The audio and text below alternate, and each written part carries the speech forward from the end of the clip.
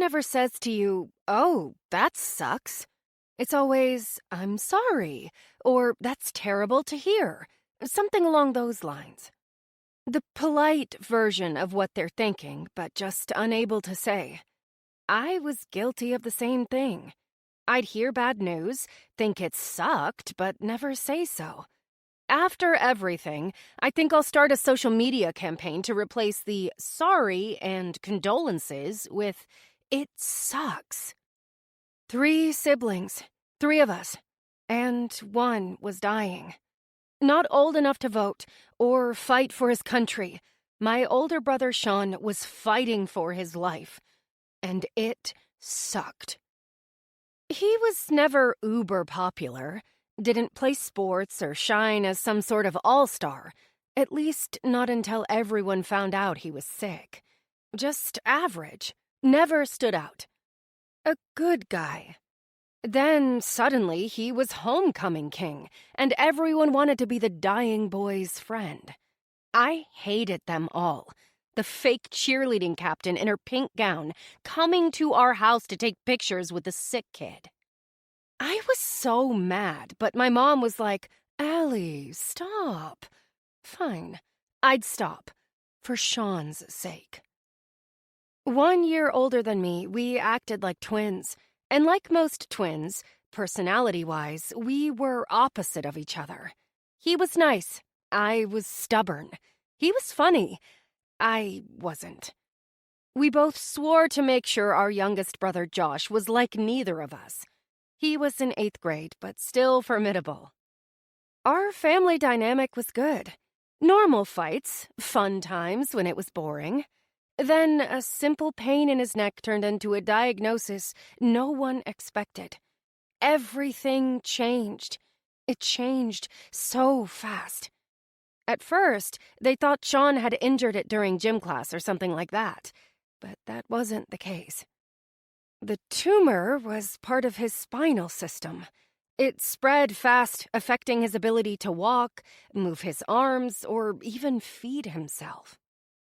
The treatments didn't just take his hair. They sucked away what little body weight he had. They didn't, however, take away his spirit. He went from sharing a room with Josh to being in a hospital bed in the small dining area of a 2-bedroom apartment. We used to have a house. Not even a month after Sean's diagnosis, things got worse. Mom had to quit her job. My father changed his to be more accessible, and the insurance didn't cover anything. My parents sold the house. I understood. Anything to get my brother what he needed. Still, I didn't believe he was dying. Not yet. A good old Christmas present from the doctor gave Sean 6 more months. It was the worst Christmas ever. Sean joked that he would at least be around long enough to graduate. Not funny. And I didn't believe that it was going to happen. He wasn't dying. Not yet. My parents did all that they could, trying to pretend we didn't go from middle class to poor. Like I didn't see my mother whipping out that food benefit card. Did she really think I cared about that? Like we were the only kids in school who got free lunches? Did she think me or Josh cared about having less presents? Or that we no longer had a backyard and a quiet home, trading it for screaming upstairs neighbors and a building frequented by police? No, none of that mattered. Adjustments had to be made in our life. They were minor compared to what Sean faced. I would trade anything and everything for him not to die. 2. The Mother. In the winter, I saw the first real positive aspect to living in an apartment complex. Snow. No one arguing about who would shovel the driveway or walk. There was no need. The guys at the apartment complex did it all. It was disappointing, though. All that snow and we were still on winter break. No snow day or cyber day. It was almost like a ripoff. New Year's fell on a Wednesday, so no reason to send us back to school 2 days before the weekend. New Year's Eve came without fanfare for us. Although we could hear throughout the apartment building people shouting, cheering, banging pots, we didn't really do anything big. Just the 5 of us watching whatever station we could with that digital antenna my dad bought, yelling out Happy New Year when the clock struck midnight.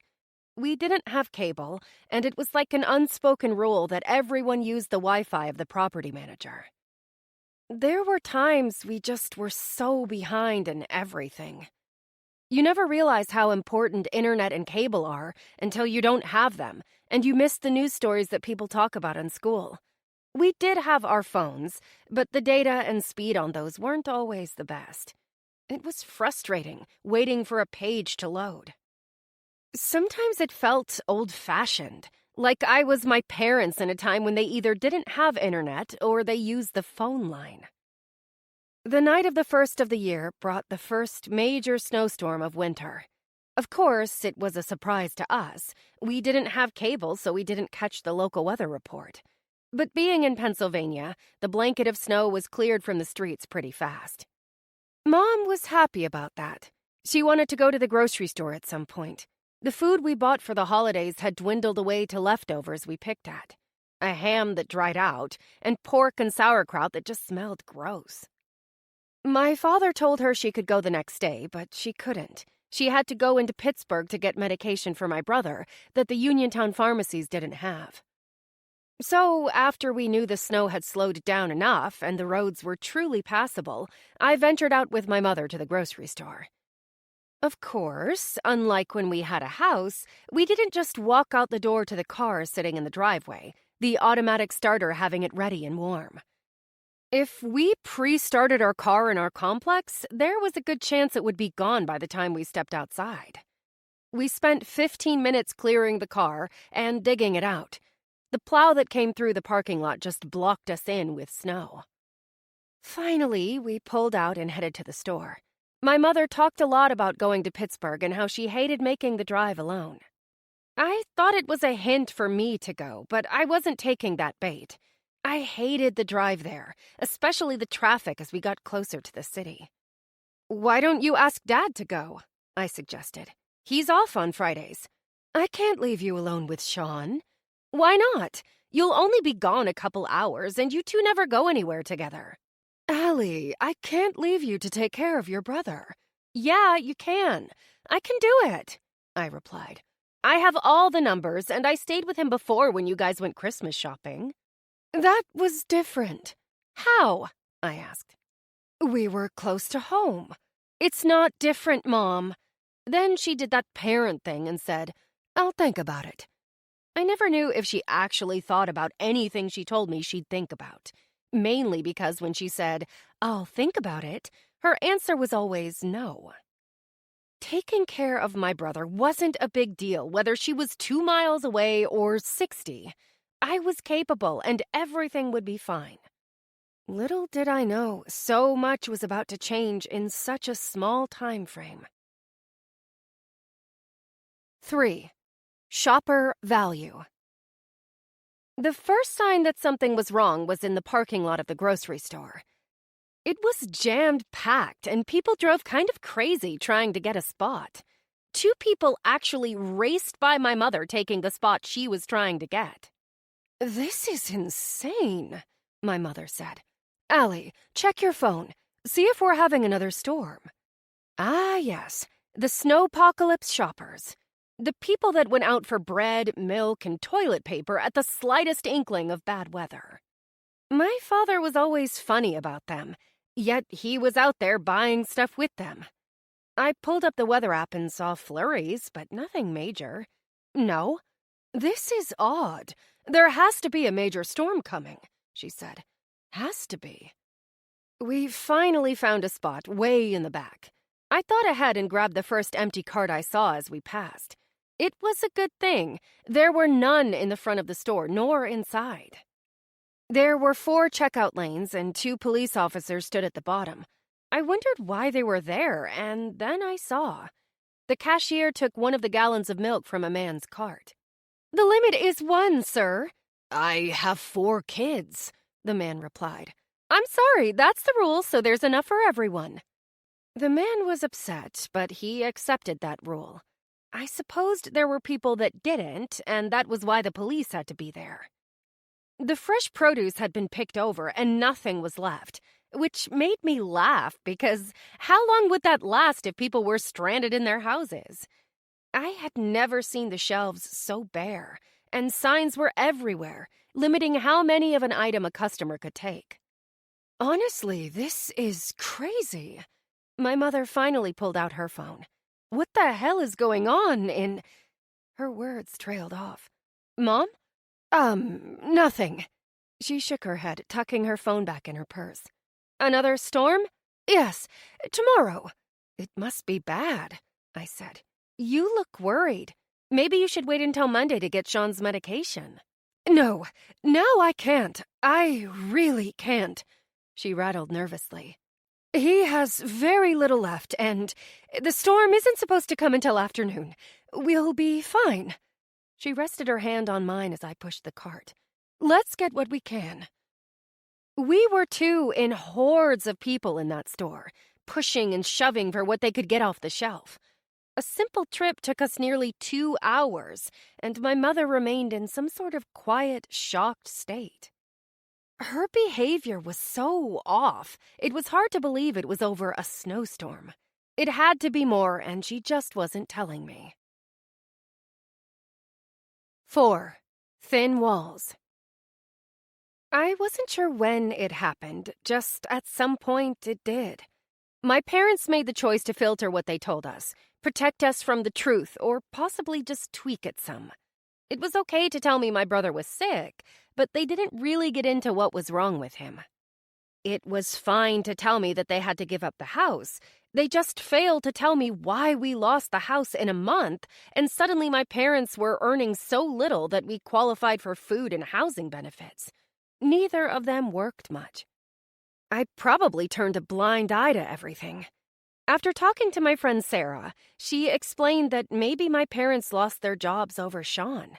Maybe he was going to be sick a lot longer. They didn't want me to worry. It didn't matter to me that we were poor. I just wished my mother would realize that I was a lot more mature than she gave me credit for. A maturity that came rather fast after our lives changed. Did I want to be? No! I wanted to be a teenage girl worried about what I would wear, who I would hang out with, and where I'd go with my friends.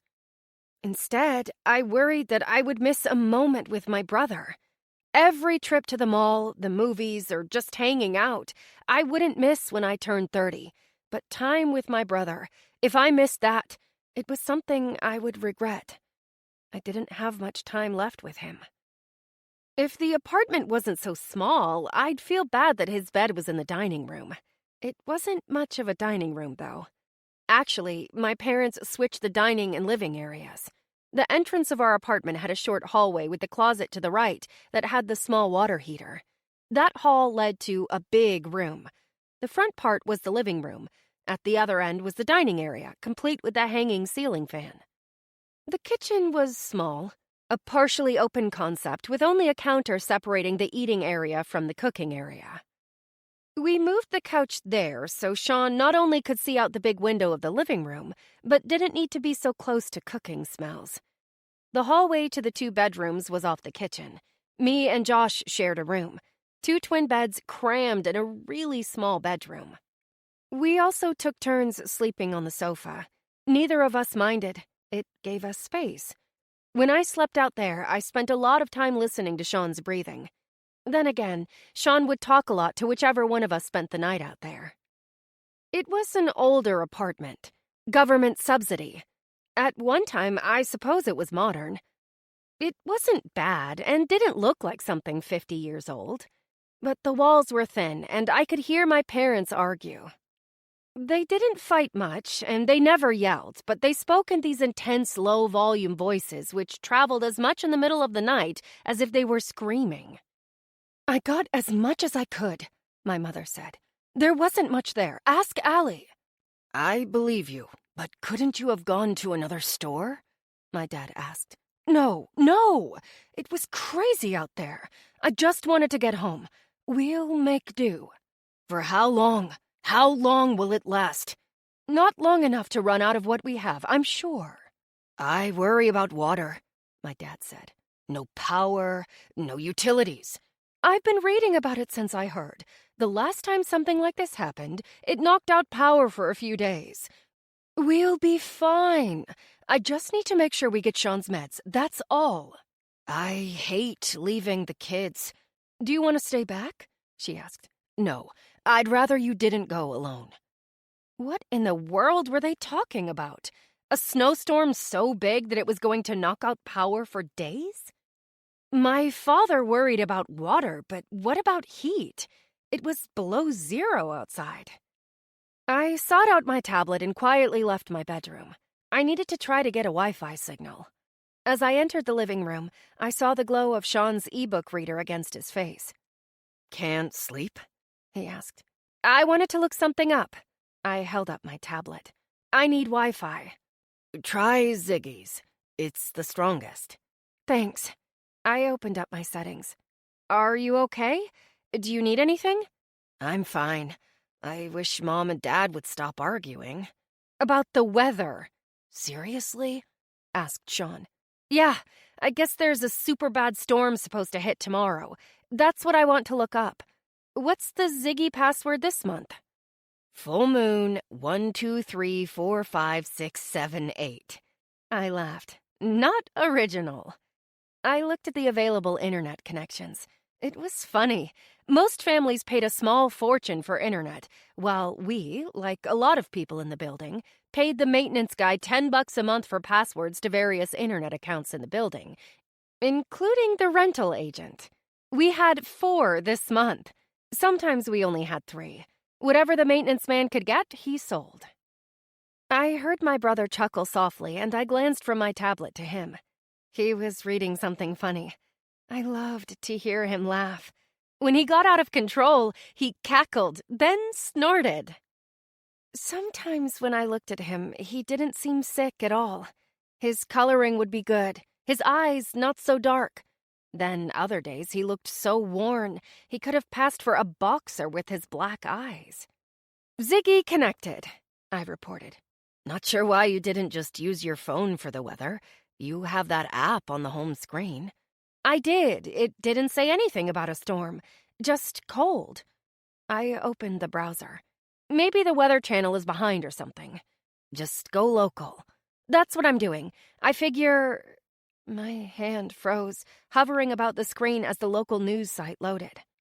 I didn't need to press weather or even search. What frightened my mother was there, right on the front page of the news. Sean. It's not snow. What isn't? He asked. The storm warning that scared Mom. I walked over to him with the tablet. Look, it's not a snowstorm they're warning about. Sean took the tablet. It's a solar storm. Yeah, I'm not sure what that is. It's nothing. Sean returned my tablet. I mean, it's not nothing, but it's not such a big deal that people empty the store shelves. You don't think? No, they happen all the time. Who am I, though? You have the world at your fingertips. See what you can find. I will. I grabbed the tablet and made my way near the window for a better signal. Sean was probably right. He was pretty smart. But on the outside chance he was wrong, I wanted to learn more. I needed to know what it was about the storm that had everyone panicking. 5. Switching up. There are generally 2 types of truths when searching for answers on the internet. The kind that scientists answer, where respectable news sources publish them, or, well, forums or conspiracy sites. One end of the spectrum said it was nothing to worry about. That, at most, there would be some power outages, though this was not likely, and the radiation would be no more than an X-ray. The other end was like, bring on the apocalypse. It was extreme, and I didn't want to be around if all that happened. Blackouts, high levels of radiation, solar winds that would fry everything like a nuclear blast. It seemed a bit much, so my logic was to find a middle ground. That middle ground still had us in danger. I worried about Sean, but at least he didn't rely on any electronic machines to keep him alive. He and I talked about it through the night. I even woke Josh to discuss things. It was late, nearly 4 in the morning, but we didn't have school. It reminded me so much of when we were really little. The Christmas tree was still up and the lights lit the room. Although waking Josh wasn't the best idea. He was a nervous kid. "Wait, what? A solar storm?" Josh asked.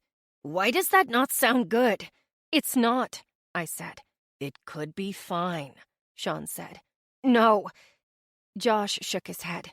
"I hear solar storm and I think, whoa, we're done." Sean rolled his eyes.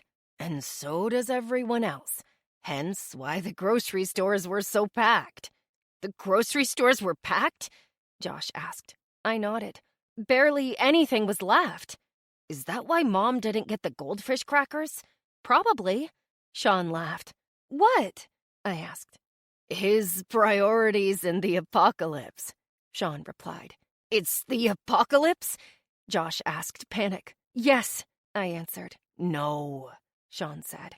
"It's not, but maybe together we should think about the just in case and come up with a plan." And we did. It freaked out my little brother a bit, but together we determined that the biggest threat would be the radiation. Sean joked that he's been through radiation. I didn't think that was funny. Radiation was carried through the sun, the ultraviolet rays, so avoiding them would be best. Therein came the problem. We were no longer in our 2-story, 3-bedroom house on Bell Street. We didn't have a basement. There was only one option. The hallway or... My mother huffed as she stood in the doorway. "Allie, why is Sean fully clothed in the bathtub?" The bathroom. It was a small, interior, windowless room in our apartment. Not only was my brother in the tub, but we had water and some food, along with candles and the only flashlight my family owned. "I'm just keeping him safe from the solar storm." My mother folded her arms. "Uh-huh, and, why the bathroom? It's the only place I could think of to protect from radiation." "You realize this solar storm isn't coming until this afternoon, right?" "It might come earlier," I said. "It's the sun. You know, right, that whatever is hitting us already left the sun?" My mother nodded. "I did my research, Mom," I told her. "Last night, both me and Sean." "Are you encouraging this, Sean?" my mother asked him. "I'm going with the flow," Sean replied. "Well, I did my research too," my mother said. "Everyone is overreacting." "I'm worried," I told her. "I don't want to take chances with Sean. Me and Josh, we can run for cover. This is the best we can do." Again, she nodded. "So, you're concerned?" "Yes." "Then I think your father should stay here." "That's fine, but you shouldn't go alone," I told her. "You need someone with you." "In case the worst happens?" she asked. "Yes." "Then good thing I'll have you, since you are a solar survivor guru all of a sudden." "Wait, what?" I stood. "Me?" "Yeah, Dad will stay here, and you will head to Pittsburgh. Think of it as mother-daughter bonding." She turned and walked out. She was so smug about it, and so was Sean, who started to laugh. "It's not funny," I snapped. "Yeah, it is. Mom sucks at driving." I mumbled under my breath that she sucked at conversation as well. I hated going anywhere with my mother. I mean, I had just gone on that harrowing grocery store trip with her. That was enough for a month. I swore she thought I was still 9 years old the way she treated me. Hopefully my father would pull the macho card and override her decision to take me. But if I had to go, if I absolutely had to go, I was going to be prepared. 6. The Flash. "Allie, you're ridiculous." Those were my mother's words to me when I got in the truck. I was ridiculous. That was the start of the hour-plus trip. Yeah, it was going to be fun. Did she not remember that the day before she was pretending not to be scared after she saw the news? Did she forget how worried she was? Then, all of a sudden, she wasn't? Apparently, she researched the opposite stories to me. She wasn't worried. I was scared to death. My overinflated book bag was what caused her to make that comment. Ridiculous. Okay, yes, so I took some food from the house, a few bottles of water, my favorite throw blanket, and a few other things and stuffed them in the bag. A bag I kept on the floor of the car right at my feet. If we didn't need them, so what? But what if we did? Everything seemed normal driving to the city. The roads weren't empty. People didn't seem to care that some sort of major event was about to happen. There was a homeless guy standing off to the side of the road, waiting for traffic to slow down so he could get help. His sign said he needed food. I was going to give him a can of Spam, but my mother gave him $1 and I gave him a little bag of chips. I did so with an apologetic look because I did wish we had more. He looked grateful for that single bill telling us, "Bless you," as he smiled. The homeless guy wasn't young, but he wasn't old either. I looked at his shoes as he walked away. My friend Jessie said if they have good shoes, they don't need the money. I didn't believe that because I was certain organizations passed out shoes and coats to the homeless. In any event, I still looked at his torn and tattered shoes. My mother didn't give him a second glance. It was a normal day. A part of me even thought that my mother was dismissing it, stating she wanted to get out of the city and across the river before rush hour traffic, and you can only get hit with something from the sun when it's daylight. That was a valid point. Whether it was true or not, I didn't know. We were on the eastern part of the country. If it didn't come early, it would be dark when it arrived. After getting Sean's medicine from the hospital, we headed back home. There was some traffic on the bridge, not much, so we moved at a slow pace. The bridge led to the Liberty tunnels. They were nearly a mile long and would take us directly to Route 51 South, the 4-lane road we needed to take home. Once we hit that, it would be smooth sailing. But the tunnel was congested and we barely moved. I just wanted to get home. I worried about Sean. I just didn't want to be separated from my family. Granted, I was with my mother, but I think we were in that awkward relationship stage that most mothers and teenage daughters hit. Everything I said she thought was wrong or snippy, and everything she said I thought was just embarrassing and annoying. Like the conversation she chose to have when we ended up coming to a dead stop in the tunnel. We were in the middle, caught in the section where I couldn't see the entrance or the exit. A tunnel with no end. Much like my talks with my mother. "I wonder if it's too late in the day to get an everything bagel," she said. "Is there a time frame in which you can eat bagels? Don't be so snide. I was trying to be funny." It wasn't. Whatever. I shrugged. My mother huffed. "Anyhow, I was just wondering. They run out of the good ones early at Bagel Mart. Did you ever have one?" I wanted to tell her, yeah, I have. I hate them. But not wanting to chance having her snap at me, I just nodded. "Did you want to stop and see?" she asked. "We'll pass Bagel Mart after the traffic." "Mom, you know there's like an emergency warning?" "I do. And if the world ends, I would be able to say I had one last bagel before I died." "Yeah, well, I want to have a cigarette." "Allie, you don't smoke, do you?" she asked with a slight scold. "No, but if the world's gonna end, I'll be able to say I had one before I died." I paused. "Wait, is that an oxymoron?" "No, I think it's more paradoxical or ironic." "Oh," my mother breathed out in relief. "We're moving, finally." Maybe there was an accident. Could have been. We went from a dead stop to moving about 15 miles per hour, and it felt like we were flying. Soon we could see the proverbial light at the end of the tunnel. Had we been sitting in there so long that the sunlight at the end looked super bright? "Wow, it got really sunny," my mother said. Immediately, I knew what it was, and it wasn't a sunny day. Without a choice, we were emerging from the safety of the deep tunnel into the event that was predicted to change the world. the same event my mother had started to doubt. Coming out of that tunnel was like stepping into an overexposed photograph. Everything was so bright. My mother didn't say a word, but her action spoke volumes to me that she was suddenly worried. Placing on her turn signal, she shifted into the right lane, cutting off a minivan to get to the ramp that would take us to Route 51. My eyes shifted, then stayed on the tiny temperature next to the clock on the radio. The number increased. It was a cold day when we left. I remember seeing the temperature was 22 degrees. 1 minute out of the tunnel, it read 50. "Mom, the temperature is rising." "What is it?" she asked. 54? 66? It's rising fast. That can't be right. "No, Mom, it can't be. It's saying 80 degrees.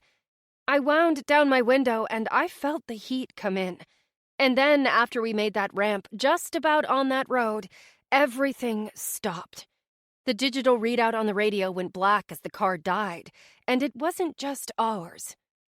I could hear my mom pumping the brakes to slow down the coast. We finally stopped inches before hitting another car, but it didn't stop the car behind us from rear-ending us. It wasn't a bad jolt, after all, he was just drifting as well. That collision sent us into the car ahead of us, the one we tried to avoid hitting. I could hear the fender benders everywhere. Bang, bang, bang, bang. "Are you okay?" my mother asked me. "Are you hurt?" "I'm fine. You?" "Fine." Her hands clutched the steering wheel as she breathed heavily. This must be what they were talking about. You know, the power outages. Cars, too? Yeah, they called it something. I'm not sure. Didn't you see something about it in all those conspiracy sites? I think so. I paid more attention to the other stuff. Well, I'm sure that other stuff won't happen. Look, the brightness is toning down. She was right. It wasn't quite as overexposed as it was a few minutes earlier. Whatever it was just blasted us with the brightness and cut the power to everything. Or so we thought. My mother turned the key as if it would suddenly work. "We have to find a way home. I don't think this is going to start." "How far are we?" I asked. 40 miles. Can we call someone? An intense look of worry swept over my mother's face when she lifted her phone. The screen was black. She pressed the buttons to try to start it. Nothing. I pulled out mine. It was off as well. As I reached down for my bag, I glanced out of the windshield. Around us, people were getting out of their cars, shucking their winter coats, and I could see on my mother's face the debate on whether we should or not. Stay in the car or get out. Not that we could accomplish anything by staying in the car. We were just sitting there when suddenly the people, who had been meandering around confused, started running. I looked at my mother. Oblivious to anything, I jolted when someone banged on my window. It was the homeless guy from earlier. "Get out of the car!" he shouted, even slightly muffled from the glass. I could hear him. "Get out!" For a split second, just a split second, I thought it was like a case of road rage. But then it struck me that people were running. He was pointing at something and trying to open my door. "Allie, we need to go," my mother said, rushed. "What is it?" Her voice screeched as she shouted, opening her door. "Now! We have to run!" What did she see that I didn't? I grabbed my bag, opened the door, and all I heard was screaming. Then the homeless man just yanked me out. "Hurry!" He pulled me. As I followed his lead, I glanced over my shoulder. Behind us, ribbons of white and blue swirled violently like rapid flames. They made a high-pitched roaring sound and grew rapidly closer. Whatever it was seemed to consume everything in its path. 7. Fizzle. It could have been a scene from an old monster movie, the way people ran and screamed, continuously looking back. The adrenaline of the moment caused everything to blur, but I ran. The weight of my bag was bouncing in my momentum, and the homeless man had a death grip on my arm. I couldn't see my mother, and I was being pulled faster than I thought I could run. There were buildings to the right. I guess people were trying to take cover. The first building was one of those huge storage warehouses. People were crushing each other to get in there. They broke windows in the next building, which was a thrift store, and some long red brick building next to that. It didn't make sense to break windows, but did it even make sense to even try and run and take cover? Was it all in vain? A homeless guy didn't say much in that moment, focusing on getting me somewhere. I was still running forward when he yanked me again, taking me to the right. I thought we were going to try to get into the huge thrift store or the other building. I didn't know how we'd manage that. So many people were clamoring to get inside. Where was my mother? She had to be nearby, somewhere behind us. I didn't look. I prayed she was running with us. My heart pounded in my chest. I didn't have time to lose my breath. Instead of going to one of the two buildings, he pulled me through an overgrown small parking lot that ran between the two buildings. The ground was uneven. My feet weren't sturdy. Where were we going? "We have to get inside," homeless guy said. "I think we have to take shelter." We didn't even know what we were running from, and he's stating he thought we needed to take shelter really nailed it. No one knew. I didn't. It could have been nothing, and we all ran like idiots. My first thought was that if we really needed to get inside, then why did we run beyond the buildings? His route took us down a small grade, and then when we reached the bottom, we turned right once more. We raced across a parking lot back toward the thrift store, only now we were behind it, in the back at the basement level. A huge truck was parked there, nearly against the building.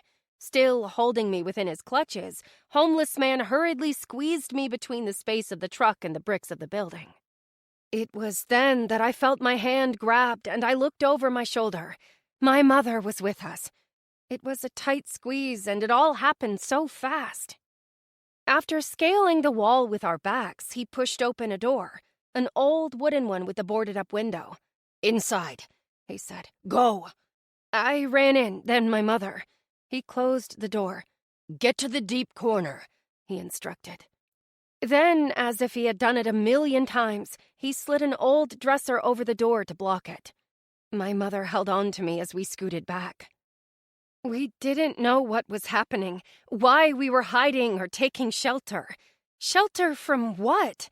And why was this man helping us? Surely the bag of Lay's potato chips and dollar bill wasn't that life-changing. Maybe he was a psycho and we blindly followed him to our deaths.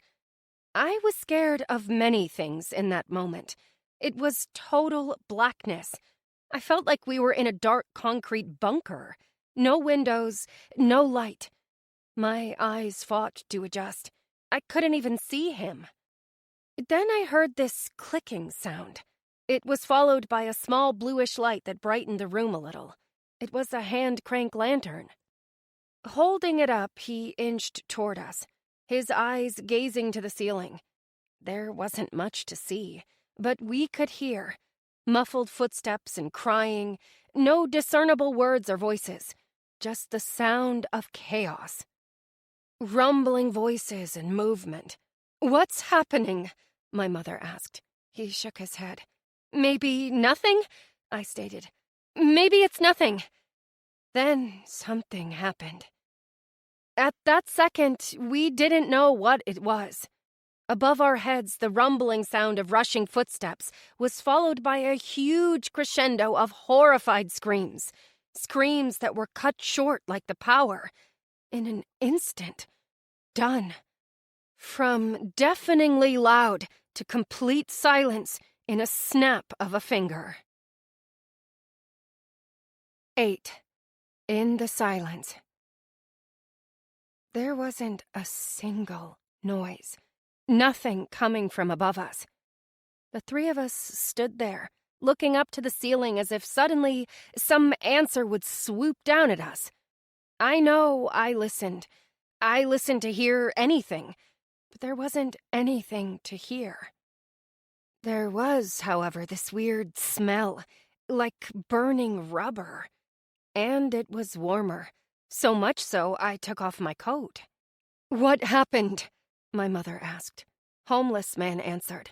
"I think they're all dead." My mother gasped. "Really?" I thought.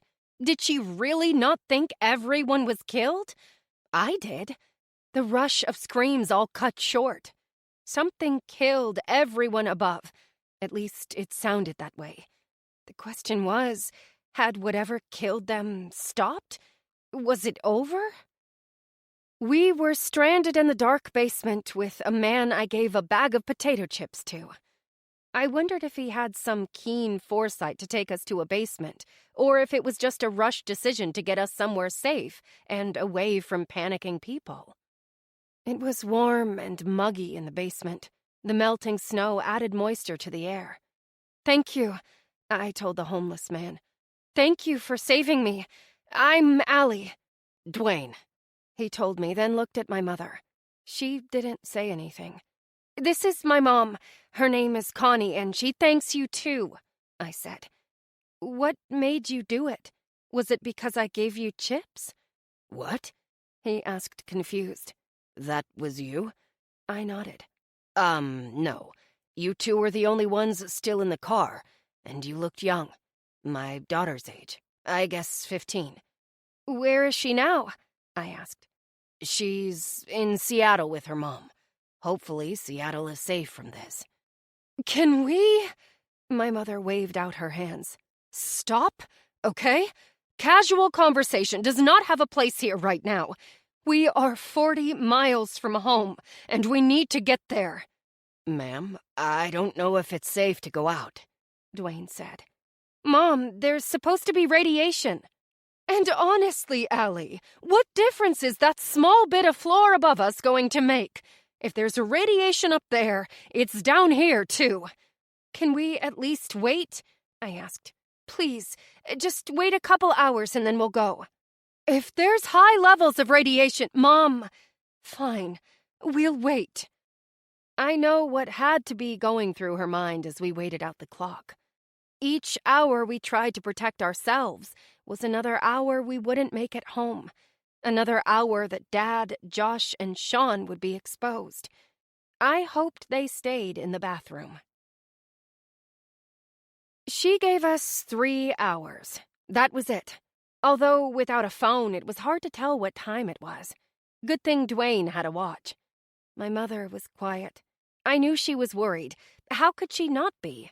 I was worried. But she seemed so focused on getting home that she forgot it was 40 miles away. We weren't walking that in a couple of hours. Unless we found a means of transportation, we would have to stop for the night. The wishful thinking part of me felt like everything was fine, that we would go up top and people would be wandering around, looking for answers just like us. My mother was anxious, following the blue of Dwayne's wind-up light as he walked to the door. Maybe it wasn't the right time to be slightly angry with her, but she didn't seem to care about anything but getting out of that basement. Wasn't she scared? If not, why wasn't she concerned if I was or not? I held on to my things, clutching them close to me. Dwayne looked apprehensive as he stood by the door. Nervously, he pushed the old dresser out of the way, and it popped open some. When he opened the door, the sun blasted through. It wasn't any brighter than when we went in. Actually, it was probably less bright, but the heat was intense. It felt like a scorching day in July instead of January. The truck was still blocking the door, and we squeezed beyond it. The heat was intense. I could see it rippling off the ground when I stepped away from the truck. Otherwise, everything looked the same. Except the smell. There was a weird smell. It reminded me of when my mom's car was doing that overheating thing. There weren't any sounds. No cars or people. We were in the back of the building, and I attributed the lack of noise to that. Dwayne moved slowly. I walked alongside of him. My mother, in her impatience, picked up the pace and walked ahead of us. "Everything is fine," she said. "We're not getting home at this pace." "Connie," Dwayne called her. "We don't know what happened." "We'll find out now, won't we?" It was like my mother was angry about this event that happened, as if there was a way to control it and someone screwed up.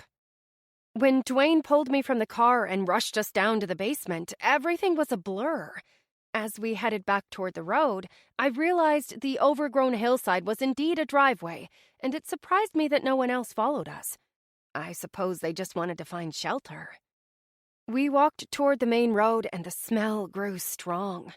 The cars were still in the road. At first view, they didn't look damaged. Then I saw the paint had rippled, and some were even scorched. Neither the thrift store nor the other building looked destroyed. They were normal, some black marks on them, but that was it. It was when we reached the street that it became clear. Dropping his bags, Dwayne grunted out, "Oh my God." At first I was like, What? What do you see?" My mother stepped forward, brave-faced, unfazed. She looked left to right, then up to the sky. I didn't understand at first. What had they seen? Again, everything looked normal until my foot hit into something. It was a purse, one of those hard, square, large brown things, the type older women carried. It was on the ground, but it wasn't the purse. It was the black ash. Not in a pile, but in the perfect shape of a human body. One ash arm on the purse, the other reaching out, legs twisted. After seeing her, I saw others. Some were piles as if dropped where they stood. Some were piles that looked similar to a human form, and the worst were the ones that seemed to have been burned so quickly. They were nothing but shadows on cars. I watched my mother turn and walked toward the store. "Mom, what are you doing?" "I have to see." "See what? Are you crazy?" She kept moving. "Mom!" Picking up her pace, she walked to the front. The windows were intact except for the ones presumably broken in the mad rush to get in. I didn't want to go inside the store. I didn't. It scared me. Why would she want to see what happened to those people whose screams were cut short? Despite what I wanted to do, I went inside. The sour, burnt smell was horrendous and overwhelming. She kept walking toward the back, looking around. I was scared I'd step on remains. Piles of thick black ashes were scattered everywhere, just like outside. But the farther I followed my mother inside, the less incinerated the bodies became. The more they were protected from the sun, the more of their bodies remained. Charred, still smoldering. "Mom, can we go?" I asked shakily. "Please." My mother finally stopped walking. "Mom!" "Oh my God!" She turned some, looking over her shoulder at me. "Some of these people are still alive." 9. The Invisible Else. It didn't take long. My stomach twisted and hurt. Then it formed a lump that traveled up my chest and made my mouth fill with spit. It came fast like a fountain in my mouth. The next thing I knew, I was racing out the door to vomit. I couldn't control it. It just erupted from me. I never thought something would cause me to instantly throw up. Those poor people did. Twisted in a mound, their flesh charred so badly that some parts the bones were exposed. Their eyes were white with no eyelids, no blinking, no lips, just teeth. Mouths opening and closing, calling out silently in pain. They were meshed and melted together. The smell was horrendous, but it was nothing compared to the fact that they were still alive. They wouldn't be for long. How much pain were they in? How sickening it was. I couldn't stand it. I vomited and then I cried. Immediately, I thought of my brothers and father. Would they be like the people in the thrift store? Thinking of that made me sick again. What was happening? My body trembled out of control as I stood outside that store. "Hey," Dwayne came out. Are you all right? No, no, I wept. I didn't want to see that. I don't want to see any of this. I know. Where's my mother? Dwayne pointed back. She's still in there. How? I said, breathless. How can she stay in there? I want to go home. Your mom said it's 40 miles away. It's a long walk. What about the cars that weren't running when this thing hit? I asked. Do you think they'll work? I don't know. We have to try. We will. His word trailed off as my mother walked slowly from the store. Allie, my mother walked to me. Come here. She reached to me and I fell into her arms. How could you stay in there? I didn't want to leave them, she said. They're still alive, Allie. Alone, in pain, and alive. I want to go home. I want to find Dad, Sean, Josh. I'm scared. Me too. But it's a long walk. We have to try cars that weren't running, I told her. Maybe they'll start. We can do that. My mother spoke calmly. Dwayne looked up. The sun is bright. It has to be near 90. We're gonna need water. I fumbled with my bag that hung on my shoulder. I have a couple bottles in here. I have some too, Dwayne said. Down in the basement where we were. I'll grab them. We'll need all we can. I nodded. Okay. Thank you, my mother told him. I'll be right back. Dwayne turned and hurried back down that overgrown driveway. My mother watched him until he disappeared from our sight. Then she grabbed my arm. Let's go. What? Now, Allie. Move fast. We have to run. She pulled my arm. He went to get water. Exactly. And we have a chance to go. Mom! Allie, move! She tugged harder. We can't leave him behind. And we can't have him with us. He saved our lives. I don't care. I appreciate it, but don't care about him. I care about you. We don't know him. I am not going to trust a stranger. I pulled away from her. I'm not going to leave him. I'm not. That's not right. He saved our lives. What is the matter with you? Me? I asked. Yes, Allie, you. He was on his own before us. We don't even know that he wants to come with us. Now, move. It was my mother. She had that hold on me no matter how wrong I thought she was. I huffed, folded my arms, and made one more defiant stance as I turned my body from her. My eyes shifted to the window of the thrift store, and I saw them. Bikes.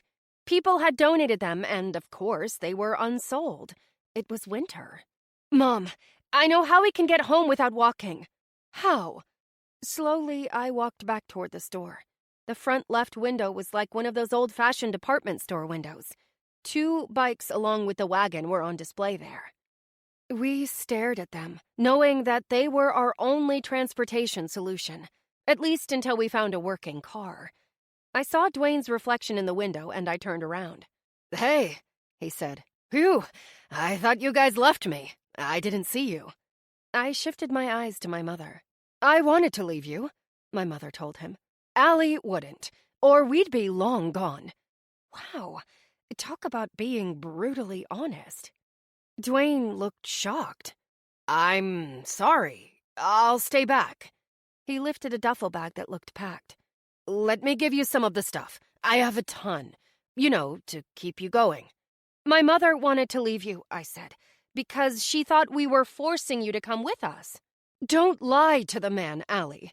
Just don't, my mother said. And Dwayne, I apologize. I was just scared, and I wasn't sure you wanted to come with us. I just assumed, Dwayne replied. You know, with everything happening, I thought you'd want me along. We do, I said. I do. Will you come with us? I know you're probably worried about your family and want to find them. They're in Seattle. I don't need to go with you. I'll stay back. No, my mother shook her head. I was wrong. Please come with us. Safety in numbers, right? Dwayne looked a bit apprehensive about answering that question. He nodded. I moved the conversation away from the awkwardness to the bikes in the window. There were only two, and of course they had been destroyed. The metal was burnt and the tires melted. But of course, Dwayne knew where there were more in the store, down below in his little basement hideaway. I didn't worry about him or see a problem. My mother's sudden switch in demeanor confused me. I couldn't worry about that. We were all scared. That had to be what it was. At least we wouldn't be walking in the heat. We had a means to travel. It was time to go. 10. Long stretch. The bikes didn't take us far, at least not riding them.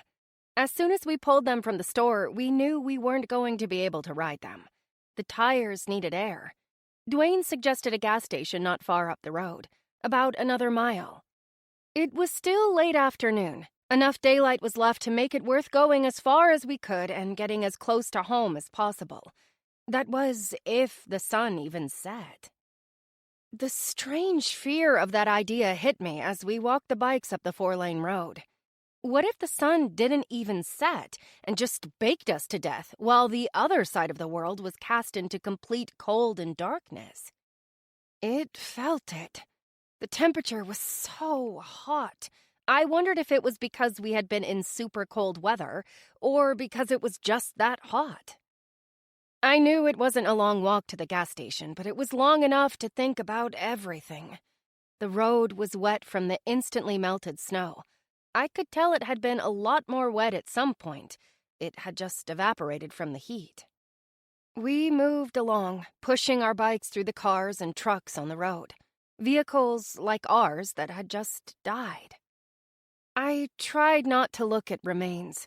I wondered if a lot of people ran for cover and how many weren't spared because they were exposed to the killer sunlight. My mother led the way as if she knew exactly where we were going. She probably did. It was a road she took a lot, so she was probably aware of the gas station. She was angry about Dwayne coming along. I didn't get it. How easily she forgot that he was the reason that we continued to live. Dwayne walked alongside me. Why didn't some things burn? I asked my thoughts out loud. The people did, some of the paint on the cars, but that lady's purse, it was fine. I don't know, Dwayne replied. Maybe it's the makeup of whatever burned. It was ultraviolet rays, I'm guessing, right? Some super strong ultraviolet rays, I said. My mother huffed slightly. You realize the sun went nuts. It just blasted us.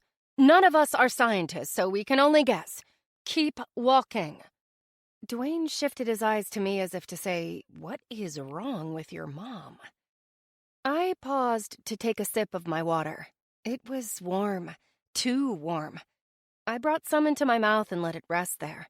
I didn't want to drink too much too fast. You hungry? He asked. Yeah, I am. I have stuff in my bag. I reached for my backpack. No, don't. Here. He extended something to me. It was in this odd blue wrapper. The white lettering said granola bar. No company name. I never saw this brand. They come in these things called blessing bags. Some church passes them out. Everything is in plain blue wrapping like that. Chips, cookies, peanut butter, entree. Ever seen an MRE? MRE? I asked. Meals ready to eat. It's what soldiers get. Oh, yeah, I have, in movies, I replied. Same thing, only blue wrappers. Turn it over. I did and chuckled. The church name and number. In case you want to call them. I don't want to take your food, I told him. No, it's fine. I have a lot. He lifted his head and turned it toward my mother. Connie, did you want a bar? No, I would like for you to move a little. It was then that I realized, in our brief exchange about the generically wrapped granola bar, we had stopped walking. I thanked Dwayne again for the bar and unwrapped it, placing the wrapper in my back pocket, as if littering really mattered at that moment. It was good. I was hungry, and I nibbled on that bar as we walked. My mother nearly kicked the air pump at the Sunrise gas station and convenience store. She slammed the little handle, and instead of hooking onto the machine, it dangled, the hose to the ground. "Electric," she said. "Great. Just great. No air, no inflating the tires." "There should be one in the store," Dwayne stated. "Probably in the back room. Hopefully the sun blast didn't hit it." "How do you know?" I asked. "I worked at a convenience store. They have them on hand in case of power outages," Dwayne replied. "I'll go look. Maybe we should get supplies for your family, if there are any in there. Take what we can." "No," my mother replied quietly. "We move on. We'll find something somewhere else." "Mom, I don't understand. We just go in and—" I turned around to point at the store and saw what she had. A man stumbled out, staggering left to right, like some sort of zombie. He stopped and teetered. The left side of his face was burned and blistered, as well as his clothes. "Can you help me?" he asked. "I can't see very well. If someone is there, can you help me?" Without hesitation, my mother blurted out, "No." "Mom?" I looked at her with question and some embarrassment. I mean, did she seriously just say no to helping someone? "We help no one, Allie," my mother replied. "We have to go home." "But, Mom, how do you suppose we help him?" she snapped. "Huh? Can you help him?" "No." "Dwayne, can you help him?" she asked. "No, ma'am," Dwayne replied. "But then let's go." I looked down to my water bottle and walked over to the man, ignoring my mother's call of my name. "Dwayne," I said, "find the pump." "Allie?"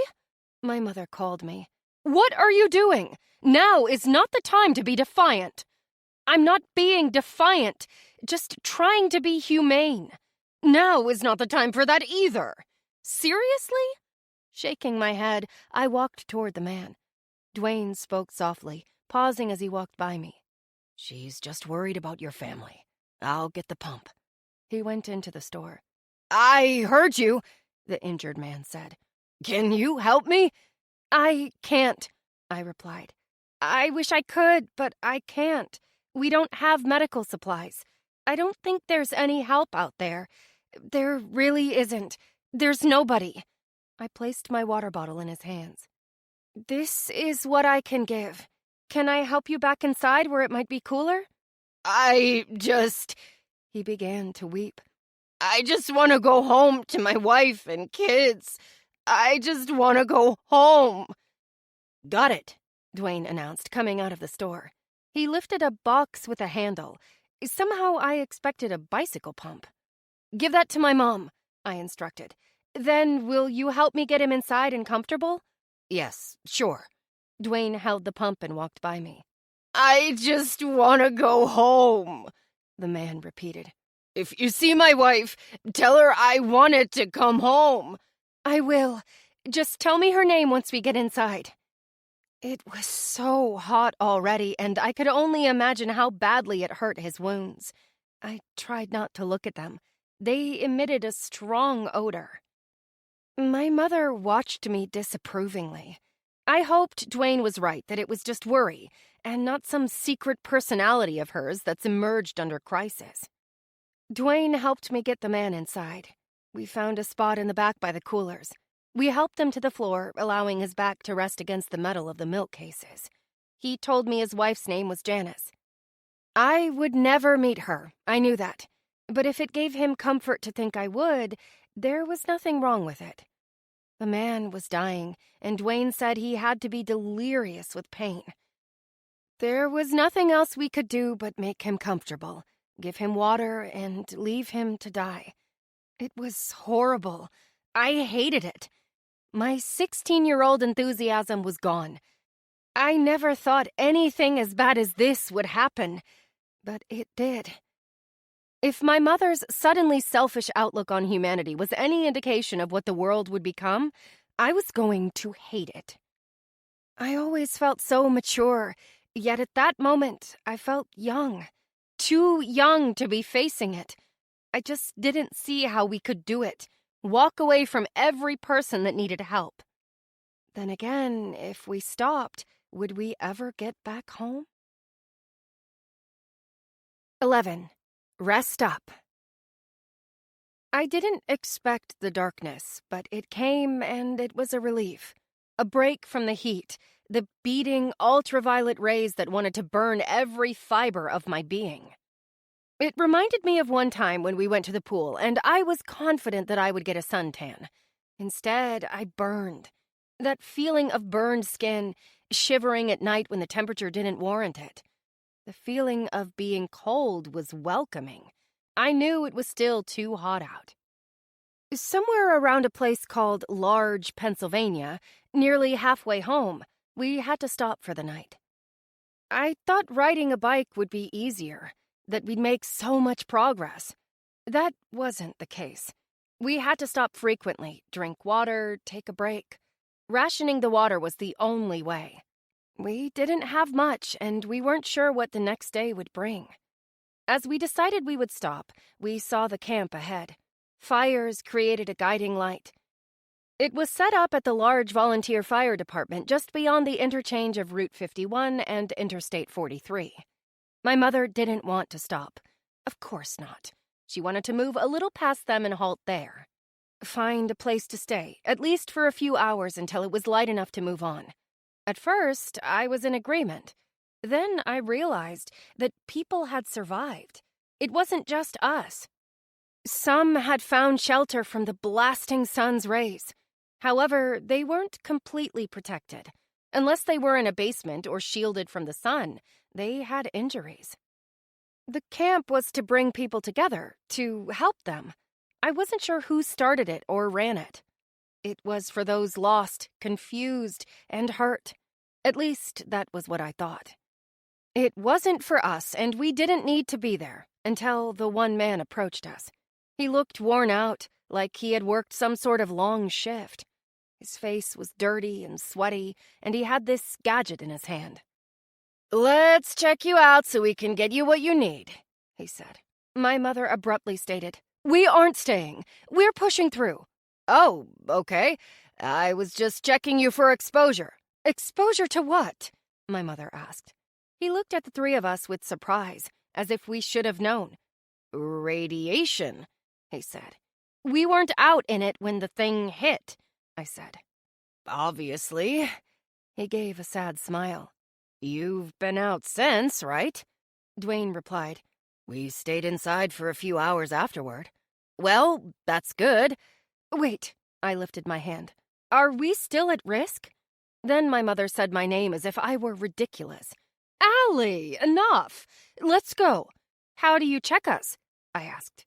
"There's no way to check your blood levels or anything," the man replied. "I can check to see if your clothes are contaminated. If they are, more than likely you've been exposed." "Allie, let's go," my mother ordered. "Mom, don't you want to—" "No, I don't. If we are, there's nothing we can do about it." "Not true," the man said. "We have pills that reduce the effects of radiation." Snidely, my mother faced him. "And how do you have those?" "I'm a firefighter. We have them in the station in case of nuclear attack." I asked, "Would it hurt if I took one anyhow?" "No." The man shook his head. "Can I have one of these pills?" Before the man could answer, my mother did. "You are a minor. You are my child. You will not take a pill from a random stranger. Now move it. Thank you, sir. Good luck with everything." My mother began pushing forward. I looked back at Dwayne. "Well, I'm not her child. You can check me and I'll take that pill," Dwayne said. I went back and forth from looking at my mother, who was now ahead of me, and to Dwayne. I had to catch up to my mother. I told Dwayne I would see him when he caught up. He understood. Not able to watch and see if Dwayne was exposed or contaminated, I hurried to my mother. There was a good stretch of road until we had passed the area of that camp. I wished we hadn't left. I wanted to know more. Maybe that firefighter had answers. He had lived, survived, and wasn't burnt. It also felt safe there, even though it was all strangers. They were strangers whose stories we could piece together to make sense of everything. There were a lot of people there, and that surprised me. Many were not burnt, but they looked lost, glancing up to us as we walked by as if we had answers. And there was a smell that I just couldn't place. Plastic meets metal in a bonfire sort of thing. My mother was quiet again, and I tried so hard not to be mad at her, reasoning within myself about why she was acting the way she did. Cold, abrasive, uncaring. They were the nicer terms that came to mind. Here we were in some sort of apocalyptic event, and I was angry with my mother. Although I wasn't sure what I had expected, it certainly wasn't to be caught in the aftermath with her.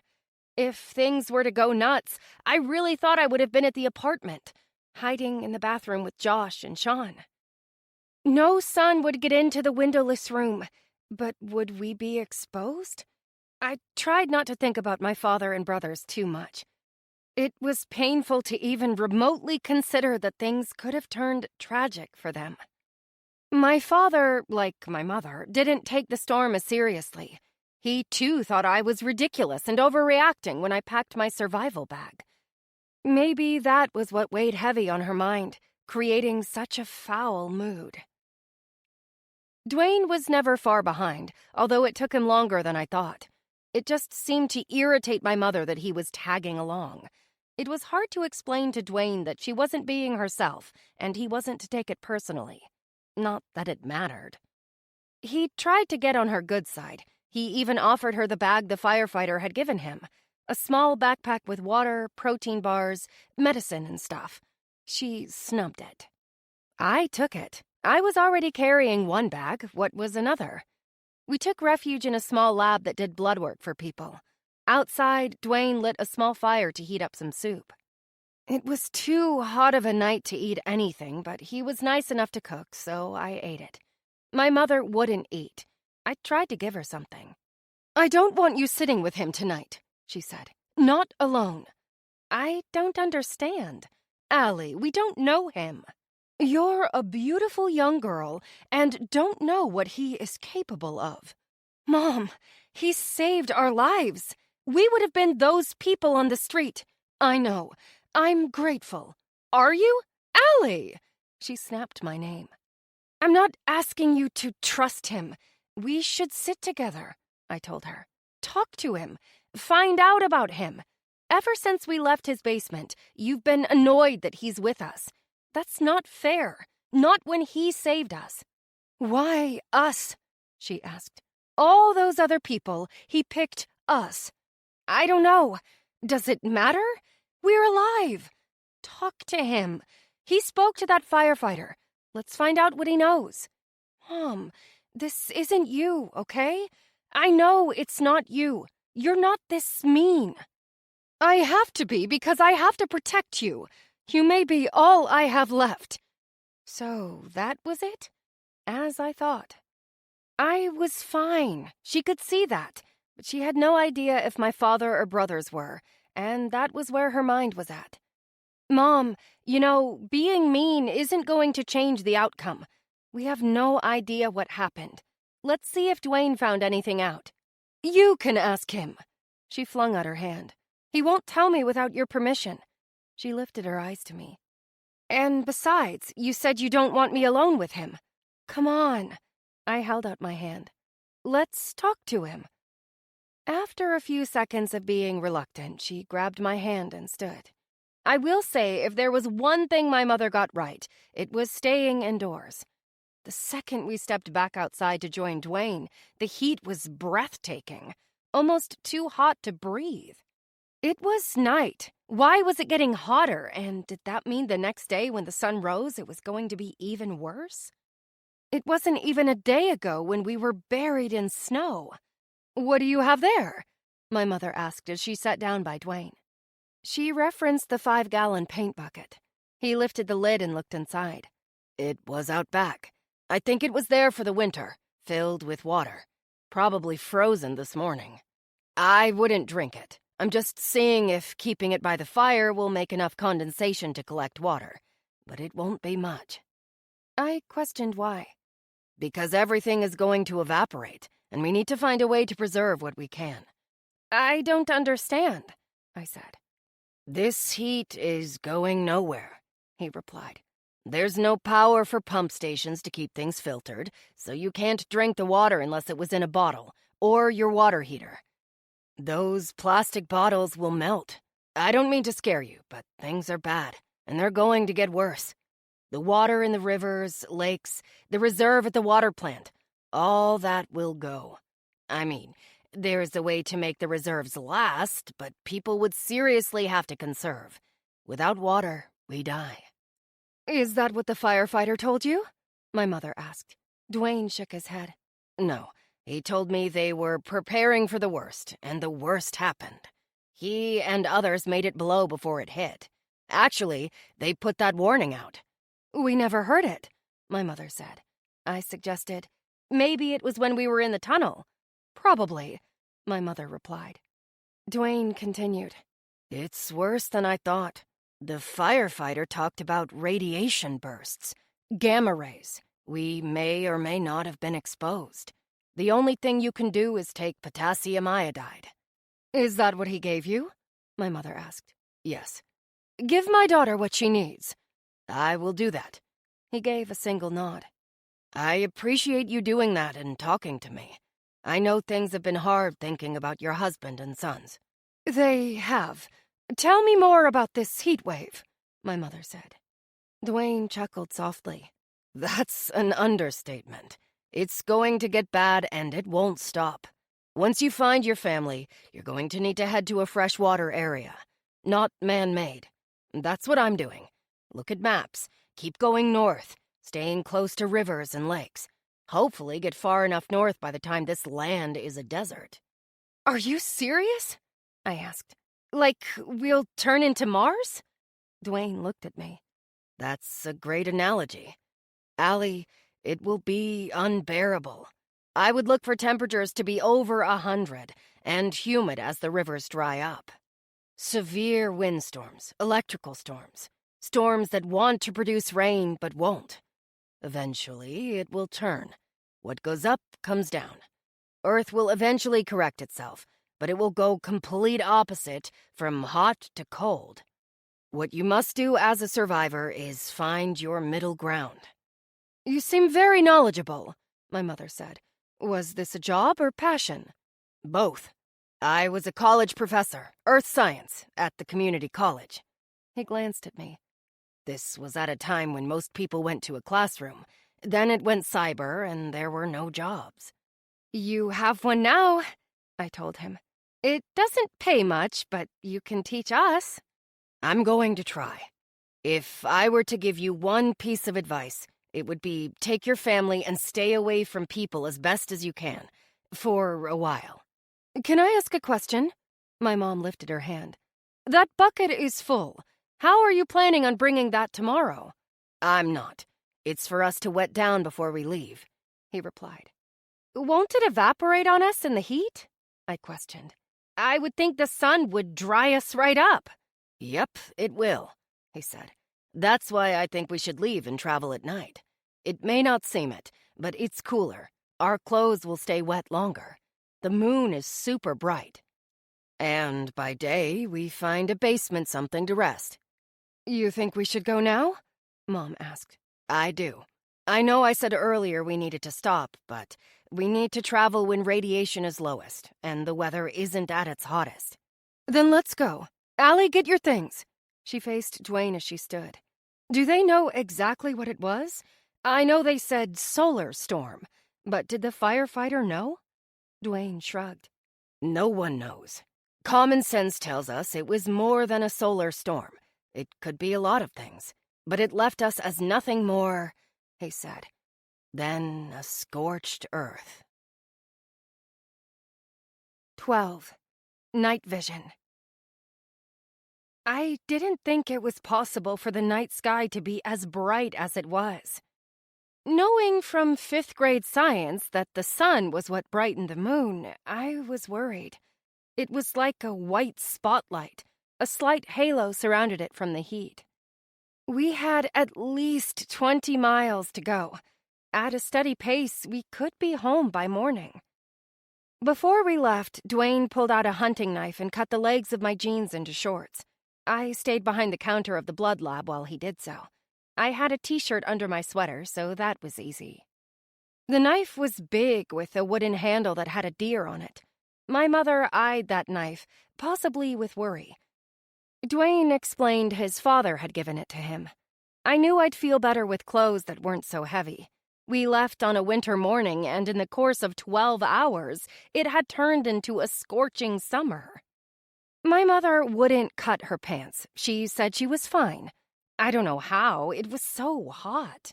I wasn't looking forward to the next day, when the sun was at its brightest.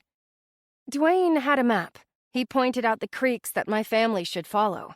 Stay in the woods, in the water. It didn't take long before we left.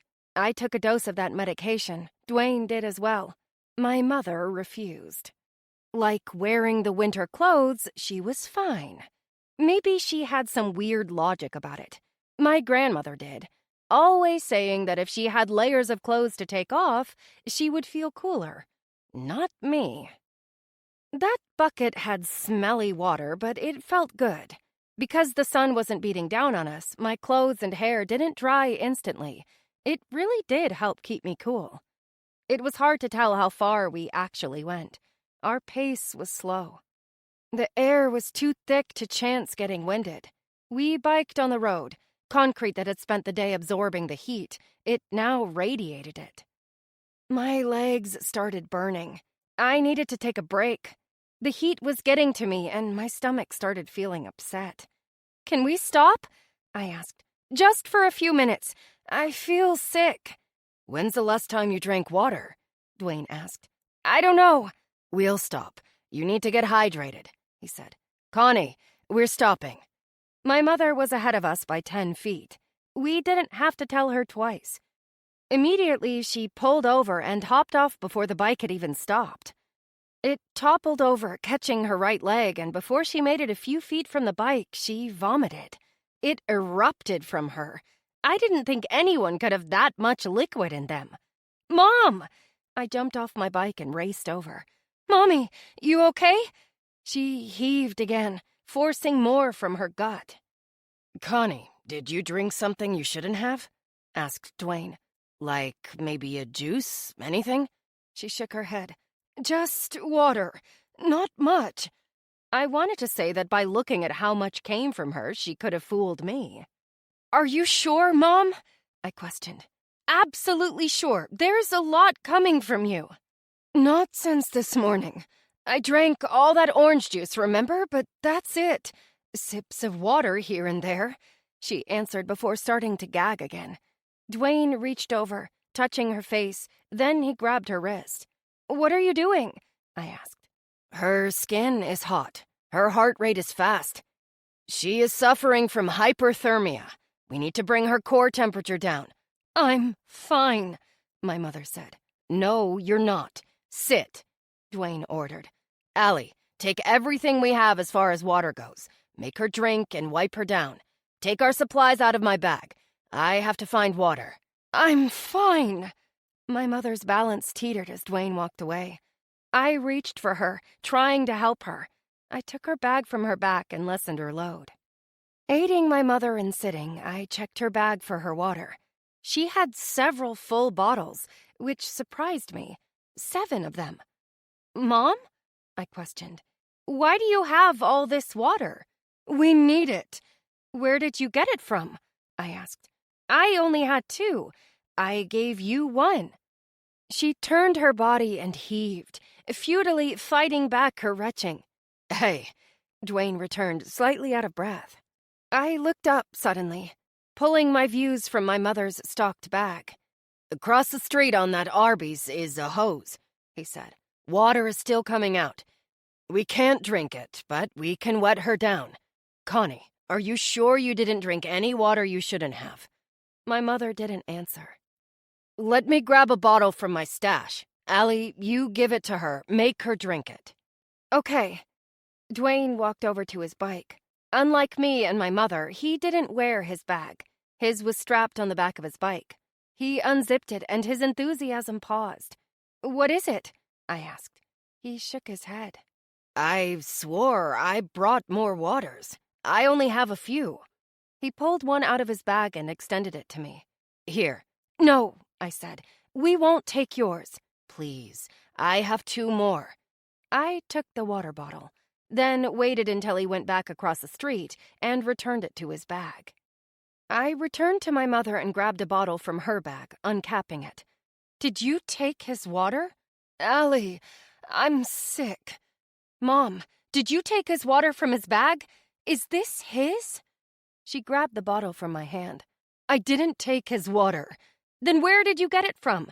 You didn't— Allie, go away and let me be sick in peace. I slowly stood from my crouching position, backing up. What was up with her? She flip-flopped constantly about Dwayne. At first, she wanted to leave him behind. Then she said for him to come, but was nasty and mean to him. She had to be dealing with stuff I didn't understand. I left her there to be alone, sitting on the road, leaning on her fallen bike. Dwayne returned. He had these white towels, at least they looked white, and he carried them to my mother. He wrapped one over her shoulders and the other over her head. They talked for a second. I couldn't hear what was being said. He nodded, she nodded, and then he came over to me. I think she'll be okay, he said. You don't think it's that radiation stuff, do you? I asked. No, but I can't be sure. I'm fine. How about you? I was a little sick. How about now? He asked. Still queasy. Drink some water. See how you are after a rest. Okay. I sought out my bag and bottle of water. I had another in my bag, but it was mine. I didn't take it from anyone. I felt guilty when I looked at Dwayne. I was certain my mother took his water. Where did she get it from if she didn't? I sat down on the road. It was warm. Nothing was cool at all. We'll give it a little and head out again, Dwayne told me as he joined me. We're really not that far. A couple more hours, maybe. Good. And, Dwayne, I'm sorry about my mother. Allie, she's sick. She can't help it. No, I'm sorry about how she is. I sipped my water. Some girls have a good relationship with their mother. Friends. I never had that. Ever. She was always untouchable to me. She didn't seem like the other mothers. Like, I don't know, I can't find the word. An anomaly, Dwayne said. Something that deviates from the norm. Maybe, I shrugged. I just know she wasn't like other mothers. Isn't like them. How about your father? He's there in the mystery department as well. It's not that I didn't try. They were always working, traveling for their jobs. When they were home, it was cold. My brothers and I are close. It wasn't until we turned poor until they had to be in the same space with us all the time. Dwayne chuckled. Turned poor? Oh, yeah. We had a big house, cars. My mom and dad both had, executive positions. My father was in sales, and my mom was, I think it was called Chief Financial Officer of some German pharmaceutical company in Washington. They both worked there. You don't know your mom's company? I do. They bounced around a couple times. German pharmaceutical company. Was it Norvo? He asked. Yeah, it was. Dwayne nodded. So, your parents lost everything? Yep, I replied. When my brother got sick, my mother had to quit. My father, too. He started delivering food. They did what they could, but, quitting, they lost the insurance. I didn't understand that. Why quit if your kid has cancer? What did they say about that? Dwayne asked. That state benefits were better. Dwayne lifted his water bottle to his mouth and took a sip as he nodded.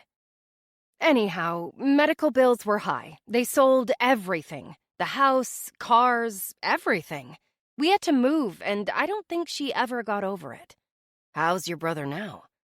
Sick, I sighed out. We had to go to Pittsburgh for his medicine.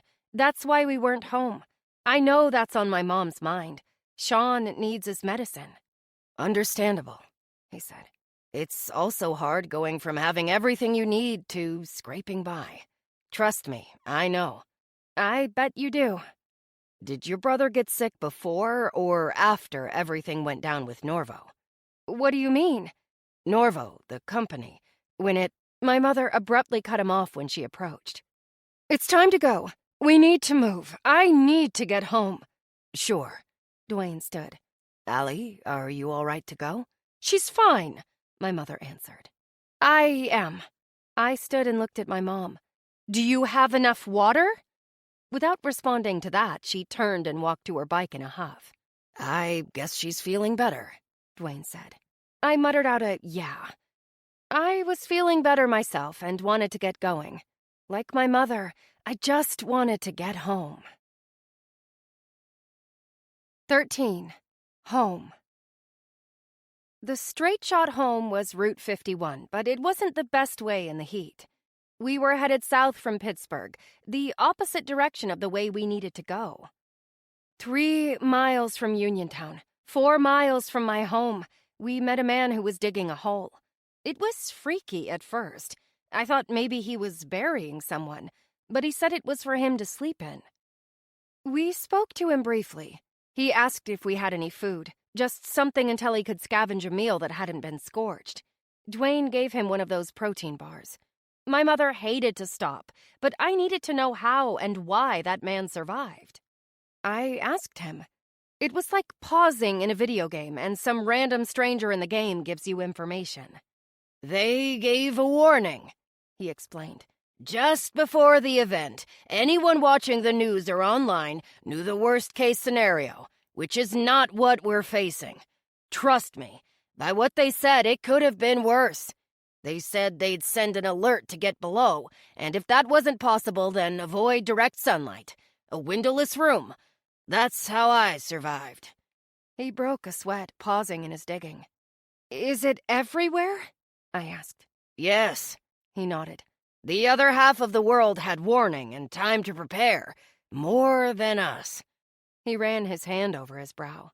You realize, Dwayne said, you shouldn't be digging in the heat. I know, but I think a hole in the ground is better than a basement. Did they give any advice? I questioned. To survive? Dig in and wait it out, he replied. And that's what I'm doing. They expect a few weeks at most, unless the storms come early. Dwayne asked. So, they aren't advising to go north? The stranger shook his head. It's hot now, but what I gathered, it won't be long before things in the north freeze over. I'm not sure why. And how did you not hear any of this? I shook my head. Not the warnings. We didn't hear, Dwayne added. I only heard because I was running and panicking. I saw her and her mom still in the car and grabbed for them. Good luck. Haven't seen many people. Then again, they may still be below, he told us. We thanked him. Then, appeasing my mother, we headed out on the final leg of the walk to our apartment complex. My mom blurted out a shaky, Did you get what you needed from him? Yeah, actually, we did, I replied. You know, there's a chance Dad and them got below. At the very least, maybe they stayed in the bathroom. My mom hopped on her bike and started to ride. Dwayne glanced at me. The bathroom? There's no window, I explained, getting on my bike. When I was researching it, online was saying to stay away from the sun, that things will get really bad if the worst happens. Allie, why do you keep asking questions if you did research? Because I'm hoping I'm wrong. I see. He nodded. Maybe the basement of the building won't be a bad idea. It's underground and we don't have to stay there long. Yeah, what about water, food? I still think following the stream is the best way to go, Dwayne said. Live off nature. To me, staying below is boxing yourself in. I don't think my parents or even myself have the skills to survive outside in nature. Have you always been so serious and mature? Dwayne asked. I mean, I get you're a teenager, probably close to graduating, but you just seem like a girl who is far too serious. Isn't this a serious situation? Of course it is, but don't you smile? I slowed in my pedaling, coasting a bit. I do. I guess lately, before all this even happened, there wasn't much to smile about. Sean is my best friend. Sean is your brother? Dwayne asked. Yeah, and he's so sick. I hate it. I don't want to lose him. I don't. It seems everything they did made him worse. I'm sorry. And now all this. We got his medication, but he'll never get the help he needs. The treatments, the operations, the oxygen, everything. Everything you take for granted. You know, I get what they mean when they say only the strong survive. You can't think like that. When you meet my brother, you'll see how awesome he is and why it's so unfair. Sounds like life has been unfair for your entire family lately. Yeah, I said sadly. But you haven't had an easy time of it either. Guess you're right. Life's been a bit unfair to me as well.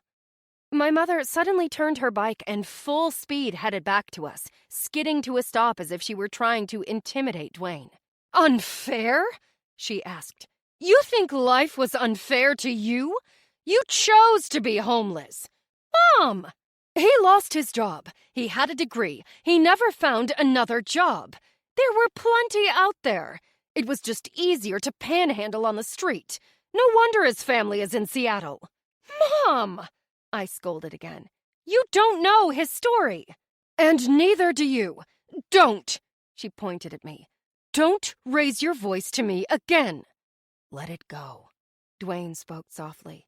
She doesn't know. I know what is unfair, my mother snapped. And I would label what happened to our family as brutal.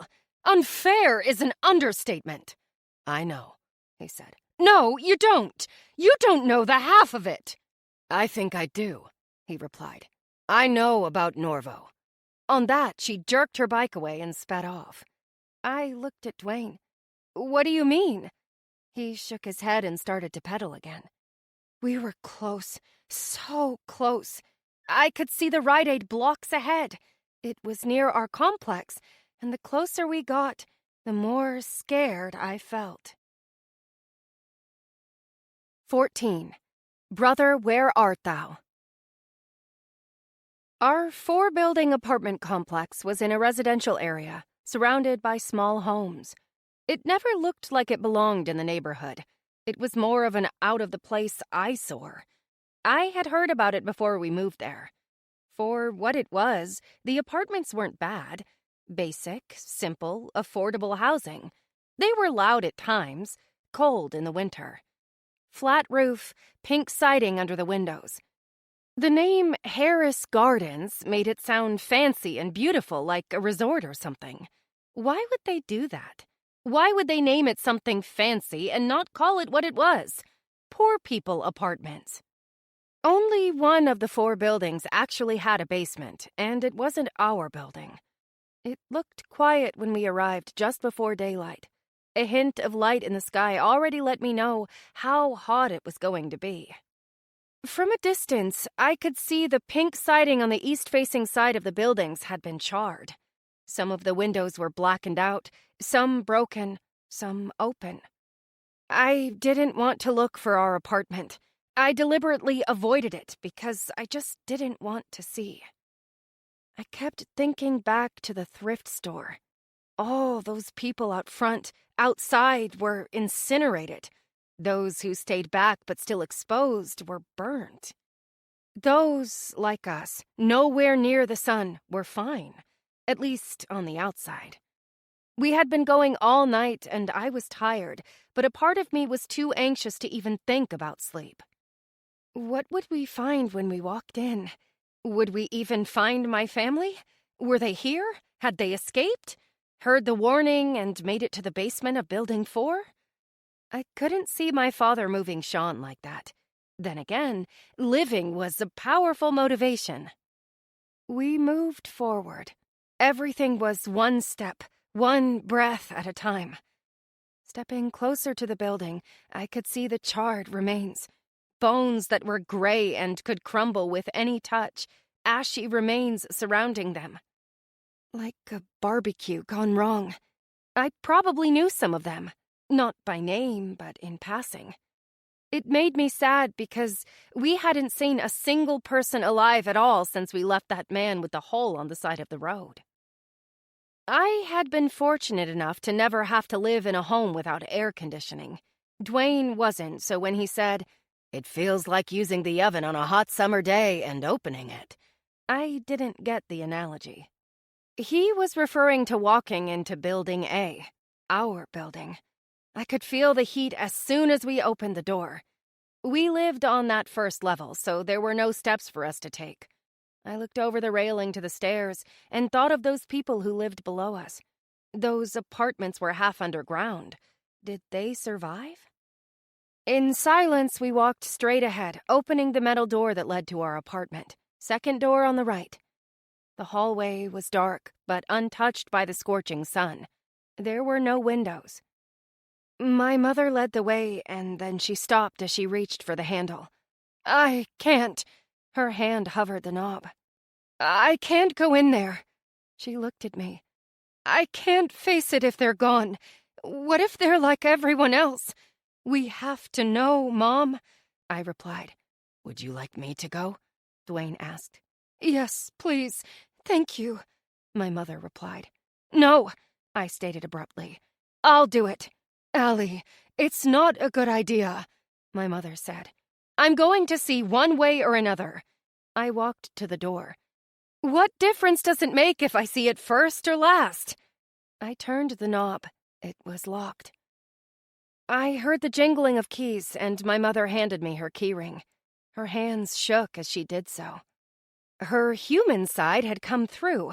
All that anger and bitterness was just a cover-up for her fear, a fear I was also feeling at that moment. It was overwhelming. I had never in my life felt anything like it. I unlocked the door, but also had to do the deadbolt, which was odd because we never used the deadbolt during the day. Slowly, apprehensively, my heart beating hard in my chest, I turned the knob and pushed open the door. It wasn't completely dark in the apartment. Daylight made its way through.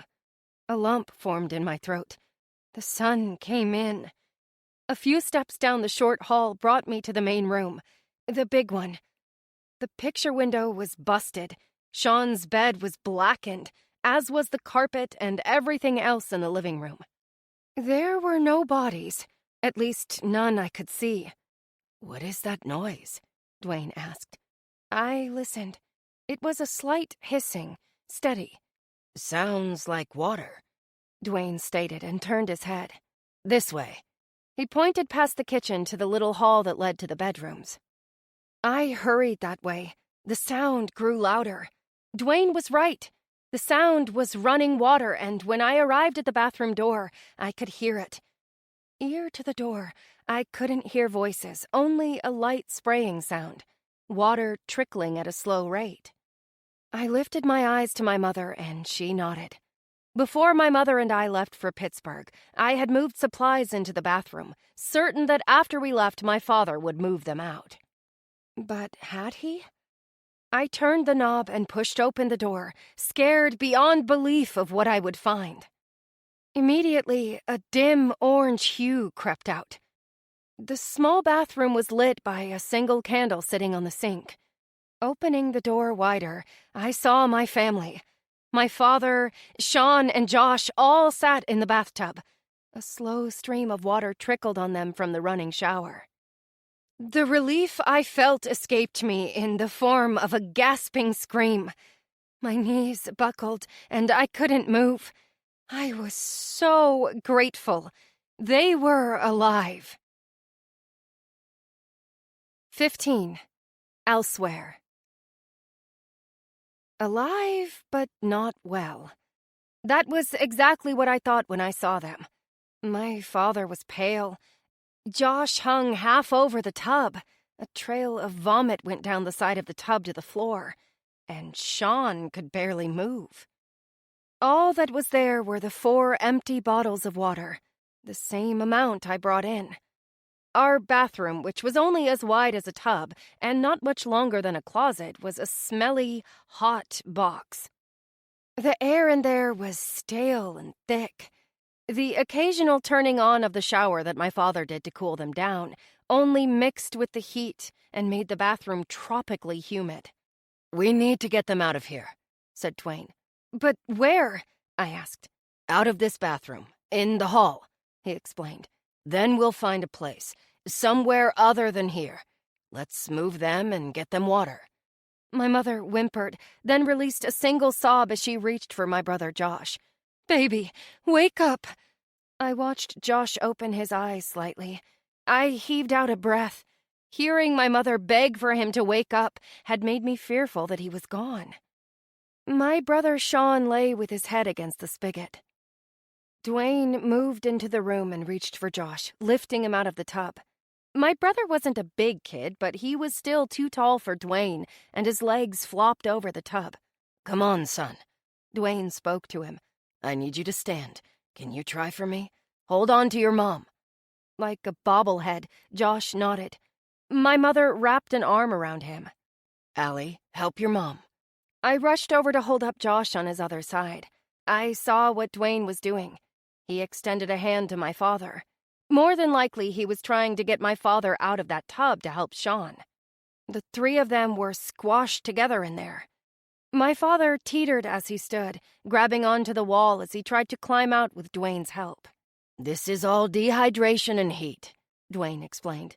"Once we get them out of here and into that hall with water, it will help." I knew we had water for them, at least a few bottles. My mother did, in her bag. Maybe this was why she stole them. She had a feeling or something. I reasoned with her actions in my mind as I helped her bring Josh out of the bathroom and apartment and into the hallway outside.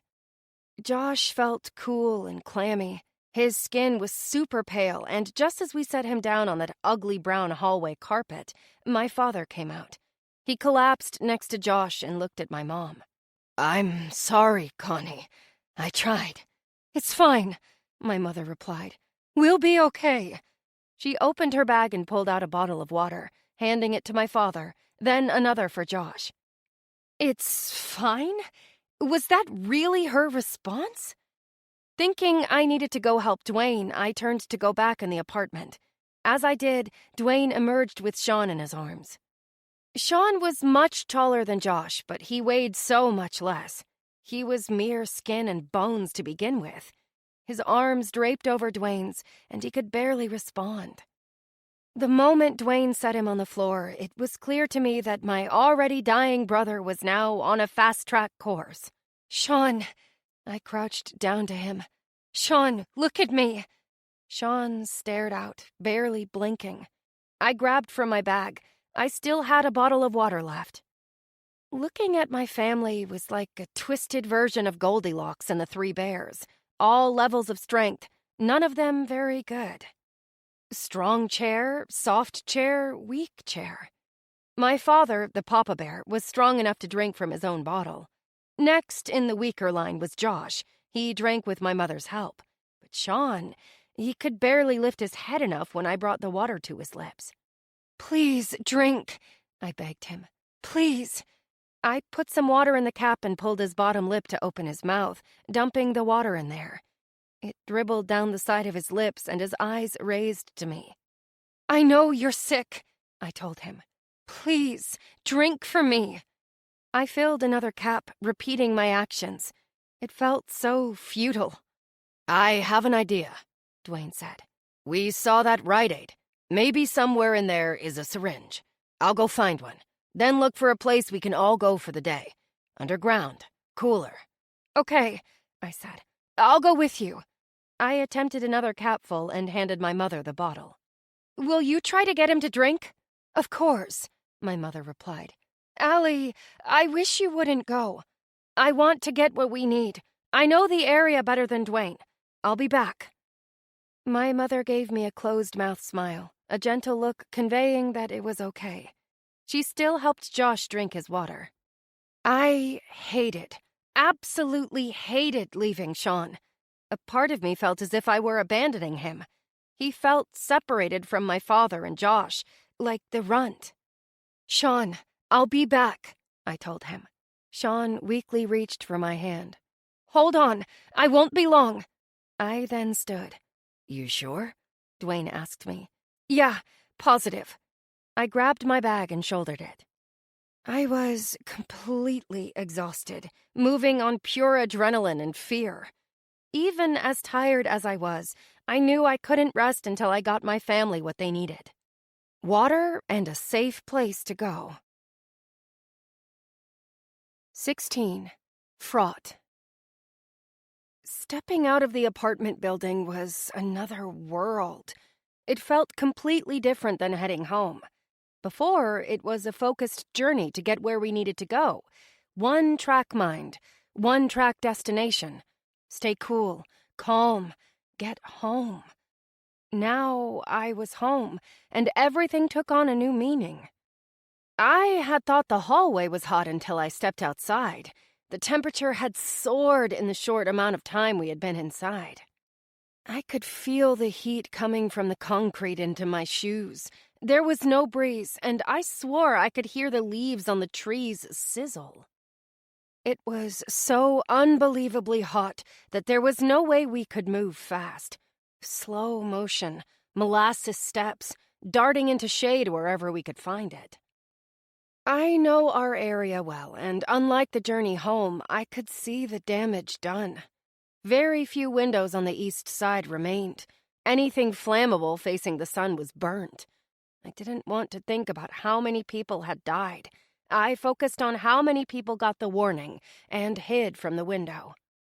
It had zapped the world like an X-ray machine with disintegrating powers. I wondered how much protection the trees would give everything, and with the heat, how long it would last. "That man," I said to Dwayne. "The one we met on the edge of town. He said weeks. What do you think?" Weeks until it changes? That's what I took him to say, Dwayne replied. I think it will be longer. Not much, though. I think everything is going to dry out and have to eventually cause storms for things to shift back. That's what I think. But who knows, right? Yeah, but what do we do in the meantime? Is it going to get hotter? I don't know. I keep thinking about Mars and how this may have happened to that planet. Allie, they never found proof that Mars was really as green as Earth, Dwayne said, let alone that it supported a life form such as ours. Man will find a way. We just need to hold out on the water. I thought you said there won't be any without power to pump it through, yet my dad was running the shower. That's probably what remained in the water heaters. Once they're empty, it will stop. That's also an option for water if we don't find any. Search out the building's hot water tanks.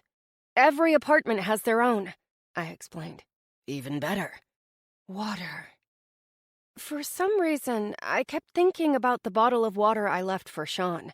I don't know why, but I worried that my mother was going to focus more on Josh than Sean. I mean, that was where her attention went. Josh wasn't dying. Sean was. At least not before the incident. I needed to hear from my father about everything that happened in that 24 hours. How did they go from thinking I was insane to running to the bathroom for protection? They had to have heard the warning. "Do you think my mother will give Sean water?" I asked. What? Dwayne stopped walking.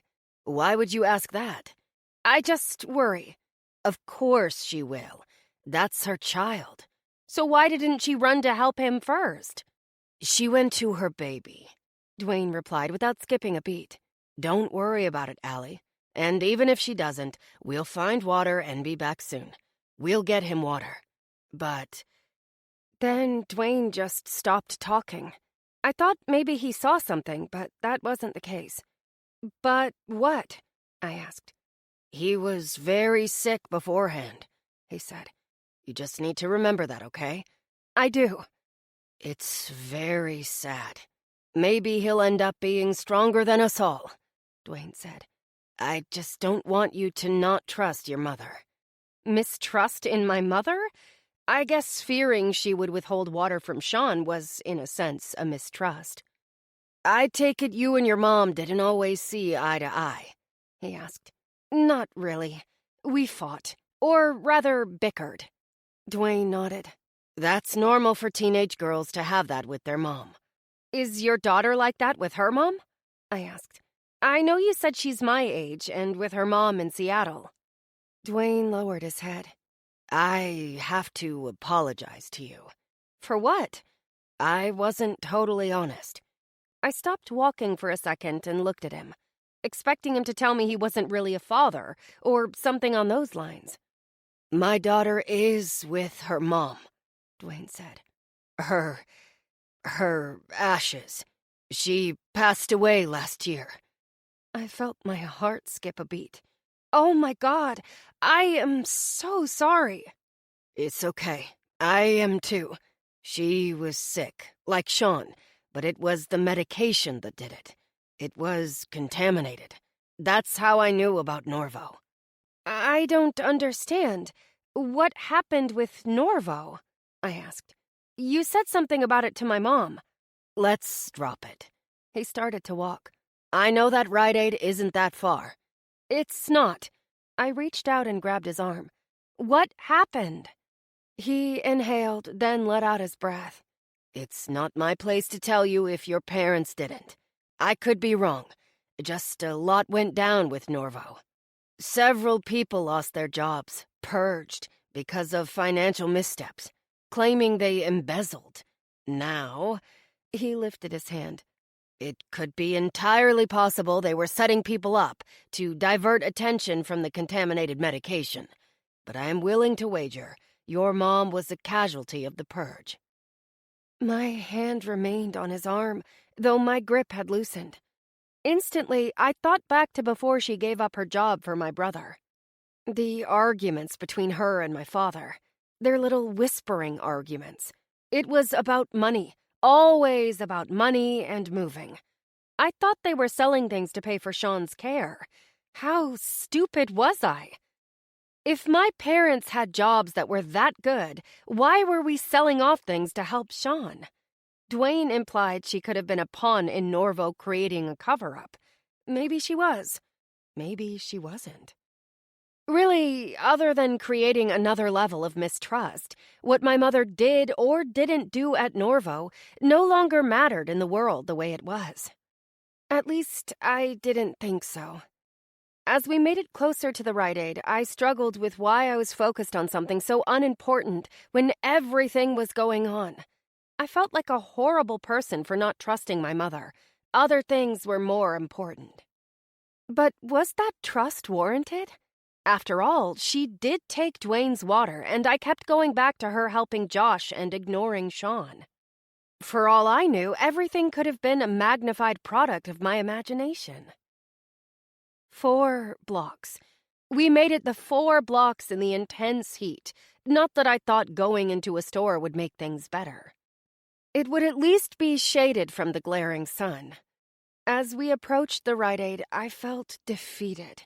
The large pharmacy that had everything from food to toys was missing all the windows.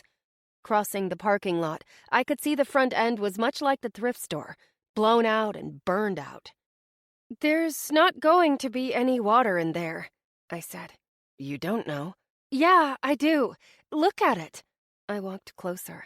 There's no windows in the back, he said. So? So that's where they keep the storage. We'll go in the back and see. Dwayne looked determined and unfazed by the condition of the Rite Aid. Half the sign was gone. It looked as if it were destroyed years before instead of a day ago. We walked through the broken window into the charred floor. I didn't want to look to see if there were bodies. I had seen enough. I followed his lead. The further from the front windows we walked, the less damage there was. The pharmacy was located in the far back and didn't look like it was too damaged. Hold on. Dwayne climbed over the blackened counter. What are you doing? I watched him walk toward the shelves. Looking for medication.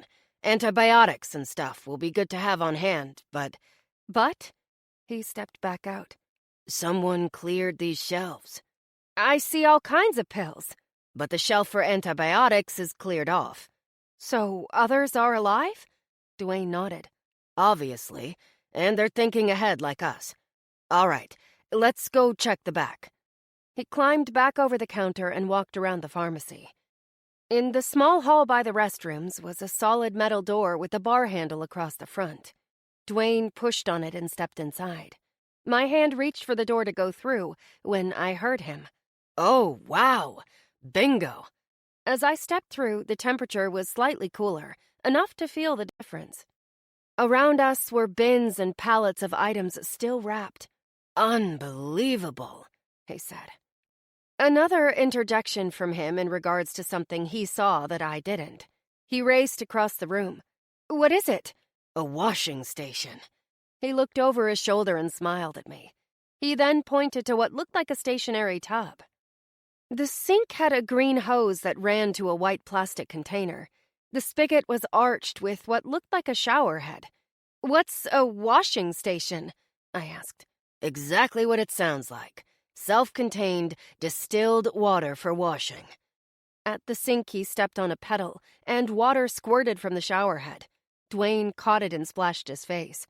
"Feels good." I moved closer to the sink. "Should we be using that?" "It's not drinking water. It could be. Just a little won't hurt. Look, soap." He reached for it. "Stop," I told him. "Don't. Look at it." "What?" He didn't see what I did. The soap glistened a bit. "Dwayne, that's sweat. Someone was here recently. They might still be."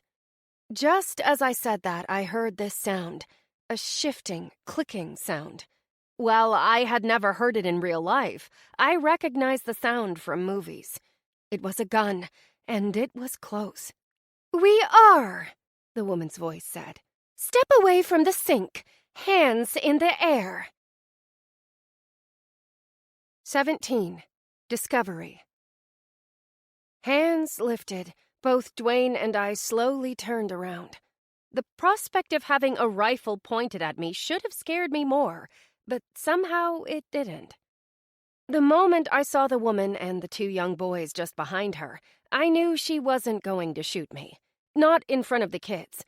Plus, if she was going to shoot me, she would have done so already.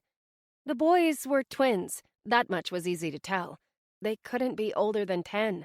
They looked scared, but oddly enough, clean. The woman was younger than my mother and didn't hold the rifle like someone that knew what they were doing. "How did you survive?" she asked. "We were underground," I replied. "In a store basement in Pittsburgh." "Pittsburgh? That's a ways off." "Can you—" Dwayne stammered some. "Can you lower the gun? We don't have weapons. We're not armed. We aren't here for any harm." "We just need water," I said. "No, you need to go," she told us. "Leave. Go back to Pittsburgh." "I'm not from Pittsburgh. I live in the Harris Apartments a few blocks away," I told her.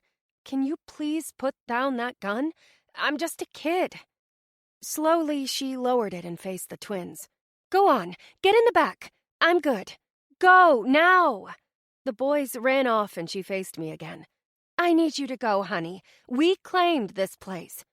My shoulders ached and it felt good to put down my hands. "And that's fine. It's fine. I just need water. I'll give you a bottle and then you go." I shook my head. "I need more. If you have more, I could use it. What we have here is for me and my family. I'm sorry. I will tell you one more time to go." "Come on." Dwayne took my arm. "We'll find something." "No!" I shook my head and pulled away. "No!" I then looked at the woman. "I get it. You survived. You got the warning and were smart enough to come here. This is yours. It is," she said. "And I have to make it last. They said it could be weeks before things change.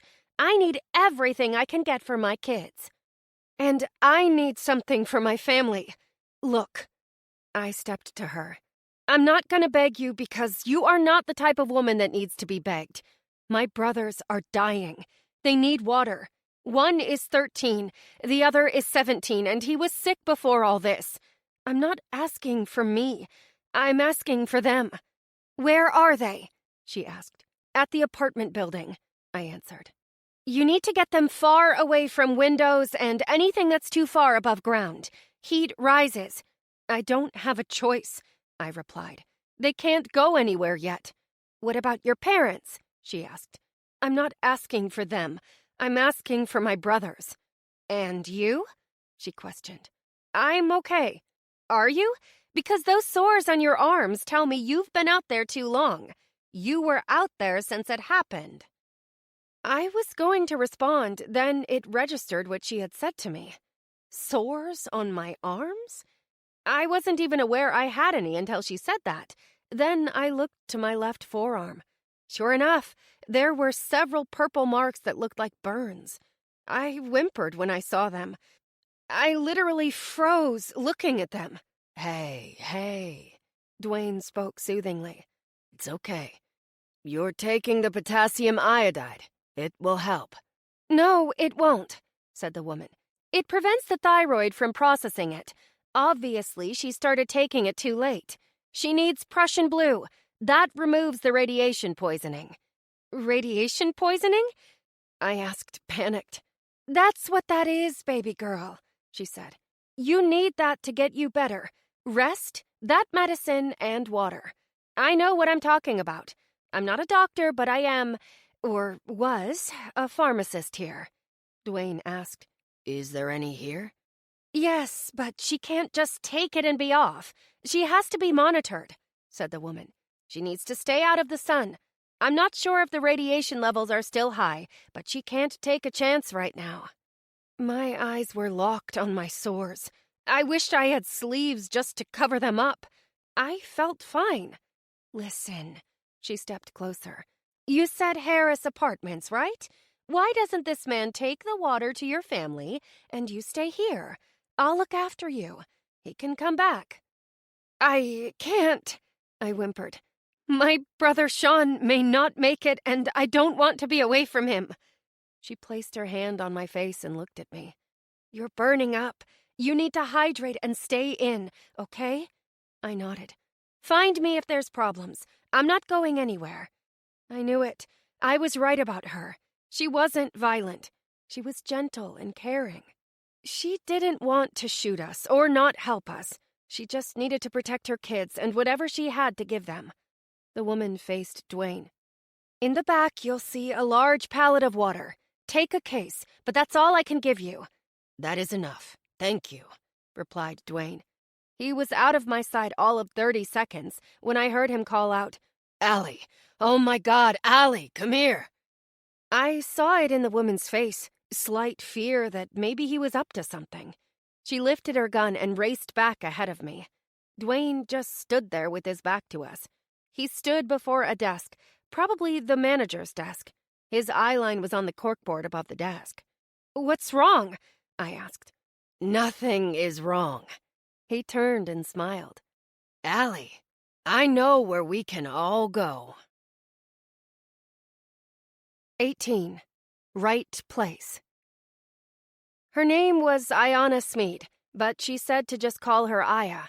She had worked at the Rite Aid for 4 years as a pharmacist, but before that worked her way up from cashier while going to school and doing her internship at the hospital. She was married and had 3 sons, the twins, Job and Ham, and an oldest son near my age named Noah. I wasn't sure, but I was willing to bet she was pretty religious. Her husband wasn't with her in Rite Aid. I got all that from her in a couple minutes. When everyone else ran for cover, she and her boys ran to the back room and hoped for the best. Her husband was working and she hadn't heard from him since. In fact, we were the first people she had seen since the event. Her son, Noah, had returned just after Dwayne made the discovery. Dressed in layers that were too much for the heat, Noah went looking for his father. He was given 2 hours, no more. He was angry when he saw us, but listened to his mother when she told him to pipe down. You're giving these people water? He barked. How do you know they aren't coming back and taking the rest of our stuff? What would you prefer me to do? She asked. Shoot them? Yes. Oh, stop. Why are we staring at the corkboard? Noah asked. Aya didn't answer him. She looked at Dwayne. You know, I passed this a dozen times and never saw this. This is brilliant. I know, right? What are we looking at? Noah asked again. Dwayne reached over the desk and pulled the postcard from the corkboard. This. Laurel Caverns?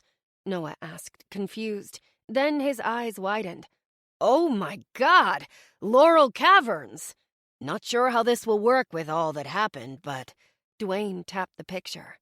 Typically, winter or summer, it's 52 degrees. No matter how hot it's been, something about it gives a natural climate control. Aya added, and underground rivers. Water. Dwayne nodded. How can we be so close? I said, and not even think about it. It's right here in Uniontown, 10 miles. That's the problem, Dwayne said. We are going to need supplies. There's not a vehicle working. They've all been fried. If they're outside, said Noah. I mean, yeah, this was a CME, bigger than Carrington, like way bigger, and it released an EMP. Whoa, wait. Dwayne held up his hand.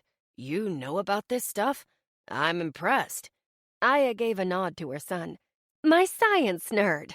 Okay, but I'm not, I said. CME? EMP? Noah explained. CME, coronal mass ejection, which is what the sun did on a massive scale, like never seen before. Ever see the movie The Knowing? I shook my head. No. Not many did. It's an older movie. Anyhow, in it, a CME just scorched and burned the earth. End of the world. That's an exaggerated version of what happened here. Anyhow, right before everything happened, the power went out. That is an EMP, electromagnetic pulse. Aya shook her head. But an EMP kills all electronics, all cars. No. Noah shook his head. Yes, argued Dwayne. No. Noah chuckled, then spewed forth without taking a breath. That whole thing that once an EMP hits, anything running will stop and never run again is a total misconception carried over from the 80s when they didn't know any better. Yeah, cars are basically electronic, but they're safeguarded. In fact, back in the early aughts, they did a test, simulated an EMP, and 72% of all vehicles started again after they disconnected and reconnected the battery. He exhaled. Only problem would be gas, but we're talking 10 miles. Piece of cake. He rattled off fast and knowledgeably, and I was kind of jealous about it. How did he know so much? So, we just need to find one that wasn't outside, Dwayne said. Work on that. You know the area. We need to get this water back to her family. Dwayne was right. We had been there long enough. I had been away from them long enough. But the news of the caves were a good revelation. If we could find a vehicle, we could get my brothers there without making them walk. Noah? Aya added. Stay with your brothers. I'm going to go with them to check on her family. They're not well. She looked at me. Just give me a minute. I want to grab some stuff to take. I let her know I'd wait. While she gathered medical supplies, Dwayne left ahead of us to get the water there. That quick trip to the Rite Aid had proved to be so much more. I was hopeful. With the water, the cooler place to go, and Aya, maybe we all stood a chance. 19. Only the strong. It didn't take long for Aya to get what she needed.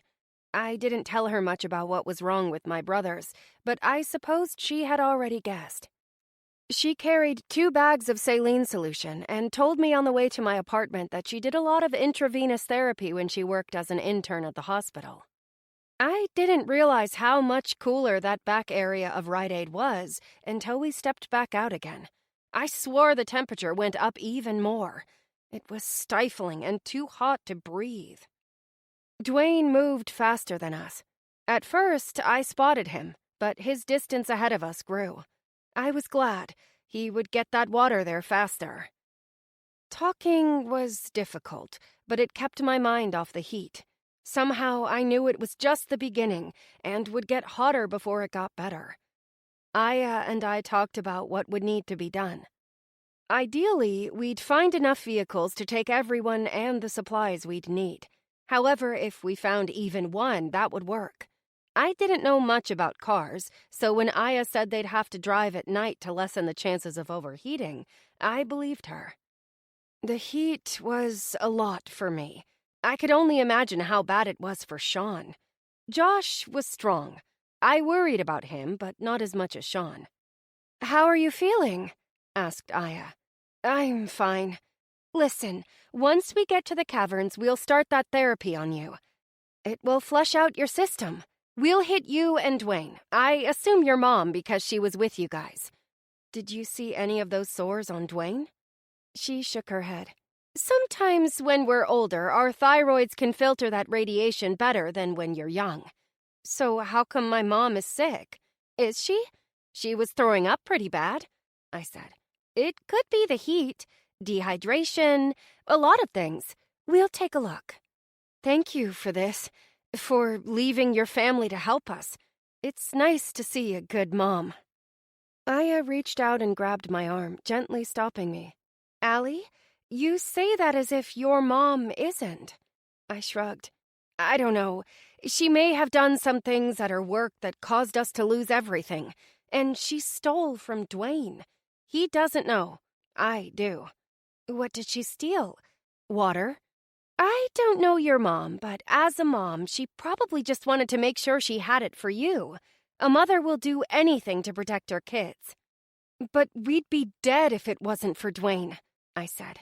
"And I'm sure, without a doubt, she knows and appreciates that. If she took his water, then he had all the water, right?" I nodded. "She was looking out for you. Don't judge too harshly. Not now. Not with the way things are, okay?" "I'll try." "Good. Keep in mind, everything that happened before yesterday doesn't matter now. Only the future and staying alive." "Okay." We started walking again. I'm sorry I said that about my mom." "I won't tell if you don't." She mussed my hair some, and we kept walking. When we approached my apartment grounds, Aya slowed down. "Wow, it still looks the same." "As?" I asked. "I lived here growing up." "Really?" Yes. Good memories. Then again, it's not where you live, right? It's who you live with." Not to sound bad, but I used to live in a 6-bedroom house with 7 bathrooms, a swimming pool, and a maid. I'm gonna say it makes a difference." Aya laughed. "I wouldn't want that cultural shock." My building wasn't far. I no longer saw Dwayne. He had picked up his pace. The second we opened the main door, Aya let out a whew. "Hot," I said. "Very hot. Too hot. Is it the building or the weather?" "A little of both, I suppose. But these buildings were always like an oven in hot weather."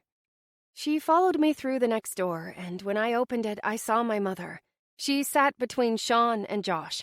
Josh already looked better. He was sitting up, drinking his water. Sean was the same, weak and leaning on my mother. The case of water that Dwayne carried looked as if it were dropped. Some of the bottles had been dented and the cardboard bottom bent. A small distance from them, on the other side of our apartment door, my father lay on his side. Dwayne crouched by him. "Mom, this is Aya," I said. "She's gonna see if she can help us, medically." My mother nodded slowly, moistened her lips, and her voice cracked. "Could you check my husband?" At first, I thought it was odd. Why check my father when my brothers were ill? That was until I heard Dwayne softly call out, "Aya, could you come here?" Something about the way that he said it told me something was very wrong. With an "excuse me," Aya stepped over the case of water and crouched down, like Dwayne, to my father. Her hands touched upon him. Her head lowered, then lifted, and she glanced over her shoulder at us, shaking her head slowly. "What? What does that mean?" I asked breathlessly. "I'm sorry, Allie. I'm sorry. He's gone." Internally, I blasted a confused, "What?" And my brother Josh sobbed out, "Dad," and scurried over to him. I looked at my mother, her head only lowered. My father was dead? How could that be? How? How did he die? There has to be a mistake, I said. He was stronger than Josh and Sean. How? Allie, my mother called my name. I watched Josh hover his body over my dad. My mother didn't move from her position with Sean. Did we take too long with the water? I asked. Did we kill him? Allie, my mother barked my name. Your father felt it. He felt he was dying. He told me he just needed to stay alive long enough. He didn't drink any of that water.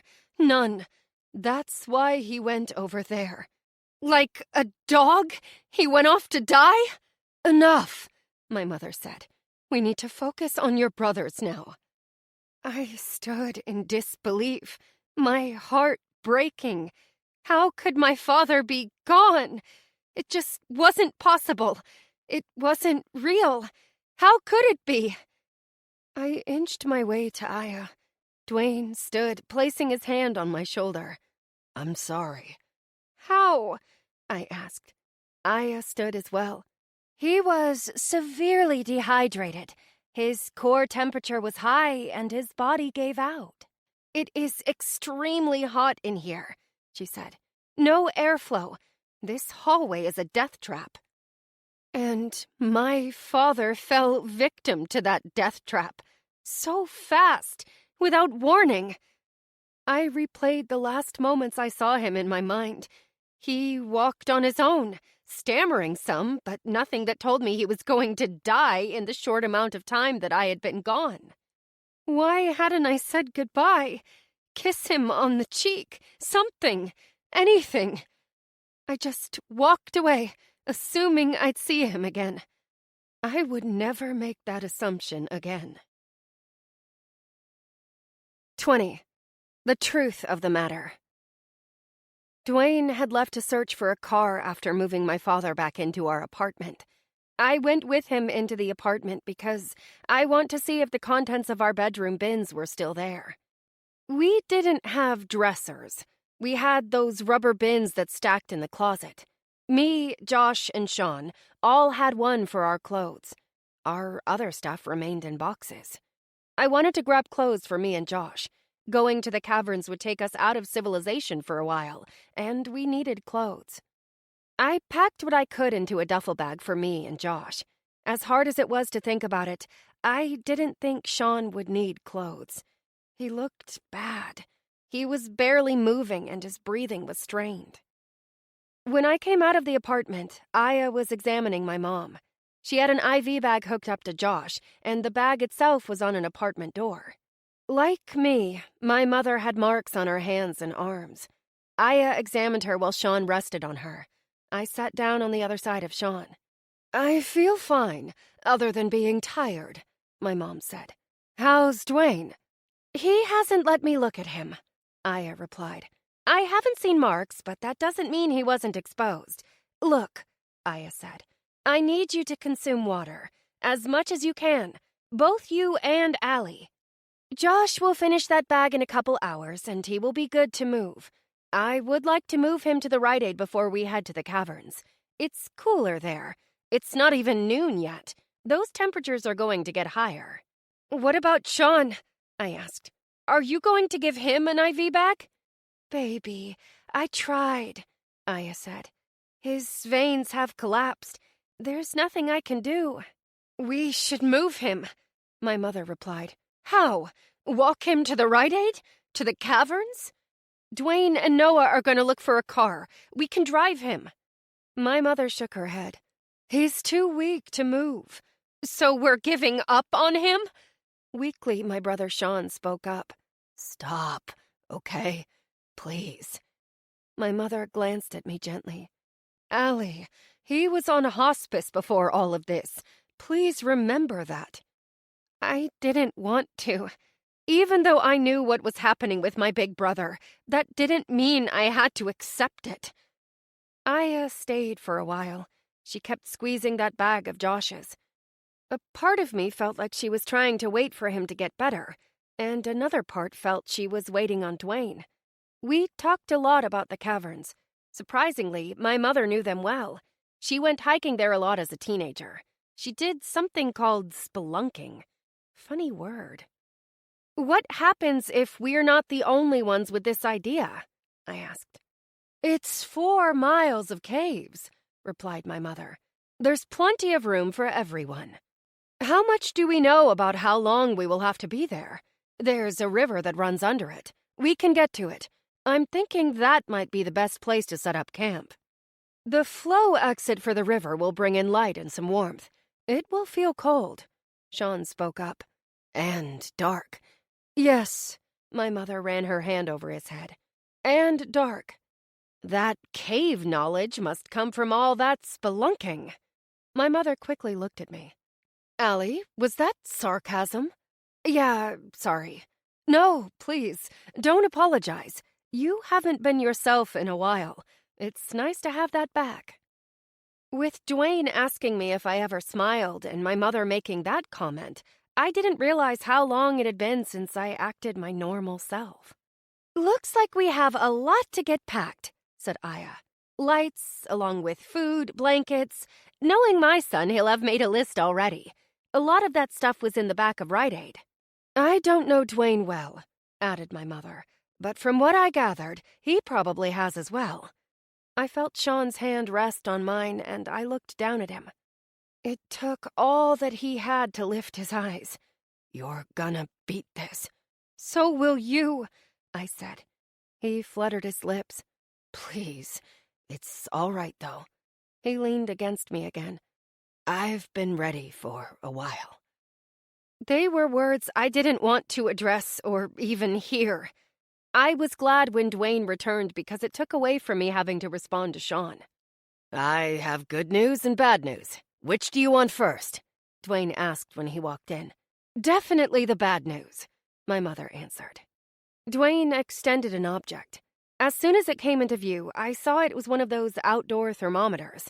An old one, about 6 inches, some rust on the edges, and a palm tree design. I looked down it. 108. I grabbed this from the red, white, and blue thrift store when I felt the temperature rise, Dwayne explained. Yesterday, we peaked at 103. It's 5 degrees higher, and I don't see it stopping today. Which means, Aya added, if it goes any higher, we'll die. The human body can't take more than that without its insides turning to scrambled eggs. I don't get it, my mother said. There are places in this country where the temperature gets that high. Vegas, Texas. People live there. Aya nodded. This is a moist heat because all the water, all the rivers around us are evaporating. Humidity makes it feel hotter. Trust me, we can't survive much higher temperatures.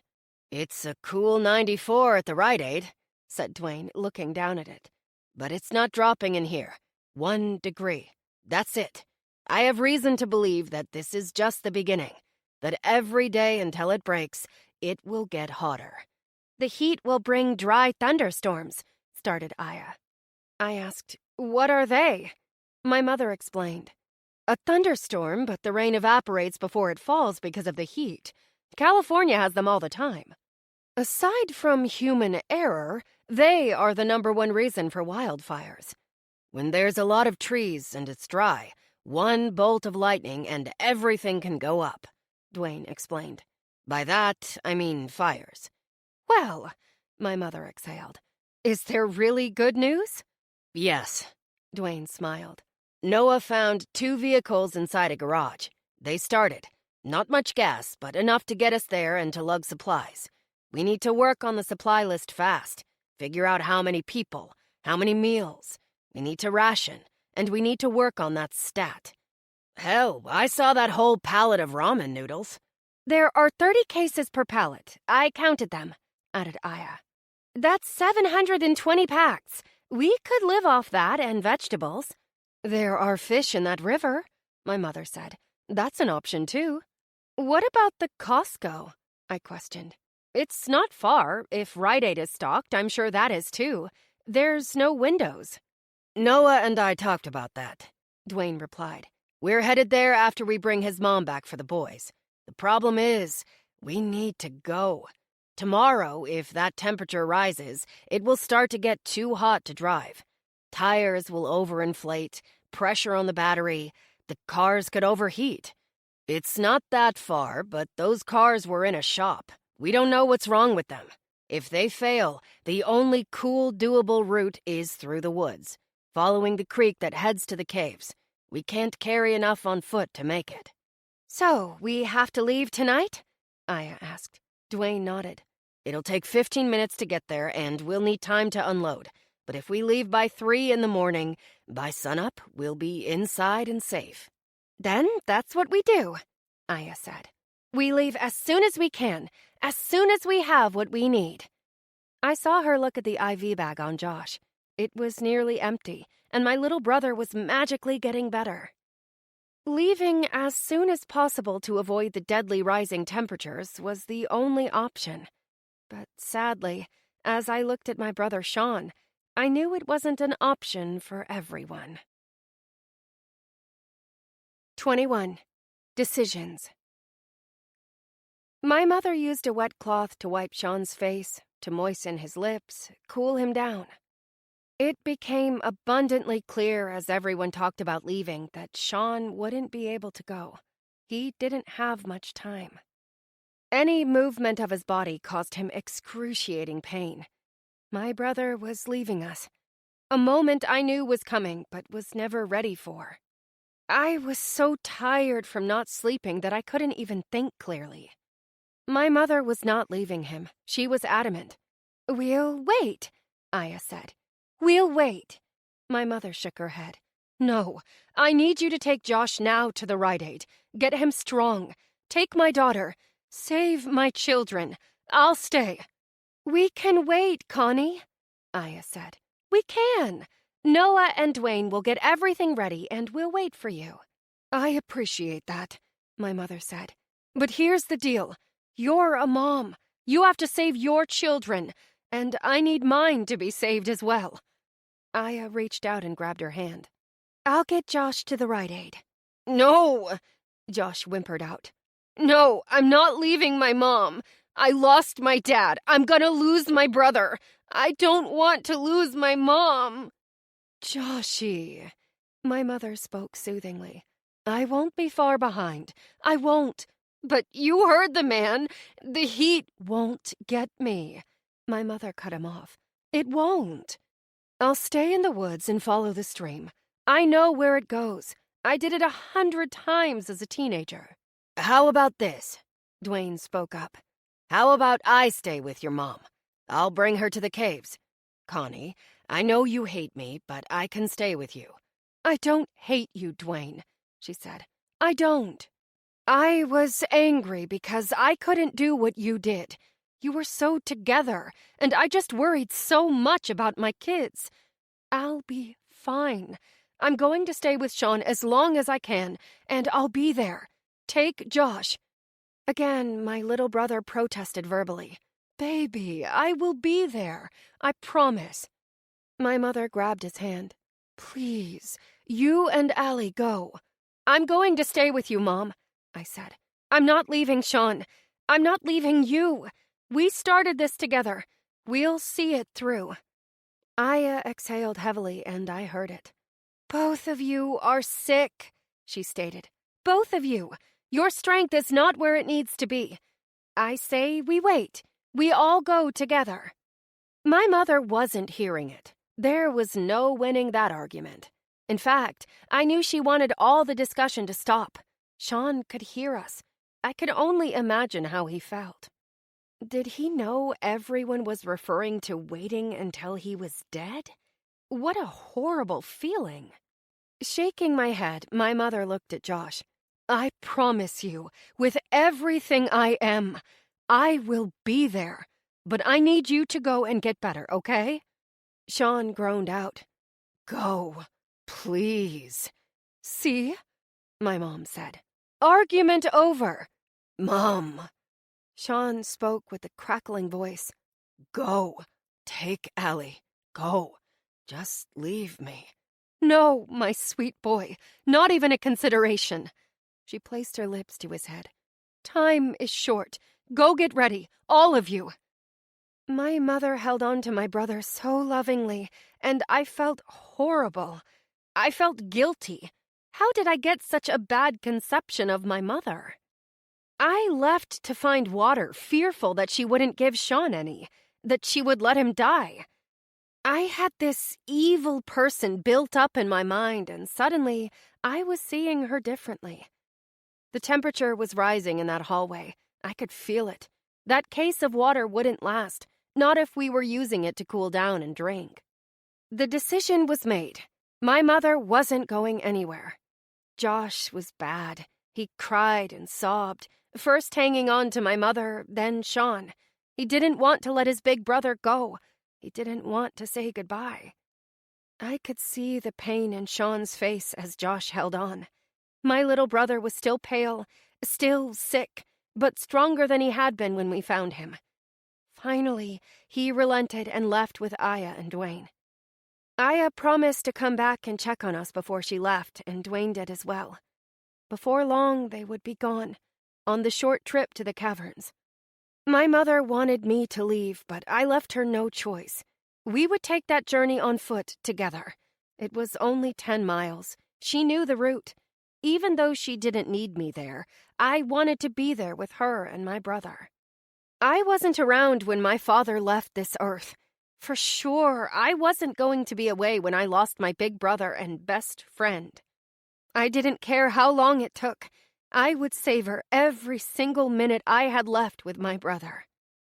With my mother, I'd face the inevitable, and the inevitable was that we would lose another member of our family.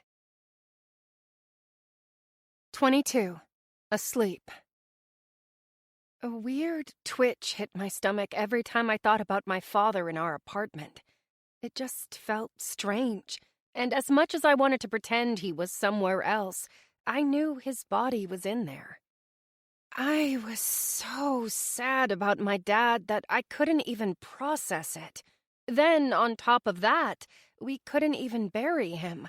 We had to leave him behind to decay at a super fast pace because of the heat. Sadly, we'd have to do the same for Sean. Sitting in that hall with my brother and mother, the fantasy part of my brain went into overdrive. I imagined Sean suddenly hitting one of his revitalization phases, where he was moving, with no pain, no crushing headaches, breathing well and walking. Then we'd be able to take him with us to the caverns. I kept thinking about how they hadn't left yet. Maybe, just maybe, Sean would get one last gush of energy. We kept him wiped down, and like me and my mother, he wore a neck fan because it was battery-operated. I watched that thermometer hover around 105. It didn't drop at all until the sun went down, and I opened both the main front door and hall door. Then it went to 100. I finally got my mother to eat something. We shared a can of SpaghettiOs. It didn't need to be cooked. The can was warm. Dwayne had brought it to us along with other food. "Make sure you eat and stay hydrated," he said. Hydrated. If I never heard that word again, I'd be happy. In the last 2 days, it was spoken all the time to everyone. I probably drank more water since the event than I did in an entire year.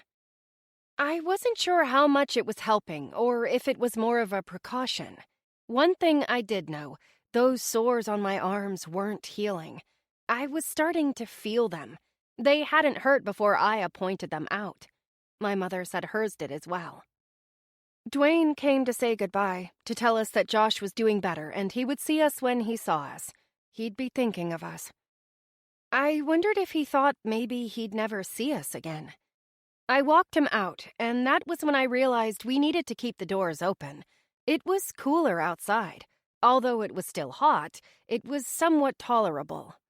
"Remember," Dwayne told me, "follow that creek. Stay close. That will be the last place that gets the heat. You know where it lets out, right?" "Yes," I nodded. "My mom knows that way well." "It's going to add 2 miles to your journey, and the terrain won't be easy, but you can do it in one night. Take only what you need. We'll have the rest." "What if you get there and it's full of people who won't let you in?" "They'll let us in. Plus, he winked, your mom told us where that secret entrance was. We said our goodbyes, and I thanked him again before I went back inside. I announced they were leaving when I took my seat next to Sean. You feel cooler. Sean's hand rested on mine. It's cooler out. Then again, when would you ever in your life believe that 90 was cool? When you're sitting in 110. Sean laughed, then coughed. With a shh, my mom gave him water. He sipped. I want to talk to you guys. Please. About? My mom asked. Anything. You guys didn't have to stay.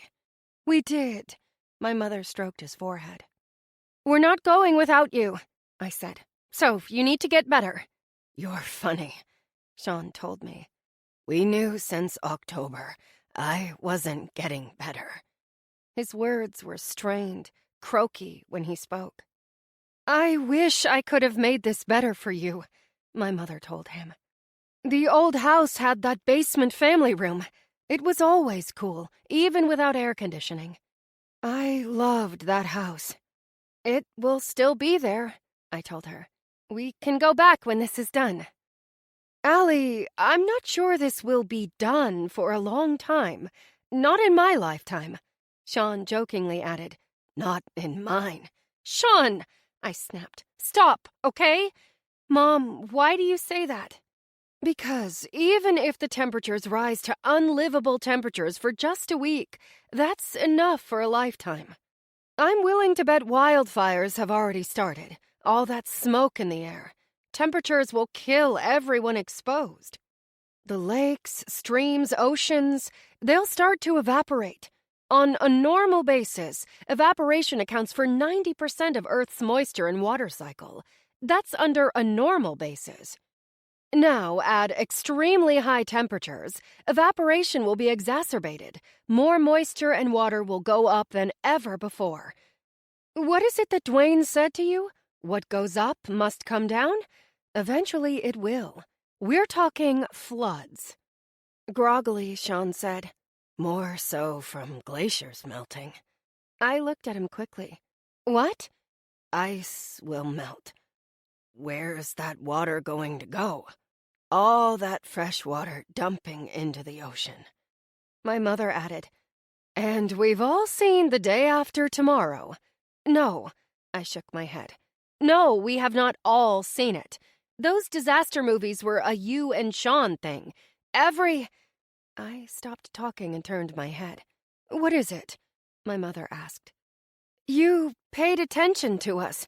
You did mom things with us. Of course I did. I'm sorry, Mom. I'm sorry. I glanced at her sadly. I don't know why I've been so angry with you, forgetting things that I shouldn't have. I get why you're angry with me. Maybe even your father, she said. You have every right to be. You went from a privileged life to this. It's not your fault. Yeah, actually it was, she replied. The only good thing to come out of it was state care for Sean, which was actually better than our insurance. How was it your fault? I questioned. I mean, like, unless what Dwayne said was true. Dwayne said something about me? I shook my head. Not exactly. About Norvo and things happening there. Embezzlement? My mom asked. Yeah, I think so. Yeah, that's it. He said it could be they were trying to use that as a cover-up for some sort of medicine error that his daughter died from. Oh my God! My mother sounded shocked. Oh my God, I didn't know he lost a child. I am so sorry to hear that. That's heartbreaking. I didn't comment on that because I knew before long, despite how much I wanted my brother to have a miracle, it wasn't going to happen, and my mom was about to learn what that heartbreak felt like. He did. Medication from Norvo caused her death, I said. He was the one that told me about everything. So he was right about the cover-up? That they used you to keep the public from knowing about the tainted medication? No, he was right about the embezzlement. Mom, your father and I took a lot of money from the company. I felt a shriek of surprise coming from me, and I stopped it. For real? She nodded. Sean knew. I looked at my brother. You knew and didn't say anything? She asked me not to yet. Yet? I questioned. Were you going to? Absolutely. After it was all settled, she explained. You and Dad really took from the company? Oh, yeah, a lot. Our plan was to get enough to leave the country with you guys and start somewhere else. To get Sean cured. What? You took the money for Sean, right? Because he got the same bad medication as Dwayne's daughter. Honey, my mother spoke gently. Sean didn't get sick the same way Dwayne's daughter did. That was something totally different.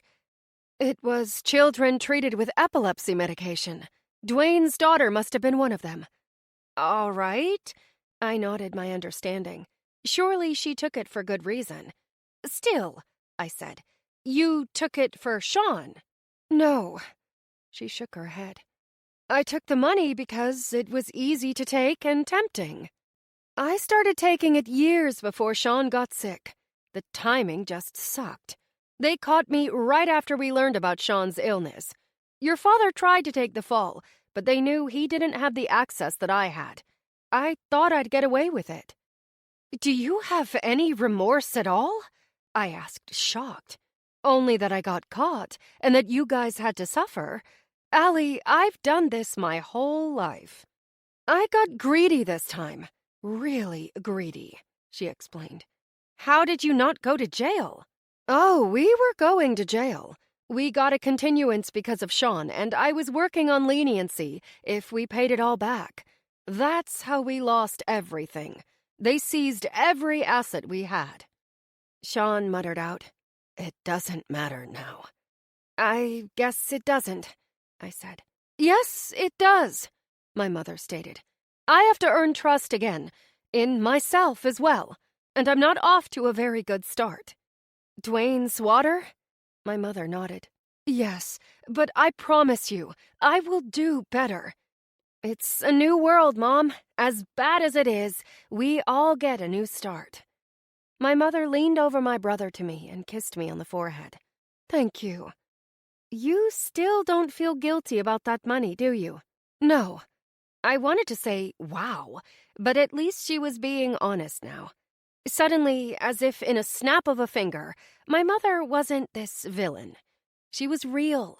She wasn't trying to hide behind anything. Everything made sense. How we went from living the high life to suddenly living a real Schitt's Creek life without the funny moments. It grew quiet after that conversation. For a moment, while we were talking, the heat didn't bother me, and I didn't think about what was happening with Sean. My brother wanted to rest, and I thought it might be a good idea to sleep as well. But then the thunder started. I wasn't sure if it was the dark and silence that made it seem so loud, but it vibrated everything. Hints of lightning flashes came through the door, but that was it. It reminded me of a summer storm, loud and violent, but no rain. God, I wished it would rain. Enough time had passed since they left that I knew my brother and the others weren't caught in it. There was no way to know if they made it safely. It wasn't that far. They had to have made it. The blasts of thunder came steadily, so much so I had to go and see. A part of me felt as if, like with any other summer storm, rain or no rain, there would be relief. After telling Sean I'd be back, I stood and walked to the door. Outside that hallway door, the lightning lit everything. It seemed violent. I walked straight to the outside. The sky lit up with the firework display that only nature could deliver. Bold and bright lights, horizontal lightning that ripped across the sky, illuminating the clouds in colors of red and white. There was no breeze, no temperature drop, nothing that even a summer storm without rain brought. No relief. The air was oddly still and hot. I waited and looked around. The buildings were dark, only lit when lightning flashed. It hit me right then and there. Where were all the people? Not everyone had died. They couldn't have. If they heard the warning, they probably went below, but where did they go? Other than Aya and her children, along with the man on the street, I had seen no other people after Large, Pennsylvania. We couldn't just be it. There had to be more. Yet, unless they found a way, the human race was destined to drop like every animal and human we saw out there. Shriveled in the heat, boiled from the inside out. As I looked to the sky, saw the desolate of the area around me, I realized my brother was right. Nothing my mother did mattered. Or did it? Like she said, there was a level of trust she had to regain. I was worried. I really was. It seemed her thievery was a habit, an addiction she couldn't break. But it was a different world. The repercussions of stealing millions were a lot different than the punishment for stealing water in a world that was dry. Her taking money beforehand meant jail. Her taking water now could mean execution, because stealing water, a lifeline in the apocalypse, meant potentially taking someone's life. I had been outside long enough, and it was time to go back in. My mother was sleeping, probably not deeply. Sean was as well. "Man, it's crazy weird out there," I said as I took my spot next to my brother. "I've never seen it like that. The lightning is intense." I didn't expect Sean to answer, considering he was sleeping.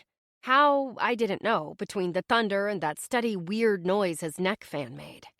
It rattled and snapped. It figured his was the one to break. Figuring I'd give him mine, I lifted the fan from him and shut it off. The noise didn't stop. It wasn't the fan. It was my brother's breathing. Gasping, I reached for him. "Sean! Sean!" His breathing didn't change, and he didn't respond. Slow, gasping.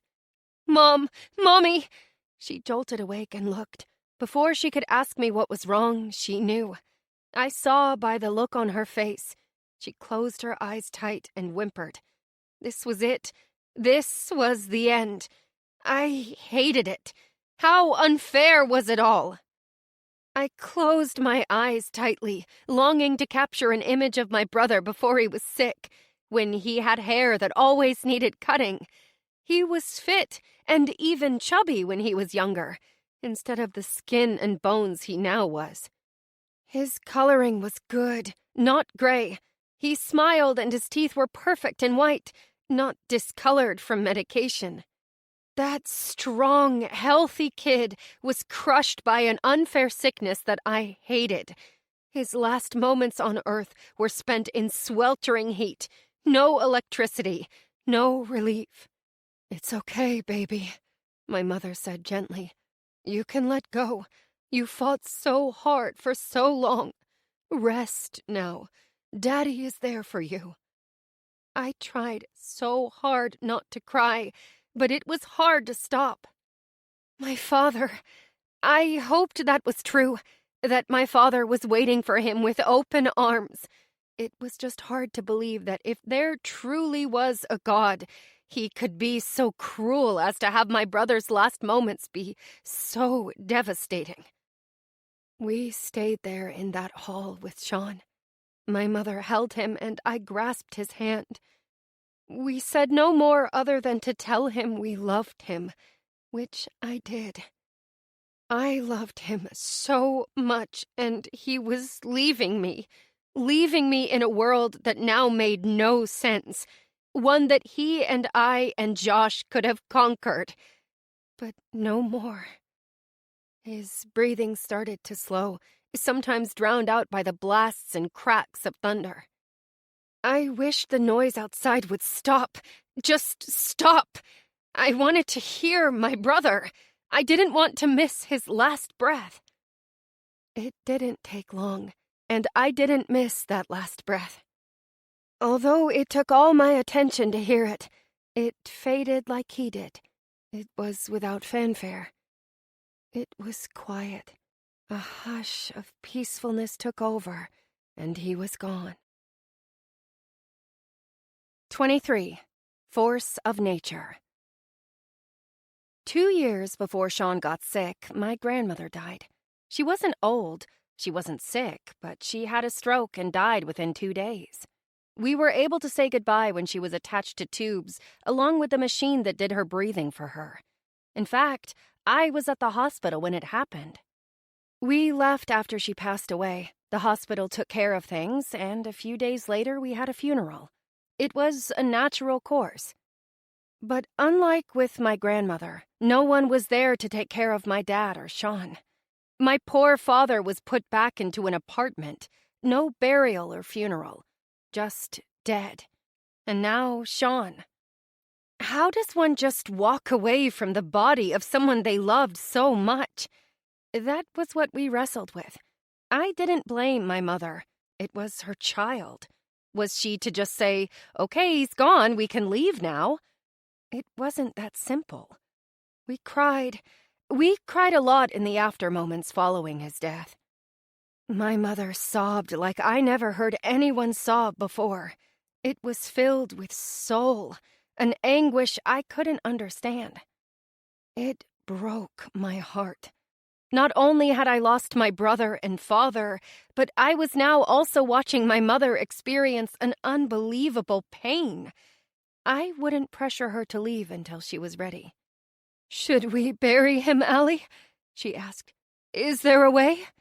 Of course there was a way. We'd find a way.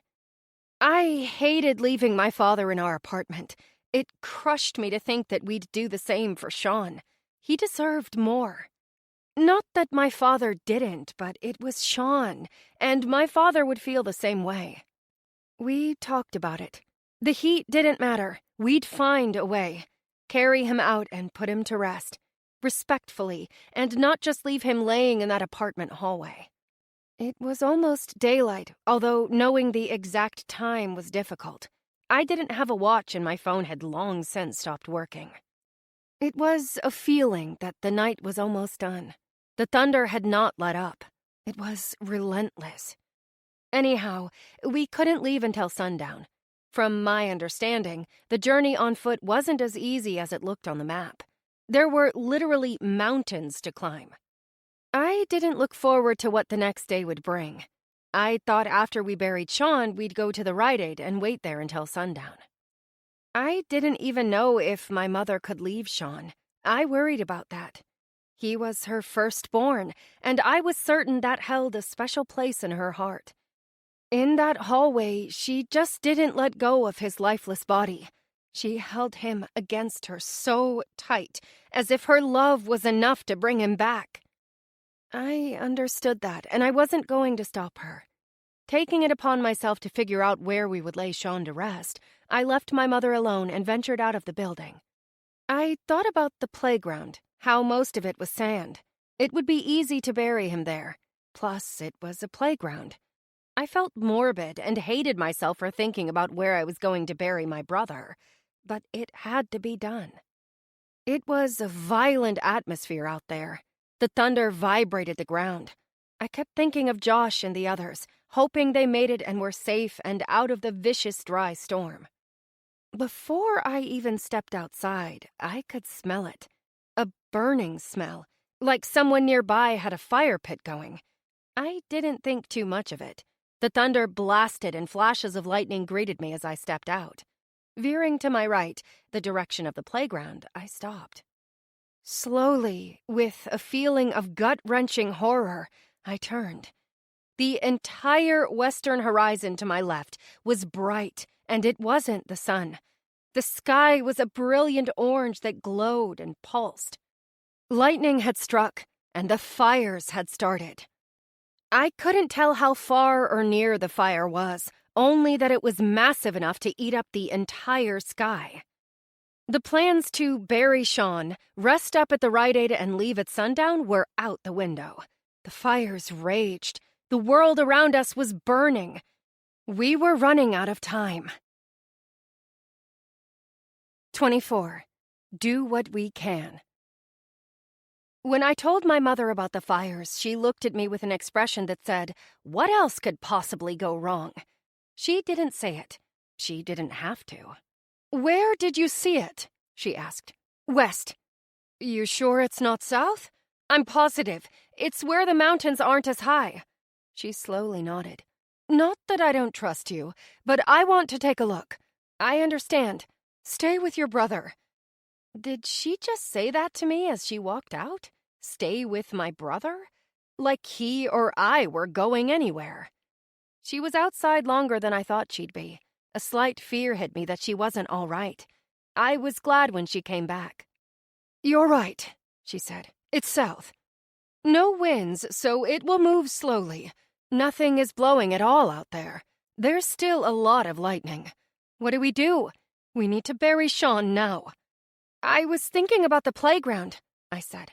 It's all sand. Not sure how deep it goes. That's a great idea. It's not too far to carry him either. Allie, could you go into our apartment, hall closet by the bathroom, and grab me a sheet from the top shelf? I replied without hesitation or thinking. I said sure, but regretted it the second I opened our apartment door. How did I forget for a split second that my father's body was in there in that intense heat? It didn't take long for the smell to remind me. It was so bad, so absolutely horrible that I had never had my gag reflexes kick in that fast. It was a warm baking smell, like a pie in the oven, only putrid and thick. The retching was out of control. An enormous amount of saliva that I didn't even know I was capable of producing poured from my mouth before I finally vomited. I hated that I was throwing up because of my father's body. When I finally felt my stomach calm down, I lifted my shirt and took a deep breath through my mouth, holding it. The hall closet wasn't far, and I dashed my way there. I could hold my breath a really long time, so I imagined I was underwater. I threw open the hall closet and just grabbed the sheets from the top. I turned to run back out, still holding my breath, but this time as I crossed the living room, I saw my father. Well, Dwayne didn't just toss him, he didn't cover him either. I suppose he didn't think about that. My father was positioned on his side as if he were taking a nap. His face was gray and swollen, and his t-shirt looked like it had blood on it. I was certain it wasn't blood because it was discolored, a water orange-brown as if he spilled tea on his chest. He was so bloated.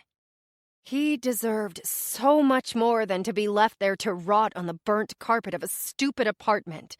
But it was what it was. Even if we wanted to bury him with Sean, we couldn't move him. Something told me his body couldn't be touched. His skin seemed so stretched, tiny rips in his flesh appeared. It just seemed logical to me that with even the slightest move, he could burst or rip further. He lay on the floor near the window. The same window I sat at 48 hours earlier trying to get a signal while looking at the snow outside. Looking out, grateful that I didn't have to shovel the walk, talking to Sean and trying to learn about the solar storm. Never in my wildest dreams did I imagine how bad it would be. For the most part, the apartment was destroyed, flash burned. I stood there for several seconds, just frozen, looking at what had become of my life so fast. My father and brother were now gone. Any home we had come to know was gone as well. My mother, brother, and I would be like nomads, moving from place to survive. The same thing I was certain my mother looked down on Dwayne for when he stood on the corner hoping for handouts. My chest hurt, and I knew I couldn't hold it any longer. I was already pushing record time. With that sheet in my hand, I ran the rest of the way out of the apartment, wheezing as I hit the hall and slammed the door. "Are you okay?" my mother asked. I wanted to reply, No, I'm not okay. This sucks so bad." But I didn't. I handed her the sheet and nodded that I was fine. 25. Dark Hall. My mother hummed a song from the 1990s, but she didn't say what it was. She was in her own world, a sad one. Another surprise emerged about my mother. In her purse, she carried a small travel sewing kit. I didn't know that my mother could sew, let alone that she carried this kit with her. Not that she was creating a dress, she was closing a shroud that she made for my brother out of that sheet.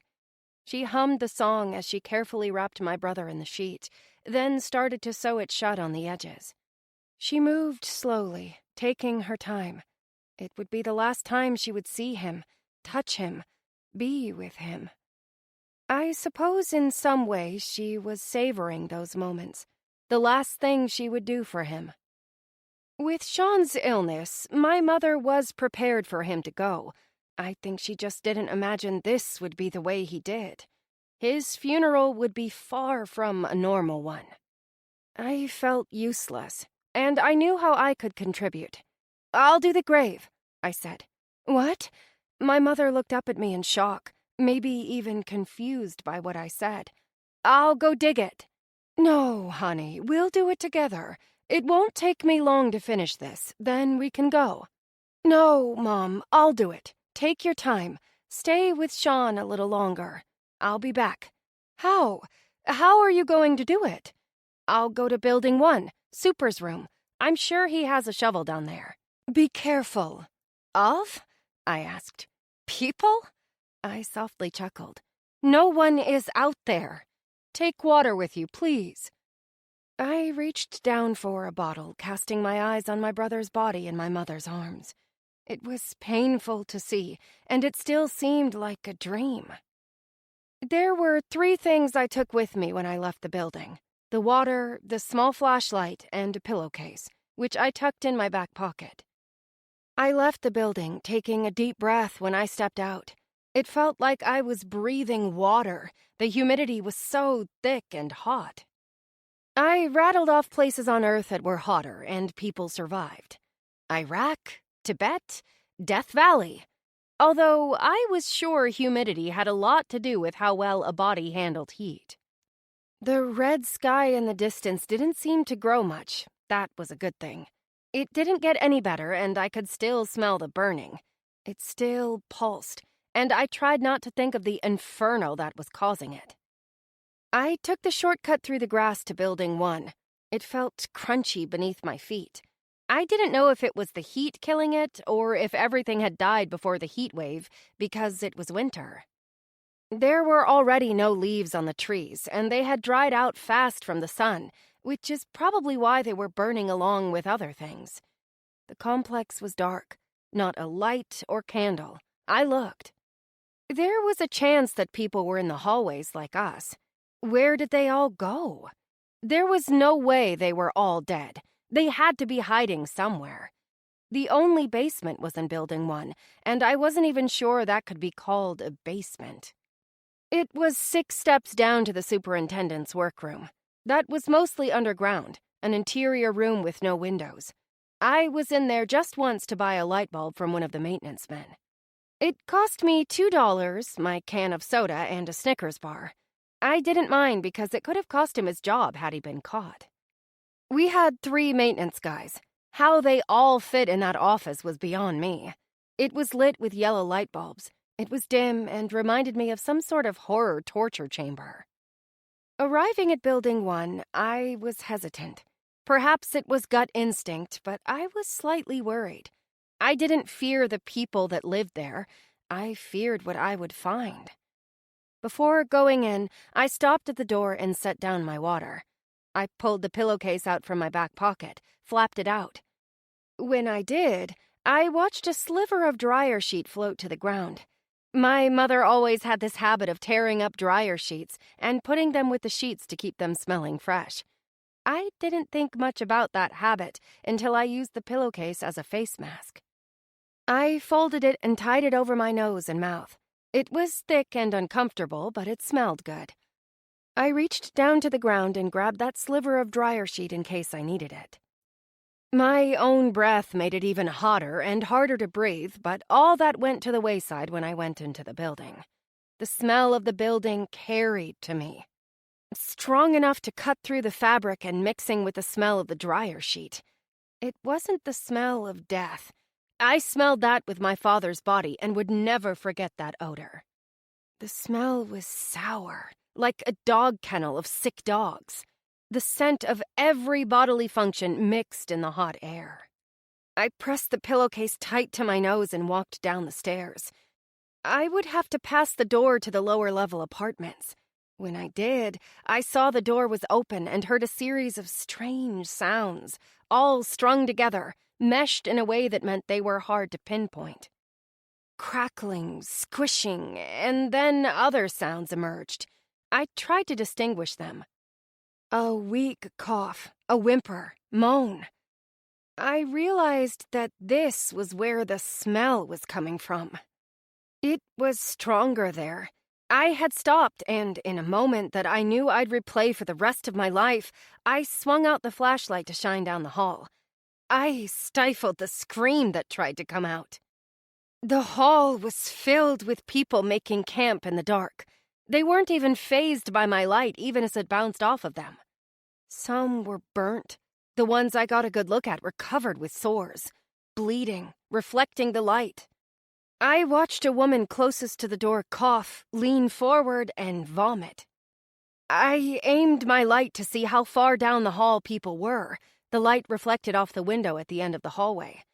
Unlike our hallway in Building 4, that lower-level hall had a window at the very end, an older basement-style window. The glass was still intact. Those poor people sought refuge in a lower level, only to expose themselves to elements carried by the sun. Elements I had been exposed to as well. I shifted my eyes down to my arm, looking at those sores. They were getting bigger and deeper. Would I become the others who had them? Would my entire body become enveloped by them? Questions I wished I had asked Aya before she left. I thought back to my mother sitting on the hallway floor with my brother, how the sores on her arms were still the same, but she had new ones on her neck and cheek. Did she know? Did she even care? Looking at those people, I wanted to scream and cry. How much suffering had they endured? It was heartbreaking. Instead of going to them, I stepped back, withdrew the light, spun with my back facing them. I leaned against the wall of the stairwell, just next to the door, and took a few moments. Why did I even look? There was nothing I could do for them, but still it mortified me that I had walked away. I felt as if I was abandoning those people. Internally, I struggled with a selfish feeling that was less than human. Never looking for people, focusing only on those important to me. I was sorry I couldn't help them, but I was there for a reason. I went down the 6 steps to the brown metal door and reached for the handle, turning the knob. Locked. Shit! I exclaimed. Being hopeful was a mistake. I turned and turned the knob. Then I resorted to hitting it with my shoulder, as if I could knock it down. In my frustration, I kicked it, grunted loudly, and turned. I heard the door open along with something else. A click, click. I had never seen a gun before in my life before that day, yet when I slowly turned around, someone had one aimed at me for the second time in a few hours. What had we become as people that so easily aimed to kill, or at least threaten? This time it was Orlando, the senior maintenance man. He was a slightly overweight older man, though I didn't know exactly how old he was. I was terrible at judging age. He said once he was a few years from retiring. That could mean anything. As soon as he saw me, he lowered the gun. His hand shook and he stumbled back, bringing his hand to his face as he released a sob. I wasn't important to him. Did he even know me? Why did he get so emotional? Are you okay? I asked. Stupid question.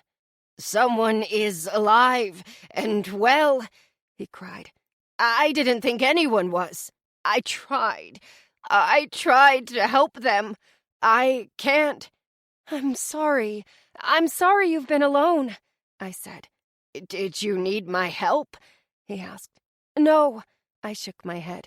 I just need a shovel. I know it's a weird request, but me and my mom need to bury my brother. Slowly, his hand slid from his face, and he looked at me. Was it shock? Confusion? Little did I realize at that second that he'd be the help I needed. He had buried his own family. That was the story he told me as I followed him to what he called a good place. He carried a shovel, only one. "It won't take much," he told me. "I will help you." Thank you. His wife and grandson were in his apartment when everything happened. They didn't listen to the news or heed the warning to get out of the sun. By chance, Orlando had been in that little office working on fixing the security door pad for Building 3. His wife had sent him a text saying that people were in the halls partying or doing something. Orlando didn't think much of it. Maybe the residents were having a party. He needed to fix that security pad, and then he'd deal with it. The power went out. Again, he didn't think about it. The room went completely black, and he always had one of those battery lanterns on his work table. He turned it on and finished that pad. Maybe 30 minutes had gone by. He lifted his phone to tell his wife he was done, but not only did he have no signal, but his phone was dead. The rest was history. He missed the event. He found those people in the hall all burnt. When Orlando arrived at his apartment, the door was open. His wife and grandson were barely alive in the small hall by the front door. From what he saw, his wife shielded the small boy, but it didn't do any good. He described them looking like something from the Pompeii Museum. They survived only another hour, in absolute agony. At the time, he knew of one other person alive and unscathed. Mr. Kramer, a man in a wheelchair who lived in the building, had taken refuge in his bathroom like my father and brothers, and he was alive and well. He was the one that told Orlando about what had happened, and when Kramer learned about the fate of so many, he took his own life. "And I used his chair," said Orlando. "I dug the graves and came back for my Martha and Owen." I'm sorry. "I'm sorry about your loss as well. This way." He limped some, leading me beyond the playground. He was sweaty and hot, still wearing his maintenance uniform. We stopped at an area just behind the playground, a tree-lined area. Some of the trees had been removed from the right-hand side of the patch, cleared for some reason. In the middle of the clearing were 2 fresh mounds. Next to that was a square dug-up spot. "We had plans to build a tool shed out here," said Orlando. "We dug up the dirt for foundation, but the snow came and it never got finished. It goes 2 feet down, deep enough to bury loved ones. Still making the crosses, but I can make one more." He pointed. After he explained about the hole, I saw how it was foundation for the shed. Probably 10 feet by 8. His wife and grandson's graves took up 2/3 with a deep spot remaining. A spot for Sean. "It won't take much. I'll clear it if you want, then we can get your brother. Easier than digging a brand new grave." I don't know what to say. "I think it'll be a while before any of us know what to say." Thank you, I told him. Thank you very much. "You go prepare your brother. I'll finish this up." As Orlando moved closer to the graves with his shovel, I started heading back to our building. I glanced back at him when I heard the shovel hit the dirt. Just thinking about what he was going to do for us, as simple as preparing a ready-made hole, it gave me chills. For the first time, for a brief time, I had relief from the heat in the form of emotions. Watching Orlando prepare the space next to his wife and grandson brought the reality home. It was time to bury my brother. 26. 3 crosses. We carried Sean. At the height of his illness, before the sun blasted away our lives, I don't think my brother weighed even 100 pounds. He was skin and bones, the cancer having eaten every bit of him away. He was physically fragile and light. There was a bit of disbelief when I told my mom about Orlando being alive and everything else I had witnessed, especially when I told her about the foundation ditch. As if I had some sort of heat stroke hallucination. Then we brought Sean from the apartment. I took his feet and she held under his arms. which I knew had to be hard with his being sewn into the sheet. We didn't speak much. The sun was already bright in the sky and the temperature had intensified. But the sky wasn't blue, not like the day before.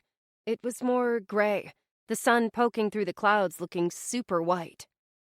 How odd it seemed to look to the south. The same place the night sky pulsed a glowing orange was now a hazy orange that covered as far as I could see. I wasn't sure if the fire was moving our way. I just knew there wasn't a fire by the mountain range. It seemed like an eternity since Dwayne, Josh, Aya, and the others had left. In actuality, it had only been 7 or 8 hours. Surely they were there, making a home in the caves, finding a way for the dark caverns to be light while breathing in the cool, crisp air. Each step I took carrying Sean was harder than the previous. He grew heavier, and my heart pounded. And I didn't know if it was my imagination, but I felt sick and worn down. A queasiness hit my stomach and my head hurt. I couldn't be dehydrated. I was drinking plenty of water. It took everything I had not to ask to take a break. I didn't want to drop my brother. My shoulders hurt and arms ached. Finally, as we rounded Building 2, halfway to the playground, we saw Orlando hustling our way with an empty wheelchair. Please stop moving so fast in this heat, I thought. He was already breathing heavily beforehand. We can stop, said my mother. Thank God. Why didn't you wait? Orlando asked. Here, please. He walked over to my mother. Let me. Sit in the chair. We will place your boy in your arms. As Orlando took hold under Sean's arms, my mother let go and whimpered some. A sad, exhausted whimper. She sat in the chair. Allie, Orlando spoke my name. Let's carry him to your mother. We did. We brought Sean to her, resting his cloaked body into her arms. His upper half and head against her chest as his legs hung over the arm of the chair. Together, Orlando and I pushed the chair on the walkway. Do you need water? I asked. I have a bottle in my back pocket. Maybe once we get there. Thank you. My shorts were baggy enough to carry that small bottle with me. Prior to everything, I wouldn't even let my mother drink from my water bottle. Now I was offering some to an old man I barely knew, but one who was helping my family. We arrived at the graveside and my mother cried briefly. She asked for a moment, pressing her lips to Sean and silently sobbing as her shoulders bounced. I heard her whisper, I love you, my baby, I love you. Then she nodded to us that she was ready. The realist in me knew that one day I would bury my brother, but never did I think I would physically be the one doing it. Orlando and I lifted Sean from my mother's hold. As we carried him to the grave, she stood and walked over. We placed him down next to the smaller mound, Orlando's grandson. A pile of fresh dirt was next to the hole. Crouching down, my mother brought her fingers to her lips, then placed them on Sean. I'll head back to the hall, Allie. I can't do this. I understand, Mommy. I can do this, said Orlando. I'll do this and finish the crosses. Would you like to say a prayer? My mother shook her head. I don't think anyone has prayed more than me in the last year. I guess they were answered the way they should be.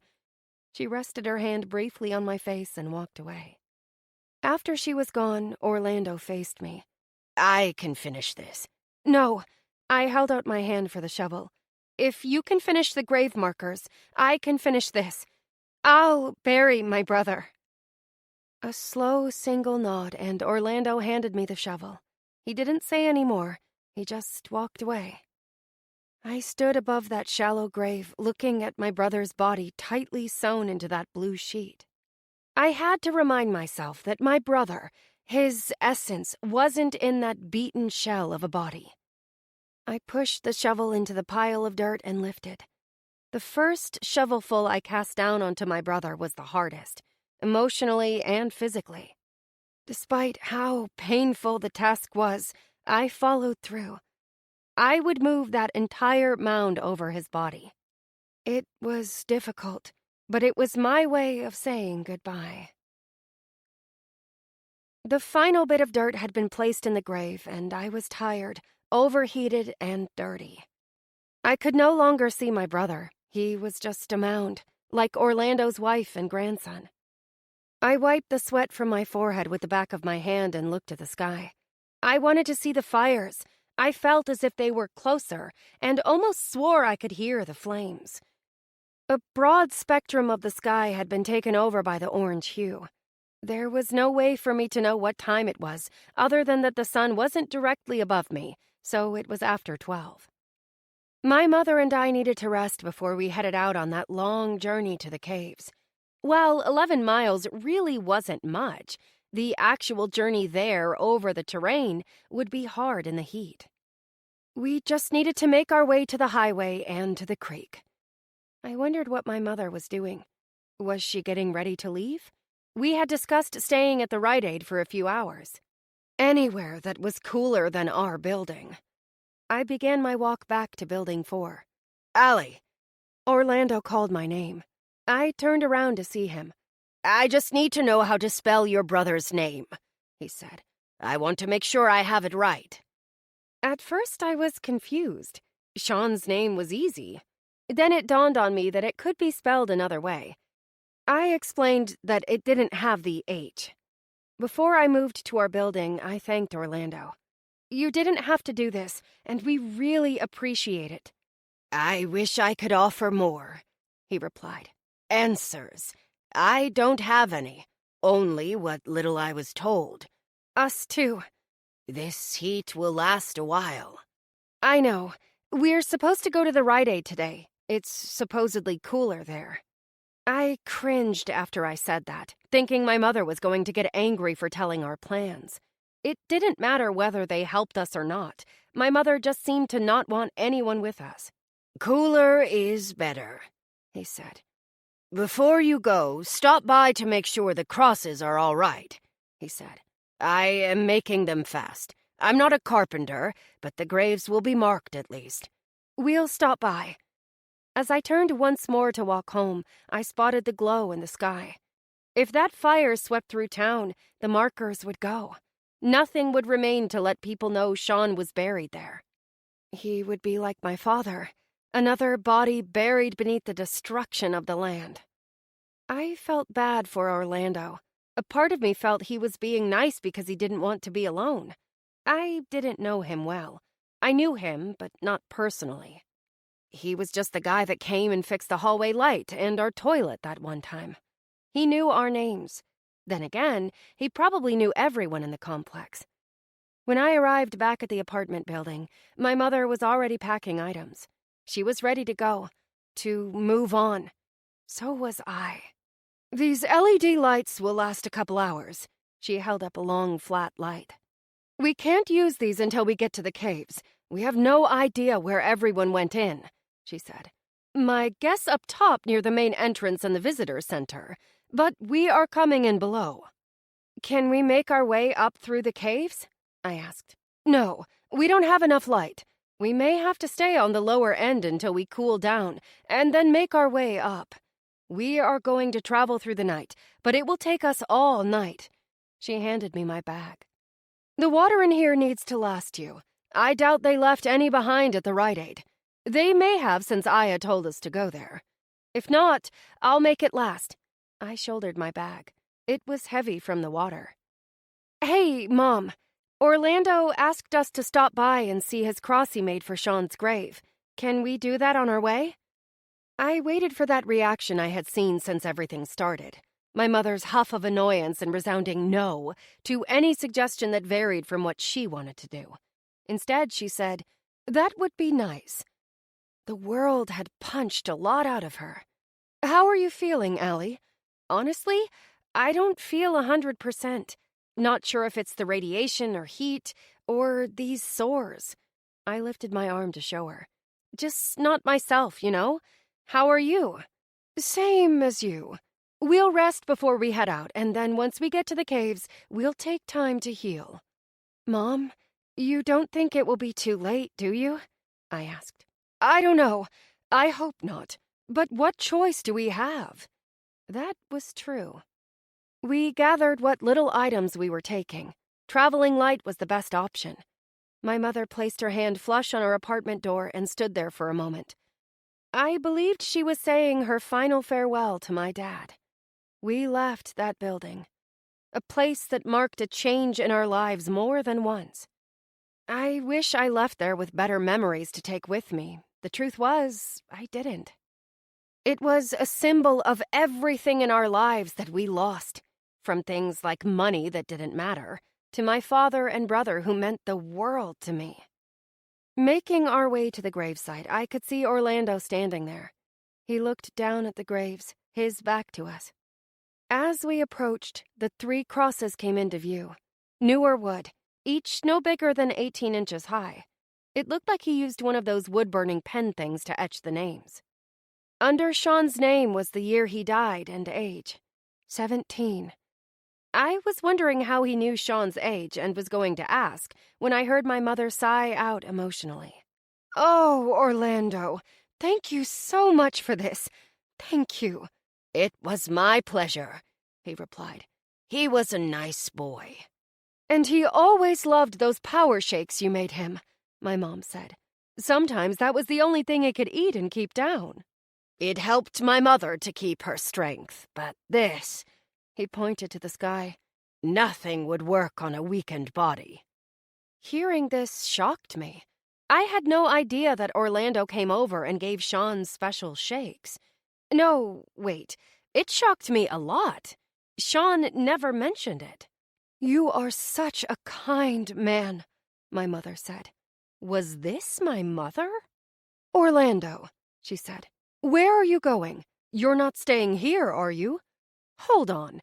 Was my mother leading up to asking him to join us? "What else am I going to do? It is cool in my office. Well, cooler," he replied. "Where are you going?" "The warehouse portion of the Rite Aid," she answered. "Just to rest. Then we're taking the creekway to Laurel Caverns once the sun sets." "That is a really hard journey on foot." "I know, but Josh is there already, along with others. You just follow the creek," she said. "Oh, I know the way." Orlando gave a tired smile. "That is brilliant thinking. The caves never fluctuate in temperature, and there is water. It's dark, but it's life." My mother nodded. "Come with us." My eyes widened. She did. She asked him. She showed true kindness to him when, for the last couple of days, she had been horrible. "I'll stay here." "Orlando, no. The temperature is going to rise. That fire," she pointed, "will make it here." "You don't need to drag a 74-year-old man along with you," he said. "You two are young." "We're sick," my mother said. "We both were out too much in the sun. Radiation. There's medication at the caves waiting on us. So, in essence, you're healthier than us. We need you." She looked over at me. Did she see the shock on my face? I shifted my eyes to him. "Please, come. Plus, we're starting things over. You know a lot of things that life taught you. We really need you." He wiped his head again. "All right, thank you. I will join you. But if I get too much, leave me." My mother waved out her hand. "You won't. If we get too much, "I will not leave you." He cut her off. Orlando had a few things he wanted to do first and get. He said he'd meet us at the Rite Aid. I still wasn't convinced that he was coming, or that my mother was in the right frame of mind when she asked him. Maybe it was just strangers she didn't take to. It was time to go to the Rite Aid to rest for the journey. I took one more look at the 3 crosses and mentally said my final goodbye to my brother. 27. Rustling Water. When I was 8, I was so sick. It was some sort of bug. I don't remember exactly what I felt like, only that I was in bed. The reason I remember that I was 8 was because I had to miss my first communion. I remember staring at my communion dress hanging on the back of my closet. The night before, my mother had made a few adjustments.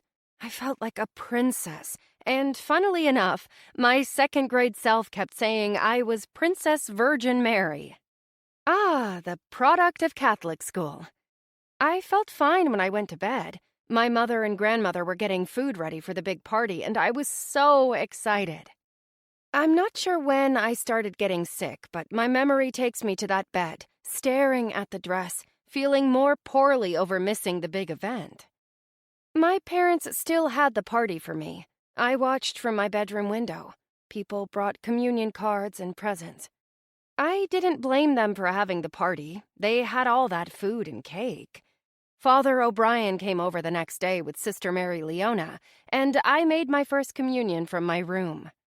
It was after that my mother gave me the cards. That memory came up because I felt horribly sick after that nap. My mother wasn't feeling great either. We both were sleeping when Orlando woke us. He suggested we stay put and not leave, get our strength. The truth was, we needed that medicine that Aya had. We wouldn't get better without it. No amount of rest was going to do it. Not in the heat. Plus, the fires on the horizon added a sense of urgency. I wondered if he could pull one of those magic shakes out for me. I knew that wasn't happening. He did add some powder to the water. I wasn't sure what it was. It made my hands shake less and my stomach not as jumpy. My head still hurt, but water and some ibuprofen took the edge off. I just wanted to vomit. Somehow that would make me feel better, or so I thought. Push through. I had to push through. There were only so many hours in the night. We had a lot of ground to cover if we wanted to get some distance behind us. I knew I wanted to because I wasn't sure how much longer I could keep going. It hit me all at once, but a part of me believed I was so focused on Sean that I pushed down my sickness. My mother moved slowly, and when we stepped out, it didn't seem any cooler with the sun down. The sky flashed with the lightning. It scared me because I knew we were going to the woods. Orlando failed to tell us that the fire had moved closer. I could smell it even more and see how close it moved. I thought of all those poor people suffering in the hallways of our apartment complex and anyone else trapped in their homes already battling the effects. The fire would engulf Uniontown soon enough, swallowing them all. Maybe they would welcome it. What a horrendous way to go. Something else that was horrendous was when I actually learned that following the creek wasn't as cut and dry as it sounded. We had to go down a road, then climb from that road down a hill to the creek, but that wasn't the one that would take us to the caves. There were 3 roads and 3 different water systems we had to follow to get there. I saw the route when Orlando pulled out the map. I don't remember it being like that, said my mother. It was a straight shot. From Fairchance or Hutchinson, it was a straight shot, Orlando said. Hutchinson took you to the northern base of the old entrance. It is not a straight shot from here. Tell me again, I stated, why we're not taking the bikes? Can you bike up that last hill? Asked Orlando. No, but I can walk up that road probably better than I can climb up and over hills right now, I told them. I don't know if I can. I feel really sick. With his flashlight, Orlando stared at the map. What if we bike to Fairchance? That's about 5 miles. He pointed. Get the bikes there, take them down Elm to Shelton, and follow that to the reserve. That's where the cavern waterfalls empty out, into that lake, my mother replied. Exactly. That road stops at the lake, but we can get in the caves there. I have a map of the caves, Orlando said. Even if we stay there until you build your strength, until we can go up, there's water and it's cooler. Why was it not the plan to begin with? I wondered. Maybe we were thinking of better days when my mother and I felt well, or the trees had leaves, creating a shade that kept the woods cool. In theory, it seemed like the cooler way to go to avoid the heat.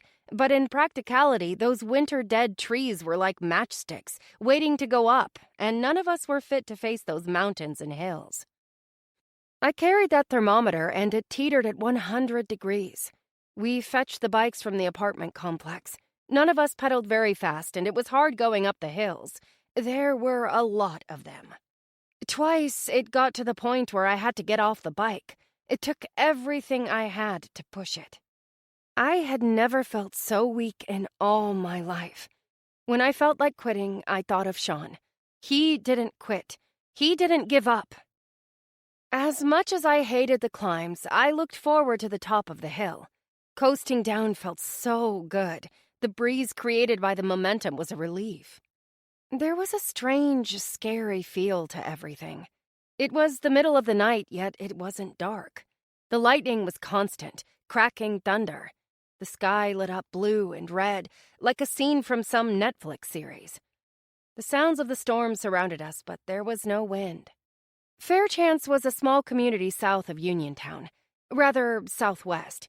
We didn't think much about the fires. We could see them in the distance, that familiar orange hue.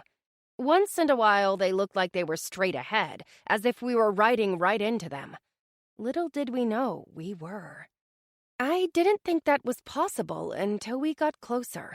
The fires had arrived. They were on the outskirts of Fairchance. The smoke grew thick, and everywhere around us glowed red. I could actually see the flames. Before, it was just the color reflection, not actual fire. The heat intensified, and the thermometer moved to over 100. It didn't take us long to get to Fairchance. We were fortunate enough that Elm took us out of the fire's path. It wouldn't be long, though, until it was on our tail. We left the main roads and moved southeast through a residential area. It was a scary thought going into the woods. How fast could everything go up? Orlando stopped to look at the map again, charting our course, trying to keep us out of the trees until we had to venture in. We needed to get to Shelton. That was the road we needed. It followed the creek to the reserve and the caves, but it was lined with trees. I watched him peer toward the fire, then to my mother and me. "We can rest for a few minutes," he said. "We're close." "Where are we?"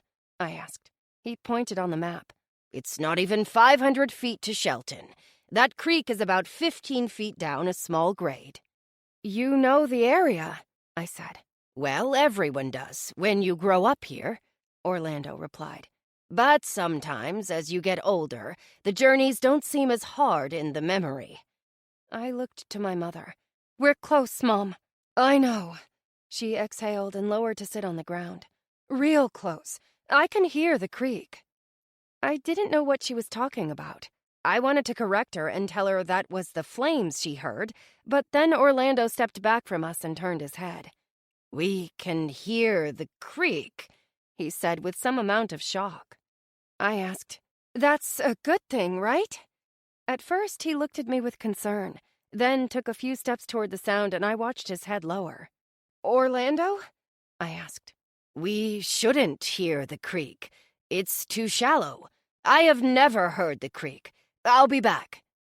I watched Orlando with his flashlight walk toward the tree-lined area. I didn't understand what the issue was. Why did it matter if we heard the creek? I guessed we would find out when he returned. The freaky weather continued. Every few seconds the sky would light up and a blast of thunder would rumble the ground. Waiting for Orlando, I made my way over to my mother and extended my water bottle. "Here," I told her, "drink." "I'm good." "No, you're not. I haven't seen you drink any water." "So we're monitoring my water intake? You'd do the same for me." She took the bottle. "Yeah, I would. How are you?" "Oh, Allie, I feel so sick. I wish now I would have taken that potassium iodide that Dwayne had," she said. "Maybe it would have lessened everything." "I don't know. I don't feel all that great either." She grabbed onto my hand. "We're halfway there. Almost. Almost." She leaned in and kissed me on the cheek. "At least we know Josh is okay. I'm certain now that they made it." "Me too," I said, not quite as sure as my mother. I didn't let her know that, so I moved the conversation. "It's so hot." "Vegas," my mother said. "What about it? Remember a few years ago, Dad and I went?" I nodded. "It was 108. My sandals melted. I was mad, too. I paid a lot for them. Obviously, they were cheaply made. Obviously. The reason I'm telling you this is because we can survive this heat. The sun is not battering us. We can make it in this weather. We can. I know we can. I paused. I'm sorry about everything, Mom. What do you mean? Sean? Dad? I'm sorry. Me too, baby. My mother took another drink of water and handed me the bottle. As I grabbed it, I saw Orlando returning. He was out of breath when he reached us. Is the hillside that bad? I asked. Coming back up, he replied. Going down, not so bad. My mother asked, should we take the bikes down and follow the creek? No. Orlando shook his head. We continue to Shelton and take that. Listen, Connie, the creek is high. There was a moment of silent staring between them, like that was a bad thing. High? She asked. Like how high? Like at least a foot higher, he replied. How is that possible? She asked. Do you think there's a storm north of here? Possibly. The water is moving pretty good. It's been a while since I have been at the creek. It could be normal now. It just doesn't feel like it's normal. It's rushing, which isn't normal movement for a creek unless there's a flood. Why is this a bad thing? I asked. I mean, we're in a massive heat wave. I would think the water is good. Water is good, Orlando explained. But we need to know where it's coming from. My mother looked at me. It could be a storm north of here. We don't know. We don't know anything. We just need to keep an eye out, Orlando said. Are we worried about flooding? I questioned. I mean, we're surrounded by mountains. I really wasn't grasping what the concern was. Do you think the storms will get worse? I don't think it's storms at all, said Orlando. Mr. Kramer, when he was alive, told me the authorities predicted worst case is heat first, dry storms, no rain. It's too soon for rain. That is just my thinking. I chuckled. If it's not rain causing high water, then what? Something bigger, he replied. Like? I questioned further. He looked at my mother, then back to me. Not sure. He took a deep breath. Are we rested? Maybe we should go. And just like that, he changed the subject. I felt like I was this little kid they felt the need to protect from the truth, as if they were hiding something from me. I accepted his silence and ending of the conversation. Gathering my stuff, I got on my bike. According to Orlando and his map, it wasn't far until we would be in the thick of the woods, on Shelton Drive, following that rising creek. Not long at all until we arrived at the caves. 28. The base. Fire. This wasn't a Vegas vacation. It wasn't 107 degrees. It was hotter. We couldn't dart into air conditioning. There was nowhere to hide. The climate from the sun's temper tantrum was bad enough, but the inferno that wanted to consume everything intensified the heat. That outdoor thermometer stopped at 110. The red indicator was at the end. It was full. I didn't really need that thermometer to tell me that it was too hot to breathe. It was night. The temperature should have dropped, yet it beat at my chest. It was as if I had my head in a hot oven. Even under normal conditions and circumstances, things would be hard. But these weren't normal circumstances. We had to abandon the road when the fire reached us. Flames and smoke whipped in our direction, and we made our way down the hill to the creek. Abandoning the bikes was the only thing we could do to lighten the load. The creek spread wider than usual, making it hard to see what we were stepping on. The water came to our knees. I thought about Josh and Dwayne, how I hoped that they were safe. It had been almost 2 days since they left. Surely they were there, worrying and waiting on us. My brother Sean would never have made the journey. Why didn't we have more warning? Why was it only a day's notice? No one had time to prepare. Although I wouldn't doubt that some powerful people or scientists had time. They just didn't tell us about it. The world was dying. I was dying. At least it felt like it. The smoke grew thicker, and Orlando started coughing. It wouldn't be long before me and my mother did too. He took off his t-shirt, wet it in the creek, and draped it over the back of his neck, occasionally bringing the end of it near his mouth. I ended up doing the same. Walking in my bra or not, I didn't care. The water felt so good on my back, even if it was warm. It felt like we were walking forever. We stopped talking because the smoke would make us choke. My ankles twisted as I stepped on uneven ground. Every step I took, my legs felt weaker. But I knew it wasn't far off. Almost there. Almost there. I repeated it in my mind. When the lightning flashed, I could see our target, the mountain. Every few minutes, every few steps, that mountain was closer. Until we could barely see it. No longer was it just black smoke that slithered through the trees, but an orange brightness surrounded us. It was hard to determine if it was the brightness of a fire in the distance, or if the flames were upon us. The woods, the dark and smoke created an optical illusion. There was a brief moment of total fear that I wasn't going to make it. All that walking, the struggle, the inability to fully breathe, the pain, and I was going to die.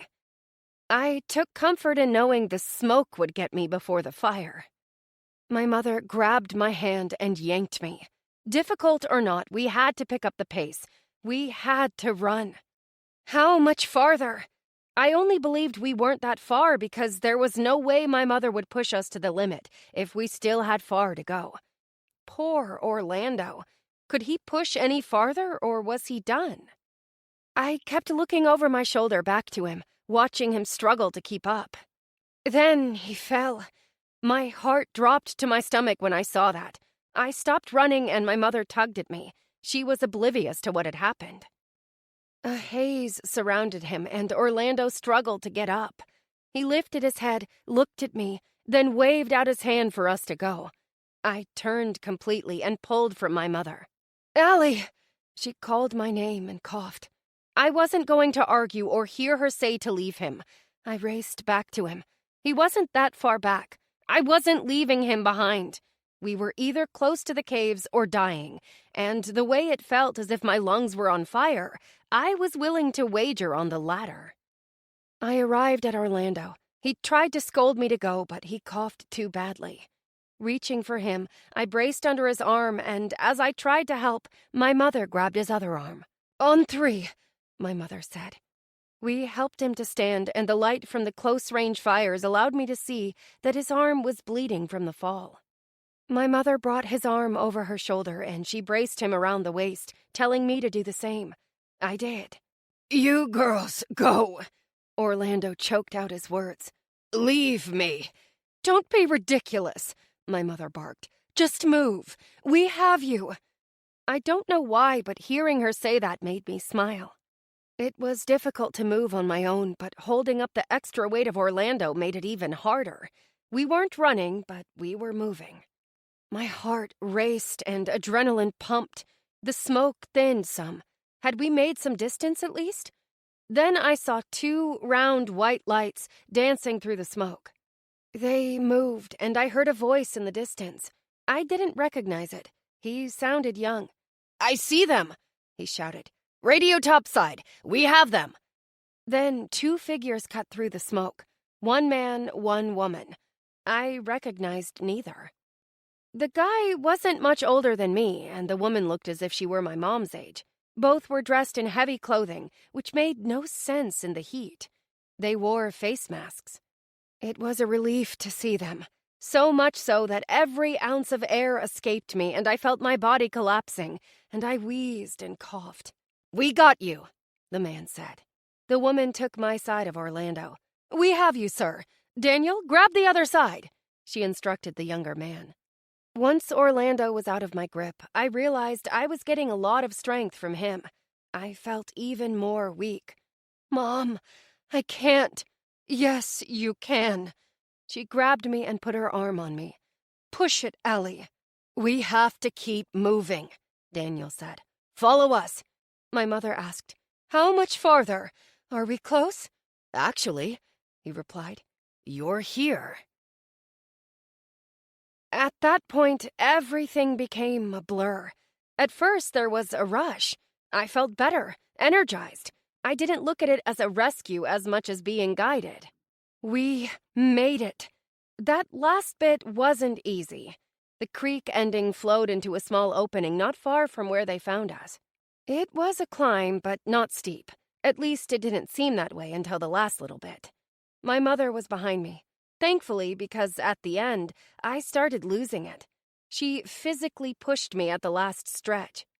It took a lot for Daniel and that woman to get Orlando up the final hillside to the opening of the caves. It was steep. It was probably the easiest one to get to. It wasn't until we reached that opening that I saw how far we had climbed and got a look below. The fires raged in the distance, and we weren't as close as they had felt. Still, they were close enough for the heat and smoke to kill us. I could feel a coolness coming from the opening of the cave. A dim light was in there. Then everything faded, and I had to sit down. The ground was cool and soothing. I didn't want to move. Voices became echoing and doubled. The woman left Daniel with us, stating something about going to get some help. I didn't see where she went. Daniel must have noticed me looking around. Maybe he thought I asked him something. Maybe I did. We lit a passage to the upper levels, he said. It's still dark, but not black. Your eyes will adjust and we'll help you up the rough parts. It's a good 20 stories. We can take breaks. 20 stories? I thought.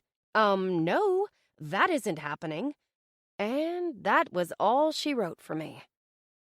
I was told by my mother and Orlando that I walked, only taking a couple of breaks in the hour journey to the livable section of the cave. I don't remember any of that. Telling Daniel, yeah, no, I'm not gonna do that, was the last thing I remembered. Looking up at him and muttering those words.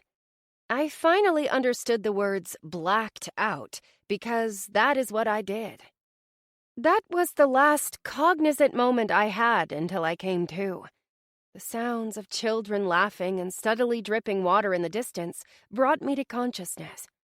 I was cold, laying on some sort of mat in a large open area of the caves. I had an IV line in my arm, and to my surprise, I was surrounded by more people than I expected to see. 29. Tunnel vision. It was similar to that feeling a person gets when they wake up and a few seconds later, they realize they slept in for something super important. Only magnify that by 100. A wave of panic rushed over me and I sat up. I didn't know a single person. They were all lying on mats like I was. Were they all sick? Oh my God, where was my mother, my brother, Orlando? Did something happen to everyone I knew? I was getting ready to jump up, rip the IV out of my arm, and race about looking for my mother, when I heard Aya's voice. Whoa, someone is finally awake. I fought to get the words out of my mouth because it was so dry. Aya saw my struggles and brought some water to my lips. Easy. Drink slow. How do you feel? My mother, is she okay? I asked, panicked. She's fine. Aya crouched down to me. She wasn't out long at all. How do you feel? Orlando, he was a man with us. Allie, everyone is fine. How do you feel? I don't know. Fine, I guess. Not sick like I was. Cold. Aya nodded. It's cold in here, yes. You'll get used to it. She reached for my arm.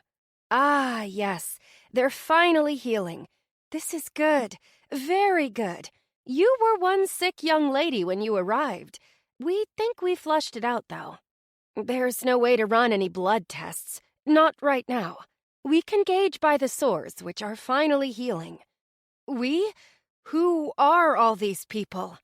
In here? Sick like you. Radiation. Some burns. She looked over her shoulder. Where did they all come from? Same place we did. We thought the same thing, she said. Run for the hills. Literally. She smiled. There are others here. Others that were here, but there's a lot to cover.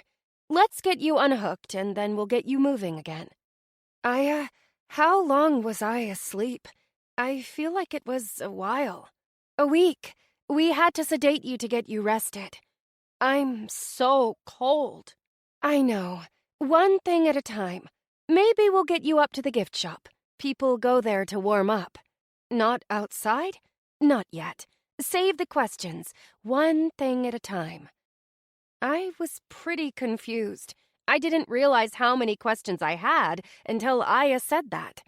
One thing at a time. She said she'd be back. She needed to get some things to unhook me. She left me the water, which I sipped. When I brought the water to my lips, I glanced at my arms. They were completely covered with sores, from the back of my hands up past my elbows. Sores that were beginning to scab. When did I get that many? But I felt better. I was so focused on everything else that I never really noticed how truly sick I was until I wasn't. But I was safe. We made it to where we needed to make it. Now, I figured it was just a matter of waiting to see what the next phase of survival would be. This isn't helping, I said to my mother as I looked at the map outside the medical section of the cave.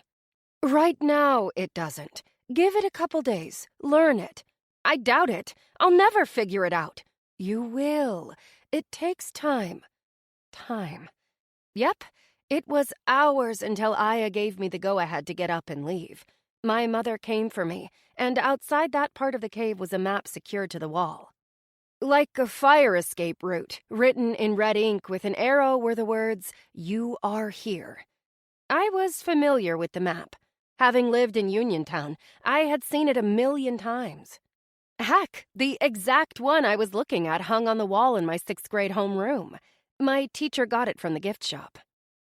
Looking at it always reminded me of a stubby carrot pulled from the ground lying on its side. The right side of the map contained the root of the carrot, where the deeper caverns ran. The left were the spouting leaves, each a passage in the cavern system. The "You are here" was on the second layer of leaves, one layer down from the easy-peasy tour guide section. But the map really wasn't geologically correct. The route on the right was actually the northern section. That was where we entered the caverns. From what my mother told me, most of the people lived there because of the water and because it was near a larger opening. Other than a means of escape, the large opening provided an airflow that prevented carbon monoxide poisoning from the cooking fires. The caverns were nature's skyscraper, levels upon levels now utilized for living. It was a complete system of civilization that I missed learning about because I was out for a week. My mother told me we had a little nook below with Dwayne and Orlando. Where was Dwayne? I was surprised I hadn't seen him. I was ready to go down below to be with my brother along with Dwayne when that guy Daniel showed up. He looked like a Boy Scout with his green uniform. His shirt and pants both matched, and he wore his explorer-style hat. He wore his name tag, something he didn't have on when I first met him outside the cave. Or maybe I didn't notice. Young people need young people, my mother explained, so she invited him to be the one to take me topside and tell me what I needed to know about the caves. He showed her and Orlando around. He knew Laurel Caverns because he worked there before everything happened. "I promised to take you back to where you guys live," Daniel said. "Your mom just wanted me to show you the upper levels." I was still lost on what had happened, but because I was feeling better and he was there to be a tour guide, I accepted. We walked up this path that had a steep grade, but not so much that I had to hold on. It was wide, and the ground was smooth and slightly wet. It seemed fake to me, like it was made for the tourists. I even made that comment. "It's not. It's natural from the water." "Water?" I asked. Up here," he said, pointing to the top. I could hear a steady dripping, and when we arrived, we found a small pond close to the edge of the natural rock wall. Water seeped over. "This caused the slick walk?" I asked. "Not just this," Daniel said. "Over time, centuries, sometimes water builds up from rain, flooding, and so forth. This right now is the highest I have ever seen this pool. All the water in the caverns feeds into Uniontown. Or did. Is it fresh? I would boil it. Come on, this way. Are you okay to walk?" "I am, thank you." I immediately knew the design was man-made once we emerged to the gift shop. The temperature had become hot and muggy. It still wasn't as hot as outside, though. "So the temperature dropped?"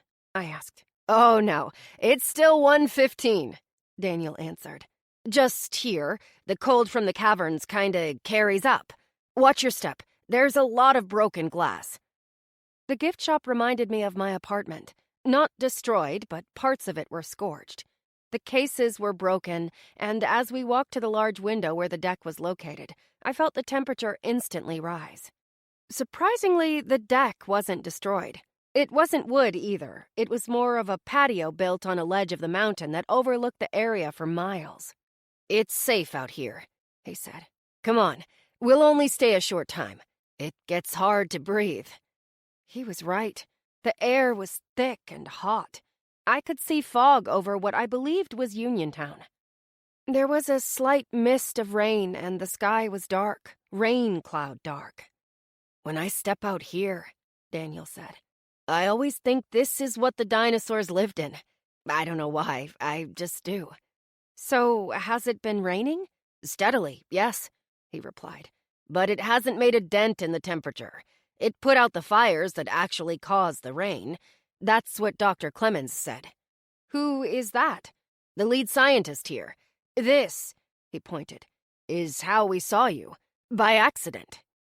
He pointed to this silver thing, oval-shaped with 2 round circles. It was used to see things in the distance. Daniel explained. "We were out here looking at the fires, seeing how close they were, and by chance we spotted you guys, walking across an overpass with bikes. It was completely coincidental. We watched as long as we could, then sent out teams to areas where we thought you'd show up. We would have died if you didn't get there." "Nah, just would have been worse off." "So you worked here?" I asked. "Yes, as a guide." "Were you working the day it happened?" Daniel shook his head. "No, the cave tours are closed until April. I heard about the sun thing, looked up what could happen, and made my way up here. I figured I'd bring what I could and hit the gift shop and storeroom for all the lights. It was a lot of snow the day before. I remember. I figured it was going to be a trek up Skyline with all that snow, but when I got to Skyline Drive, it was plowed." "Is that unusual?" Daniel nodded. "Yeah, it is. In fact, all the route to the mountain was plowed when I got here. I saw the plow and a lot of trucks. It was Dr. Clemens and her team." "So she knew how bad it was going to get?" "She did," said Daniel. "She came up a week beforehand, and when the snow hit, she had a plow clear the way for the rest of the trip. They knew for a while this was coming. They had a lot to bring here. They weren't sure it would get as bad as it did, but they prepared as if it would. That's what she told me." "And they're okay with people just showing up?" I asked. "It's not the military. She's a nice woman. Her son and 2 grandkids are here. There's enough room. I mean, we're making things work." "Thank you for coming for me, my mom, and Orlando. Your friend Dwayne was out there too. 8 people all together looking for you. If you were making it to the mountain, it could have been any one of us that helped you get here." He played it off as if it were no big deal, but to me, it was. I know I was dying. That was evident by how long it took for me to recover. I had seen the medical bay, the gift shop. Now I waited to see where I would be living. Living for the long haul, and for however long it took for the world outside to become habitable again. 30. New home. Daniel had said it was a 17-story drop to my new home below, and I wasn't sure I really wanted to be that deep in the mountain. Holding a copy of the map that Daniel gave me, I tried to follow it. I couldn't make head or tail of it.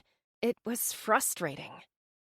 Daniel showed me where everyone slept, where my family was, and I thought our apartment was small.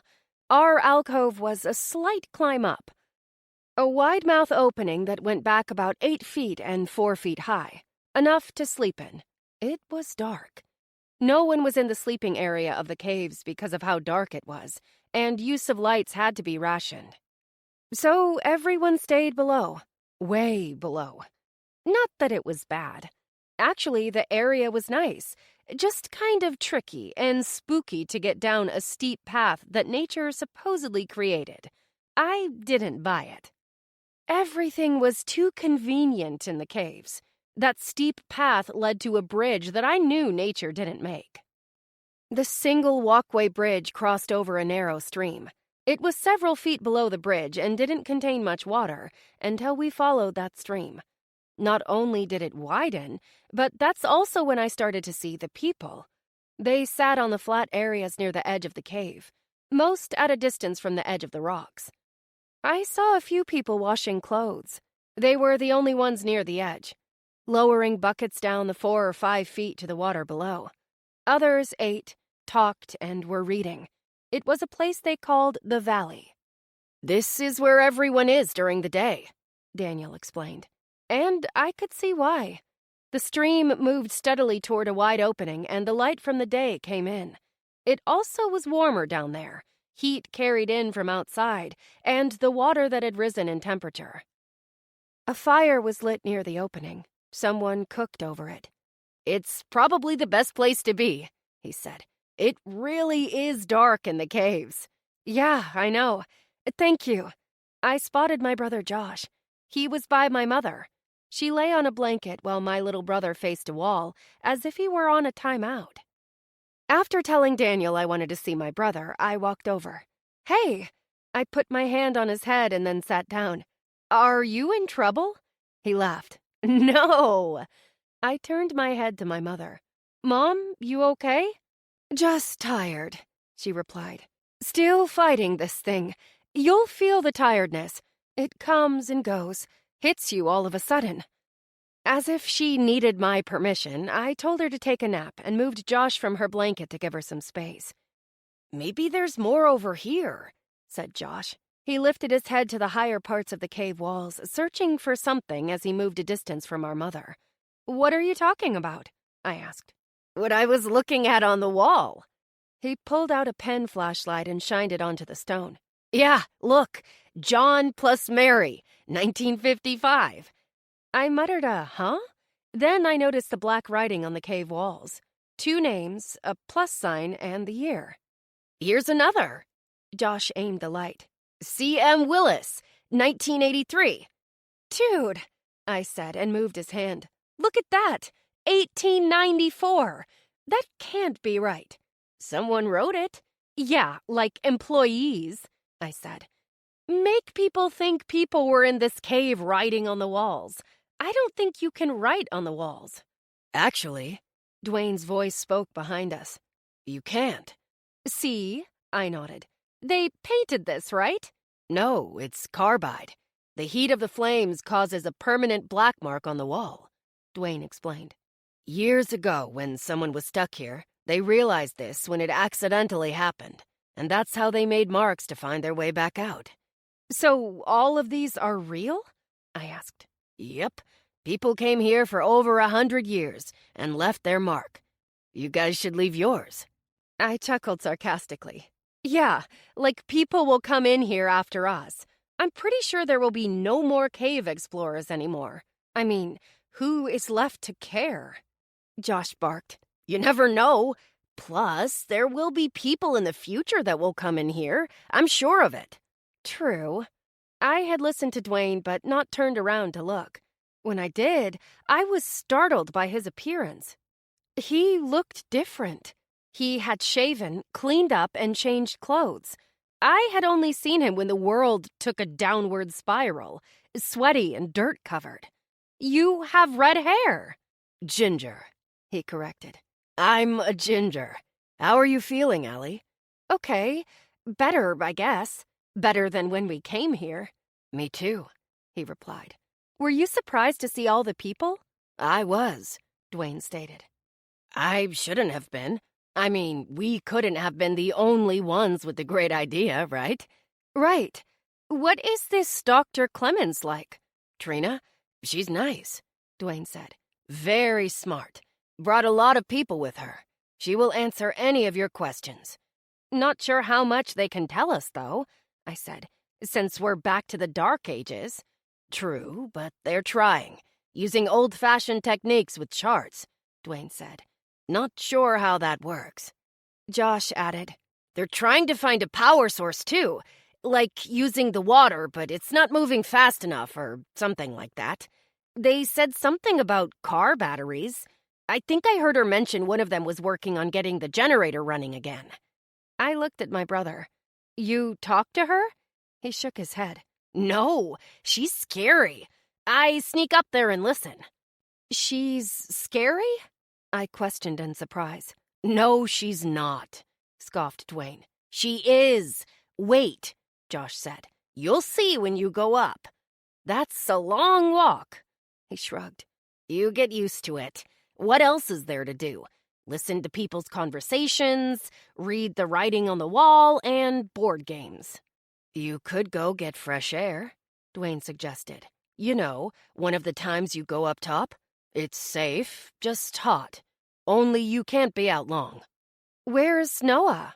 I asked. Aya's son. Fishing, replied Dwayne. A few of them go out daily. They should have been back. They go out for an hour and hopefully get something. Aren't the fish dead? I asked. They were smart enough to stay deep. I'll let you guys go. I have to go help Aya in the medical bay. I'll check back. I nodded and returned my attention to my brother. Everything was still a whirlwind to me. I felt like a fish out of water. Everyone had developed some sort of normalcy to the situation. I was behind because I had been out of it. It didn't take long before I got really tired. Just as my mother said, it hit me all at once. I didn't want my brother to know, so I told him I just wanted to sit down. He joined me. You need water? He asked. Maybe, in a little. I just want to sit. Hey, Allie? He softened his voice. Yeah?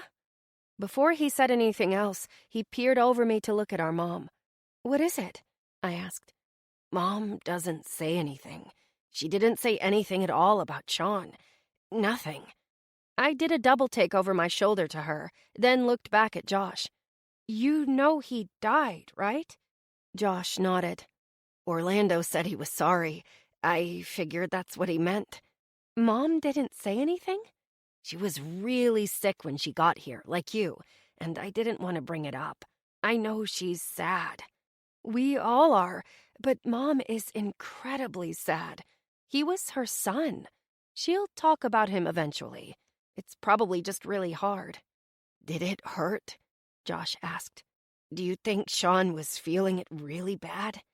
I don't think he suffered too much, Josh. He gave out. He was already really bad when this happened. It just took the rest from him. He rested and closed his eyes. That's how it happened. Josh leaned into me, putting his head on my shoulder. I'm really sad about it. It hurts about him and Dad. I know. I feel it, like a pain in my chest when I think about them. I put my arm around my little brother. Me too. I feel bad because I haven't really cried. Have you? When it happened, I did. Not as much as I should have. Not that I don't want to, I said. But we've been fighting other things. I'm sure Dad and Sean would want us to focus on other things instead of crying. Not to say we can't cry. We can. We will. I have a feeling we will. Because we're gonna miss them more than anything. I already do. Me too. I hugged him tighter. I'm so glad I still have you and Mom. There are kids here who don't have that. They have no one. I'm scared, Allie. I'm scared of losing you guys. I know. I'm scared too, I told him. I can't promise you everything will be okay. I can't promise that nothing will happen. I can promise you this. But no matter what, we will do whatever it takes to keep this family together. I kissed him on his forehead and felt my baby brother snuggle close to me. It was as if he were 5 years old, just needing someone, and I held on to him. Whatever it takes, I said. 31. Wash Day. January 3rd. That was when it happened. 2 weeks after winter had officially begun, just after 7 inches of snow had fallen, it happened. It melted the snow instantly and transformed the earth to a desert, or so it seemed. It happened when it was the coldest, when everything to do with summer was tucked away. One moment the world was gray from snow, the next it was bright and washed out. I remember thinking how fast my life changed when we moved into the apartment. It was nothing compared to the 7 weeks that followed the event. Now I lived in a nook in a cave. My brother slept between my mother and me. A new normal, probably how families slept in caves back when that was the best shelter from the elements and beasts that were beyond the cave entrance. I washed my body a lot, but didn't change clothes as much as I'd like. My wardrobe consisted of the few clothes I had thrown in my bag and what I could find in the gift shop. At night, it was so dark. Everyone conserved the candles and flashlights. There was a strict lights-out rule. Not that anyone would get in trouble for lighting a candle, but we were considerate of what we had. It was so dark that you couldn't see. The kind of dark your eyes never adjusted to. All you could do was sleep. Every snore, cough, escape of bodily air echoed in the night. We heard it all. It became a white noise that you fell asleep to. Sometimes I'd listen to an adult tell a story to a kid, and that helped me sleep. Entertainment was storytelling, throwbacks to the days that were never to return. Board games were treasured because it would be a long time until there were more. There were no longer 3 meals a day, 2 snacks and a big meal. Usually the big meal was rice and whatever fish Noah and the others caught. It was enough to fill my belly. Dr. Clemens had brought cases upon cases of food, but we rationed that. Those items were the snacks. We had enough, but we wouldn't for long. Eventually, we would be able to grow our own produce using hydroponics, but that would take a while. Dr. Clemens also suggested that once the weather switched up, we could send out people to scavenge for food items. Not sure why I didn't consider that it was still winter. Dr. Clemens, or Trina as we called her, kept track of the days. I remember when Josh said he was scared of her, I thought it was silly. Dwayne dismissed it. But when I met her, I understood why Josh was intimidated.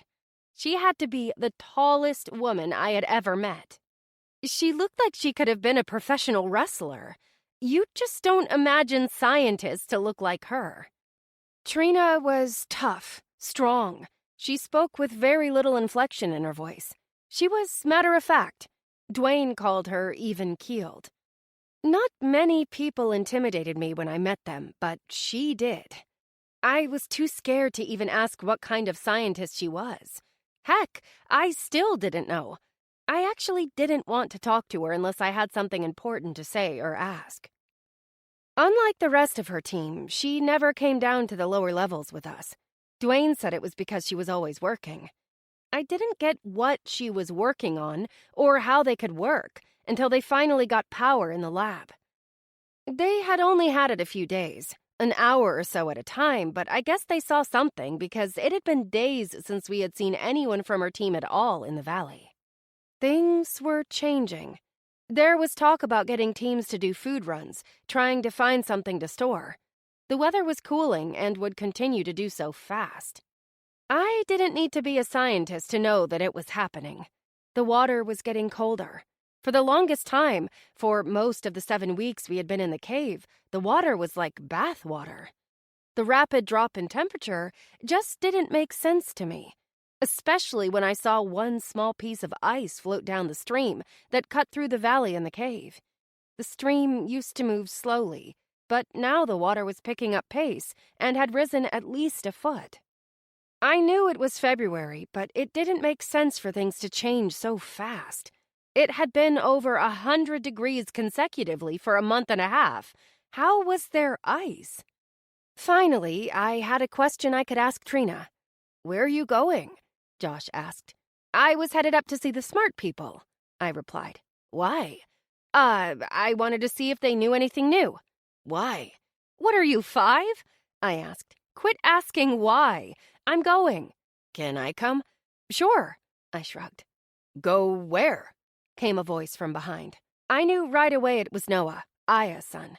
Before I could answer, Josh did. "We're going up to see the smart people and see if they know anything new." "Cool. Dwayne just went up. I'll go with you. I was headed up to see my mom." "Okay, but let me do the talking," I said. "I have a really cool question to ask." "What is it?" questioned Noah. "You can hear it when I ask. Is everything all right with your mom?" "Oh, yeah. I just want her to know that the lady is starting up school for the kids, and she's doing math right now with the twins." "What lady?" I asked. Josh answered. "Miss Marlowe. She wears the tied ponytail, brown hair. She teaches 6th grade math at the middle school." "Oh," I nodded knowingly. "Hope she doesn't want to school me. I am over that. And, by the way, it's not a tied ponytail. It's called a braid." My little brother didn't really seem to care. The three of us began the walk from the sleeping area. Just as we left it, I saw my mother. "Where are you three going?" I pointed. "Up top." "Okay, I'm doing a wash," said my mother. "It's my day. Do you need anything done?" "I have like 4 things." "Then they need to be washed," my mother said. "Are they by your sleeping roll?" "Yes." "Your underwear?" "Mom!" I cringed. "What? Underwear! Everyone has them. Are your dirty underwear there?" she asked. "Oh my God!" I just walked away. "What did I say?" I heard her call out. I actually really liked the version of my mother that had emerged from living in the caves. It was like the uppity woman I knew had hibernated and woken up totally different. She was kind and smiled, even though I saw the sadness that came through many times a day. It was a sadness we all carried. The people in the caves were all special. I didn't know them all personally, but I knew them by sight, mostly. Every once in a while, someone would pop up, and I'd wonder how I hadn't seen them before, sort of like in school. We all prepared our own meals. It wasn't like a camp with a mess hall. Trina had some control over the rations they brought, and the fish were divided. Josh started fishing. He hadn't caught anything yet, but he'd get there. It made my mother nervous. I think mainly because she had a fear of water, having never learned to swim. My father made sure we knew how, but Dwayne and Noah both assured her that they would watch Josh when they took him fishing. I could understand her worry. She had already lost one child. That was devastating enough. It didn't matter how many times I told my mother that I would do anything to protect Josh. She still had that fear. I never thought it would be commonplace to watch that I didn't sit up too fast when I woke because I'd hit my head on the low-bearing rocks, or not be able to open a fridge out of boredom. Aya and a doctor in the caves made sure all of us kids went outside for sunlight once a day. No exception, no excuses. It was some sort of disease prevention thing that had to do with lack of vitamin D. Aya must not have gotten out much herself. We hadn't seen the sun behind the dark clouds in weeks. All things I never thought of. I had lived under an assumption of life. No matter how rich or how poor, the basic routine was the same. Until the event. Making our way up, I felt that something was off. The Medical Bay area was a wide, open space at the top of the slit grade. The usual trickle of water on that grade was steady like a stream, forming a large puddle at the bottom that had never been there before. The water came from that small pool at the top just before the twists and turns that brought us topside. The sunlight that carried from the topside entrance shone on the water of the pool. The pool now flowed over the rock formation that created a wall. I could see it as we entered the medical bay. I kept staring at the water seeping over, reminding me of a sink overflowing from a faucet left running. The bay had 6 patients. Unlike when I woke up, it was full.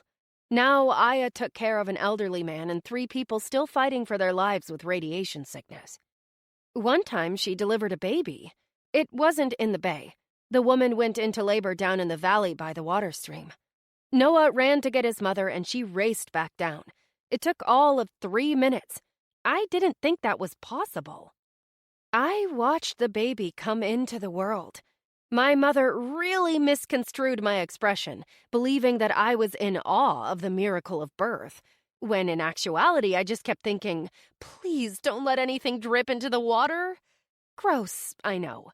Wrong? But hey, I'm a teenager. After the healthy baby girl arrived, screaming loudly as if she had something to prove, my mother said to me, "What an experience, huh?" "Yep," I answered. "What did you think?" "I think I never want to have a baby." My mother laughed, thinking I was joking. I wasn't. I was at the medical bay, but thankfully no one was giving birth. "You coming?" Noah asked me, pulling me from my stare. Yeah," I answered with a stammer. I followed Noah into the medical bay, and Aya immediately saw us. "Noah Thomas, do not tell me you left your brothers alone," she said with a scold. "Not on purpose," Noah replied. "That's why I stopped by. They are now in school. Well, they're the first students. The woman with the braid, Miss Marlowe," Josh said. "Yeah, her," Noah continued, "is teaching them." "You came all the way up here to tell me that?" Aya asked. "Sort of. I was coming up with Allie and Josh," Noah said. "Thought I would tell you and see if you needed anything." "I'm good. Allie?" Aya called my name. "Are you all right?" She must have noticed my attention was elsewhere. "Yes, Aya, thanks. Did you notice there's more water?" "Yes, just because there's been more rain," she replied. Maybe she was right. But Daniel did say that in all his years at the caves, he had never seen it as high as it was, and that was weeks earlier. I was probably just being paranoid. Noah finished up with his mother, and we made our way to Trina's lab. I always liked going the way of the gift shop. It was going back to the way things were. Sort of. Trina's lab, or workspace, whatever it was called, was located off the old gift shop in an area where real geologists once worked on rocks. Again, I wasn't sure what they did. Actually, there was a lot I didn't pay attention to, like how they rationed, why they had lookouts, the whole system, really. Funny how when you're part of a system and not running it, you don't question the hows and whys. Perhaps that was just me. I could hear the voices as we approached. Just the tone of them, the way they meshed together at a slightly louder volume, told me my gut instinct was right. Something was off. "Do we know when it was taken?" asked Dwayne. "No," answered Trina. "That's the issue. It could have been an hour ago when we got it, or last week." Another male voice spoke. "That would be devastating." "You think?" Trina snapped. "Trina, please," he said. "We're all trying to process this."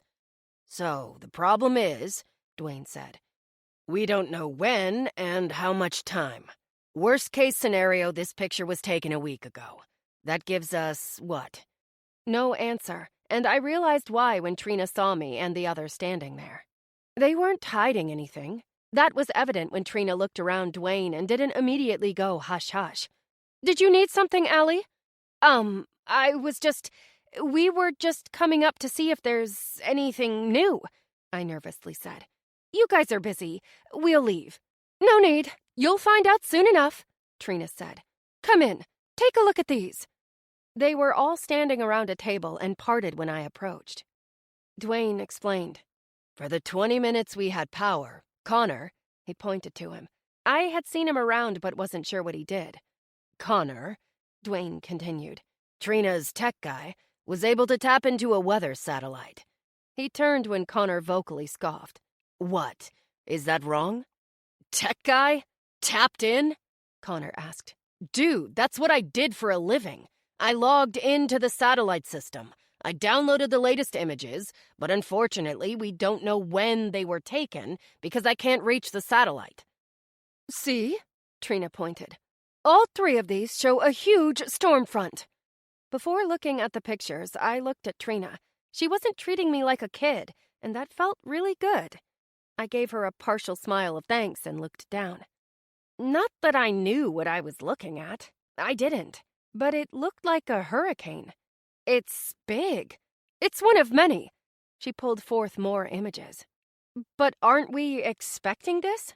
I asked. I mean, Dwayne always said what goes up comes down. The evaporated water from lakes, oceans, and such. Very good, Trina nodded. We think all this is because things have destabilized. Dwayne explained. Remember I told you eventually things would flip? Yeah, I replied. All part of correcting itself. Trina nodded. Mother Nature wants things to get back to normal. Not this tropical hell we're in. Right now, it's not stable because a ton of fresh water is dumped into the ocean, and ocean currents control the weather as much as the sun. The sun took it one way, the oceans will take it another. You mean cold? I asked. Yes, Trina said. For a lot longer than it was hot. Noah muttered. Ice Age. Dwayne replied. Sort of, yes. From my little brother came the statement. Is the big amount of fresh water the melting of the glaciers? Josh saw us all look at him. What? I listened to Miss Marlowe. She said that was going to happen. We knew it was going to happen, said Dwayne. Connor spoke up. As I said, we don't know when these were taken. Are we good here in the caves? Absolutely. They maintain 52 degrees no matter what. However, we need supplies. If the images are from today, that gives us a week to start sending out for supplies. Because once it starts, it won't get inhabitable right away. But it will within 3 or 4 days. You said glaciers, right? I questioned. Melted, dumped into the ocean. Could they have moved? Connor tilted his head. If it was 1985, there was a lot then. It's decreased. Wait, why do you ask? I saw a chunk of ice, I told him. Not big, baseball size, in the stream down in the valley caves. Trina looked at him. I mean, it's possible, right? Last ice age, warm temperatures caused them to break loose, and because of their own weight, they moved south. We know this. It was snowing when that happened, Connor said. Or so we believe. I don't know where the ice came from. That is really interesting. I just know if glaciers moved inland, affecting our streams, we'd have some serious movement. Rising water, increased current. Noah said. It has. The water is moving faster and is higher. Son, Connor said. It would be much, much more like... He snapped his finger. A flash flood on the scale that no one has ever seen. It would roll through here like... Trina! A woman rushed in. She was out of breath. I just heard from John! I didn't know who John was, but I figured he had to be on lookout. I never knew what they were looking out for, but it seemed like I was about to find out. What's going on? We need to get everyone up from the lower levels now. Water is coming fast. It's flooding the area like a wall, she said hurriedly. Connor pulled out a map of the caves from under the satellite images. The natural canal system was formed thousands of years ago. He spoke rushed. It will pour into here through those canals. We need everyone to the level of the medical bay and above. Trina looked at the woman. How long? He can already see it, she replied. Not long. My mind processed everything, and I knew what he was talking about when he mentioned canals. There weren't any special waterway indentations. It was caves themselves, the ones with the smooth ground that seemed fake. They were the ones the water had flowed through before. That was what Daniel had told me. What about getting them out through Devil's Dog and our Caves Canyon? Connor pointed. Dwayne shook his head. They're narrow, low, and if the water gets in, there's no way to go. Best recourse is to bring them up tunnels on the right side of the main canyon. The stairs will flood, as will the rope bridge, Trina said. Whatever you do, keep them close to the wall. Scale it in case the water comes. Was it that bad? Surely it wasn't that urgent if they were taking this long to discuss the rescue. I heard the hiss of the radio from the woman that had rushed in. Then I heard what I assumed was John's voice. "It's gonna hit hard and fast. It's like," crackle, "a wall of water." My heart sunk, and Dwayne flew by me, followed by Connor and Noah. I spun to Josh. Stay put. Where are you going? To get Mom. But please stay put. Trina said, I'll make sure he does. She walked up behind him, placing her hands on his shoulders. After glancing back once more, I took off. I didn't think I could move that fast. 3 minutes. I knew Noah could make it down to the valley in 3 minutes. That had to be enough time. If I kept up with them, I could be down there just as fast. Noah pushed past Dwayne and Connor, taking the lead and moving fast. He knew the tunnels and caves better than anyone except Daniel. He knew when to duck, turn, slow down, and pick up. The water was coming. I could feel it. It wasn't a matter of overreacting. I could sense the increase in the water that flowed under my feet. The bridge was slippery when we crossed, and Connor tumbled down 4 of the stairs in that last pitch run to the final tunnels to the valley. The ground had been made as smooth as marble from millennia of water. It was easy to know which way it would flow and where it was coming from. Without a doubt, that pool, not far from the bay, would be a starting point. The radios didn't work down there. We would have to be the announcement. Would the sleeping area be safe, I wondered? Some of the nooks were 5 or 6 feet from the ground. Noah emerged into the valley, crying out as he did for his brothers. "Job, Ham, we need everyone to come out this way," Connor cried out. "Close to the walls, now!" I thought to myself, if I didn't know what was happening, would I even listen? It was a vague warning.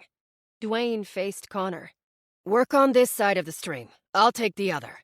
I followed Dwayne over the second bridge, the one that crossed the cavern where the stream flowed. Dwayne yelled, "There's a chance the caves are going to flood. The water is coming, and it's coming fast." It was one of those moments where no one wanted to be the first to move. It wasn't that they didn't care. They didn't understand the danger. "We should be okay here," someone said. "The water will cut through this." He pointed down to the stream. "No, we have to go," Dwayne charged. "Stay close to the wall as you do. Now." I saw my mother. She was lifting the bucket and looked at me. She took it seriously. The alarmed look on her face told me she knew something was drastically wrong as she dropped the bucket and moved toward me. Orlando wasn't far from her, wringing out his own clothes. He stopped what he was doing as well. I really wish I had paid attention to everything at that moment. To everyone. But I focused on getting to my mother. I wanted to grab her hand and get her out. Not that she couldn't do it on her own. "Orlando," I said as I passed him. "We have to go. Stay close to the wall." "Your brother?" he asked. "Safe up top." Dwayne ushered people as I made my way to my mother. She wanted my help, or at least wanted me out of the valley. I could tell by the way she stared at me. I moved to her. She moved to me. And it hit. I heard the whoosh first, felt the pressure in my ears, and saw the bridge splinter into 1,000 pieces as the water just came in a rush like I never expected.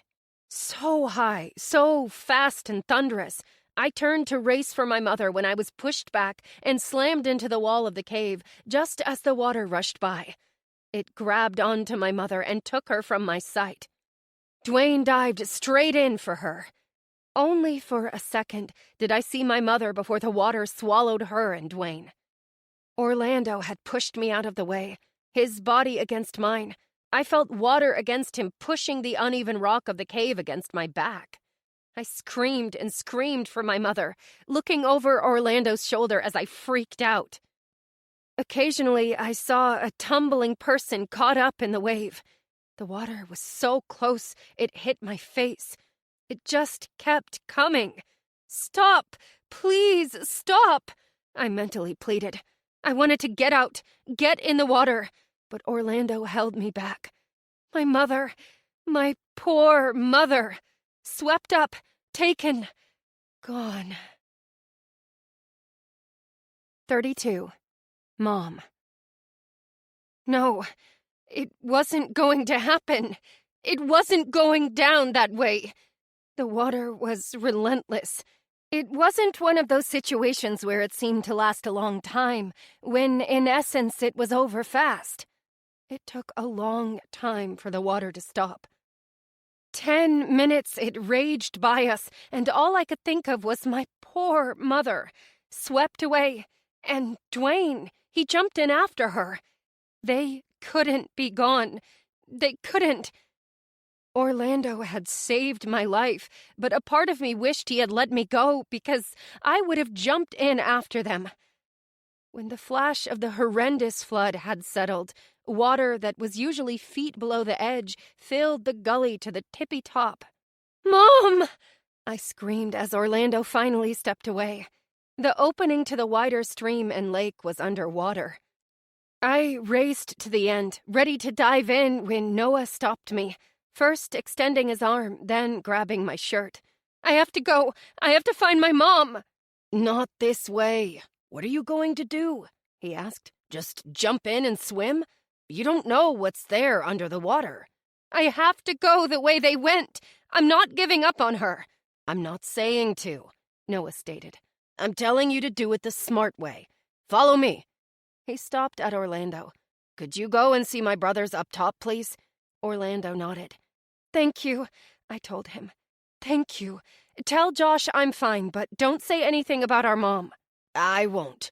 Allie, the chances of your mother and Dwayne being—" "I know," I cut him off, "but I have to try." "Good luck." He placed his hand on my cheek. Noah led the way, and I looked around as we moved. There were a lot less people than when we came down. I only hoped they had made it to safety, and were not like my mother, swept away. Noah's flashlight barely made a dent in the dark, but it didn't take long. 100 feet, and I saw the light from the outside coming in. Another cavern entrance buried in the trees up on a hillside. When we emerged, everything was different. Trees had been uprooted. The area below us was truly devastated by the waters that still lingered. I could see a clear and precise path made by the water, and we made our way to it. It just seemed different. The temperature changed drastically. It was colder than the caves, and the first of a few snowflakes began to fall. The once narrow stream, 5 feet wide and 2 feet deep, was 4 times bigger. We walked along it, following the flow. We called out to see if anyone heard us, if anyone needed help. It was loud. The water still moved, with an angry momentum. The sky was that winter gray, just before a blizzard. "Mom!" I called out. Then, as the water narrowed, we saw them. Bodies everywhere. Twisted and bleeding from the violent ride. Some were up against the fallen trees, twisted against them. I didn't want to look, but I had to. I was now looking for my mother. The sounds of moving water and wind captured the moans and cries. People were alive, but barely alive. What were we to do? "Anybody?" a voice called from behind us. "Is anyone alive?" I spun around. Connor. It was Connor's voice. "Over here!" I shouted. "There are people alive!" "Allie." Noah gently called my name. I watched for Connor. He responded. I hoped he had his radio. "Allie." Noah called me again, only this time I felt it. It went through me. A call of my name that said more than I wanted to hear. I was scared to face him to find out why he called for me. Slowly, I turned back around. "There, look," Noah said with a point. Downstream, 50 feet, I could see Dwayne. He hovered over someone. His body going from delivering breaths to delivering life-saving compressions. I couldn't see who it was that he was trying to save, but in my mind and heart, I knew. It had to be my mother. In the short span of time it took me to run over, the snow arrived. It fell fast, but it didn't stop me from seeing or focusing on where I had to go. Not far from the water's edge, my mother lay with Dwayne beside her. "Come on," he beckoned. "Come on, Connie." Down he went again, giving her breaths. "Come on," he begged. I stopped cold when I arrived, trying to catch my breath, trying not to let the sight of it destroy me. "Mommy!" I whimpered out, dropping to my knees by her. Both she and Dwayne were wet to the core, caked in mud, but I could see how gray my mother was. Her left arm was twisted and clearly broken. An abrasion was across her forehead, and her eyes were partly open. Dwayne was trying. He was giving it all he had. I couldn't believe it. He had nearly died trying to save her. He jumped into that water without hesitation, and now he was trying to reverse what I thought was the inevitable.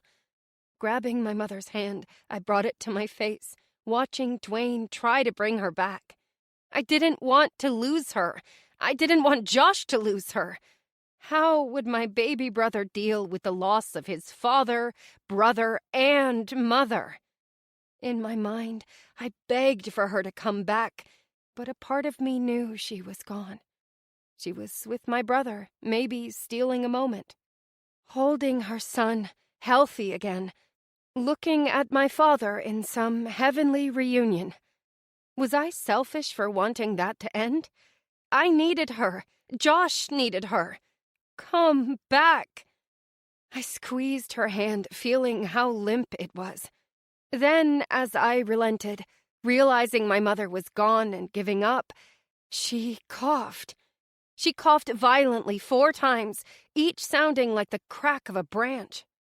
Wheeze, cough, and finally she splattered water from her mouth. Dwayne laughed. I knew it was a laugh of emotional relief. "That's it," he said, rolling my mother to her side. "That's it. Cough." My mother choked on the water, coughing violently to clear her lungs. I wasn't sure she even knew what was happening. Her body was just in some sort of automatic survival mode. Her eyes weren't focusing on anything. She didn't know how Dwayne had sacrificed himself to save her. I was so unbelievably grateful at that moment. I hadn't lost her. Caught up in the moment, I didn't hear anything else going on. I didn't hear if Noah and Connor found people to help. I was focused on my mother. She was gone, dead, but now she wasn't.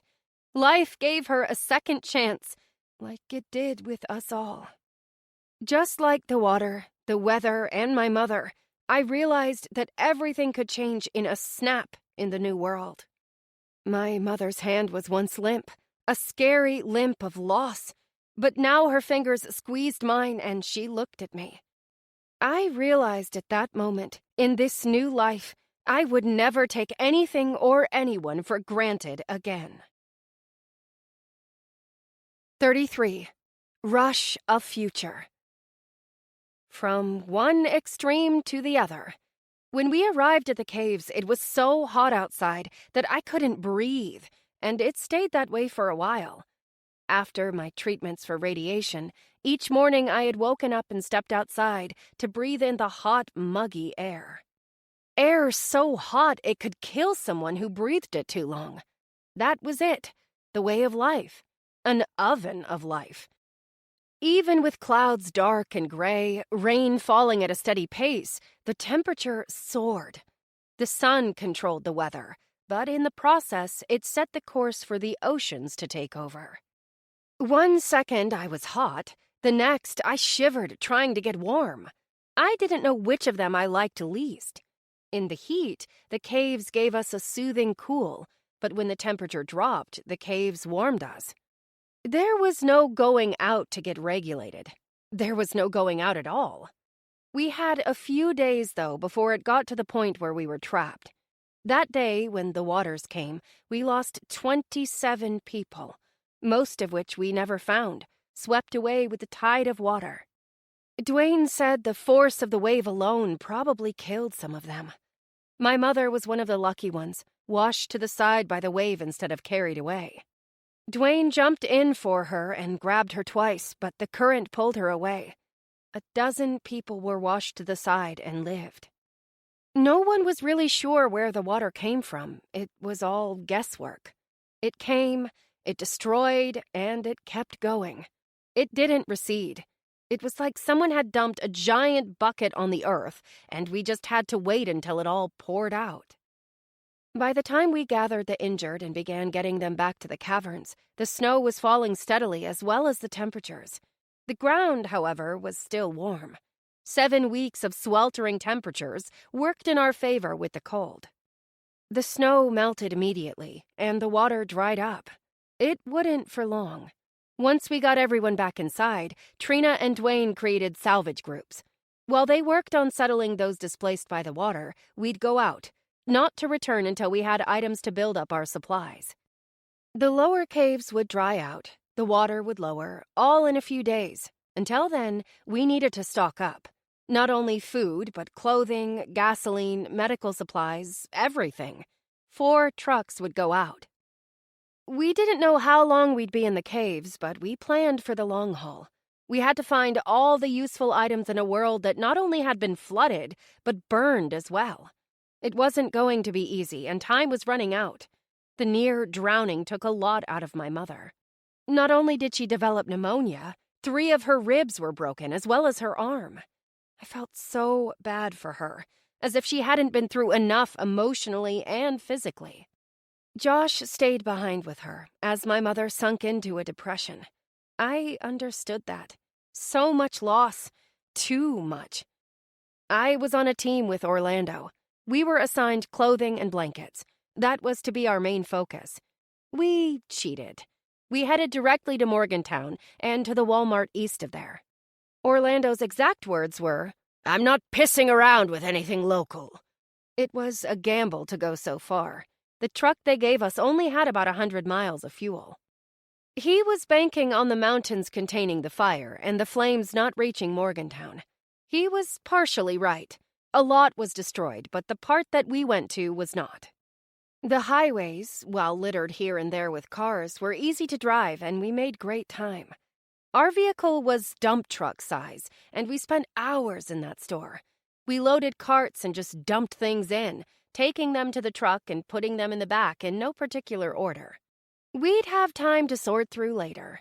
So many items were there in Walmart. We grabbed clothes, socks, underwear, and shoes. There were lots of boots and coats on the shelves. The world ended in the dead of winter. We loaded carts of canned goods, even though that wasn't on our list. It wouldn't hurt. We cleared the shelves in the over-the-counter medicine section and took 3 large containers of antibiotics from the pharmacy. The only thing we didn't get from Walmart were blankets. Those we got from the Quality Inn. A half-mile up the road on the way home from Walmart, we went into the motel and directly to the laundry area. There were 2 giant carts stacked with linens, blankets, towels, sheets. We rolled them out and smashed the contents in the truck. By the time we called it a day, I swore we couldn't fit any more in the back of the truck. It was dark, and we spent the night in the lobby of the hotel. It was snowing pretty bad when we woke up. Still, the ground wasn't letting it stick. We made it back up the mountain long before it became impassable.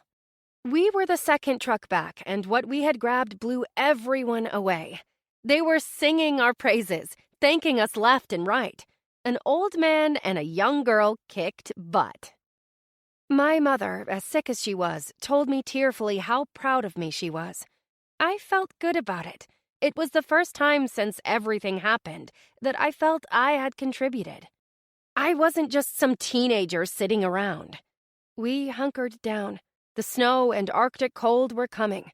I was happy all the teams found so much stuff. It would take months to go through and sort, but that was okay because all we had was time. There was one thing we didn't find.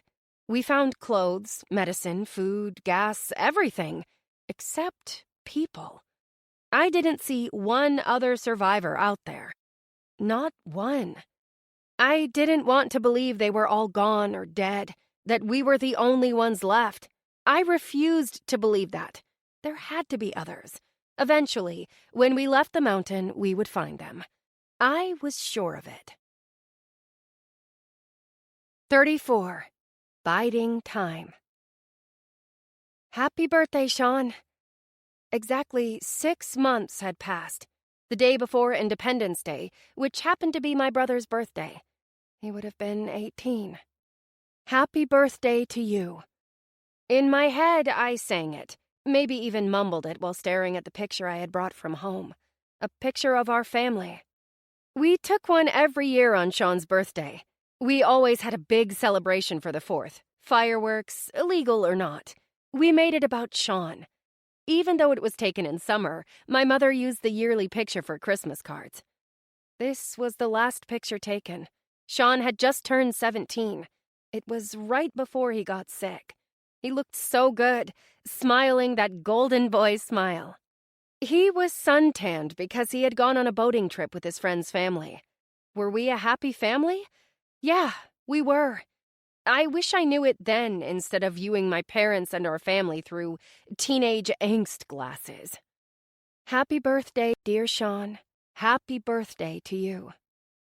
I ran my finger over the image, looking at my brother and father, the family that was and would never be again. My mother had given us all this 4x6 photo album to put the pictures in. Each picture we took every year as a family on the 3rd or 4th of July. To see with the flip of a page how we had grown, not only in height and age, but in family members. I'm sure my mother envisioned spouses and grandchildren. I had thought it was silly. Who actually printed pictures anymore? But now it was a gift I would be forever grateful for. I wished and wished there were more pages, but there weren't, and there never would have been a picture with the 5 of us again, even if the world didn't end.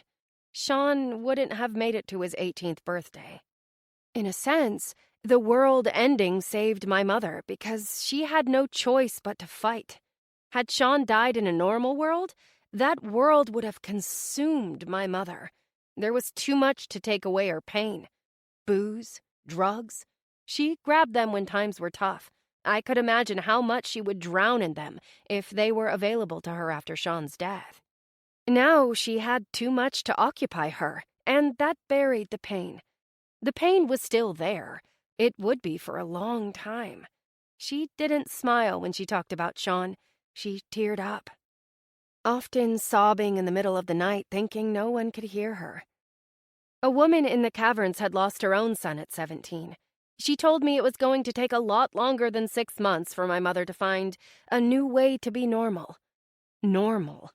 It was funny how normal had already changed in 6 months, how it had evolved.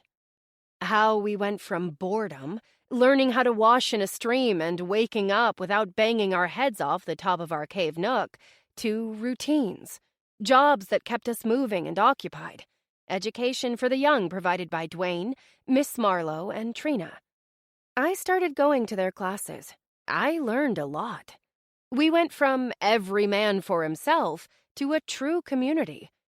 From preparing meals for yourself or family unit to being part of a big mealtime for all. Story time, music time, and it was just the beginning. It was early, and we would evolve even more. From self-reliance to relying on each other and not being afraid to ask for help or to reach out.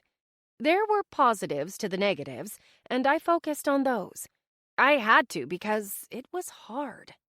From extreme heat that almost took my life to extreme cold. The wind blew at night so hard, it carried through the caves along with the snow. Ah, the snow. It snowed steadily for months. Once it started to accumulate, it didn't stop. A hard, crunchy snow that never softened because the temperatures dropped so far overnight. Many of us went to the mouth of a cave opening to stare out, feel the cold so we could appreciate the warmth of our shelter. Step out into the snow that was so deep, it would bury anyone if it wasn't so hard. The hard and heavy snow weren't without repercussions. The entire top of the mountain, visitor center, gift shop, it was buried. The roof collapsed beneath the weight of it, and the days of going up to the gift shop lookout were gone. Trina and her team could still get to her lab because it was part of the cave. Anything that wasn't was gone. But she evolved like everything else. She went from never leaving that lab to being part of the structure and community below. Around the 3-month mark, the sun broke through. Every day it would melt a layer of snow, and every night a new layer would come. It was, without a doubt, another ice age. How long it would last, no one knew. Beyond my years in life, I guessed I'd not see another day without the cold and white. We were progressing, much like the crops in the hydroponics, along with aquaponics. The growth was hopeful, and seeing it told me that life goes on. We moved on, and just like those plants, we would keep growing. With the 2 births, we were 100 strong. I envisioned other survivors out there. Maybe they were in camps or farther south where the weather was tolerable. For the time being, it was us. The losses we felt were massive. I would never see my brother or father again, but I had my mother and Josh. We weren't alone in our suffering. Everyone in the caverns had lost someone. It was something we all had in common. Overwhelming grief. That grief moved us and kept us going. One day, we'd genuinely smile and laugh again.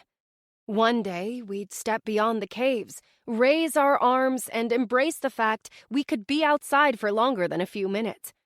One day, we'd find others. Until then, we'd make the best of it. It could have been worse. It had only been 6 months since the world changed. That wasn't a lot of time. Time would bring more changes, more evolution. We were fortunate to be where we were. It would be a lie to say I was happy to live in a cave, but it wouldn't be a lie to say I was happy to be alive. This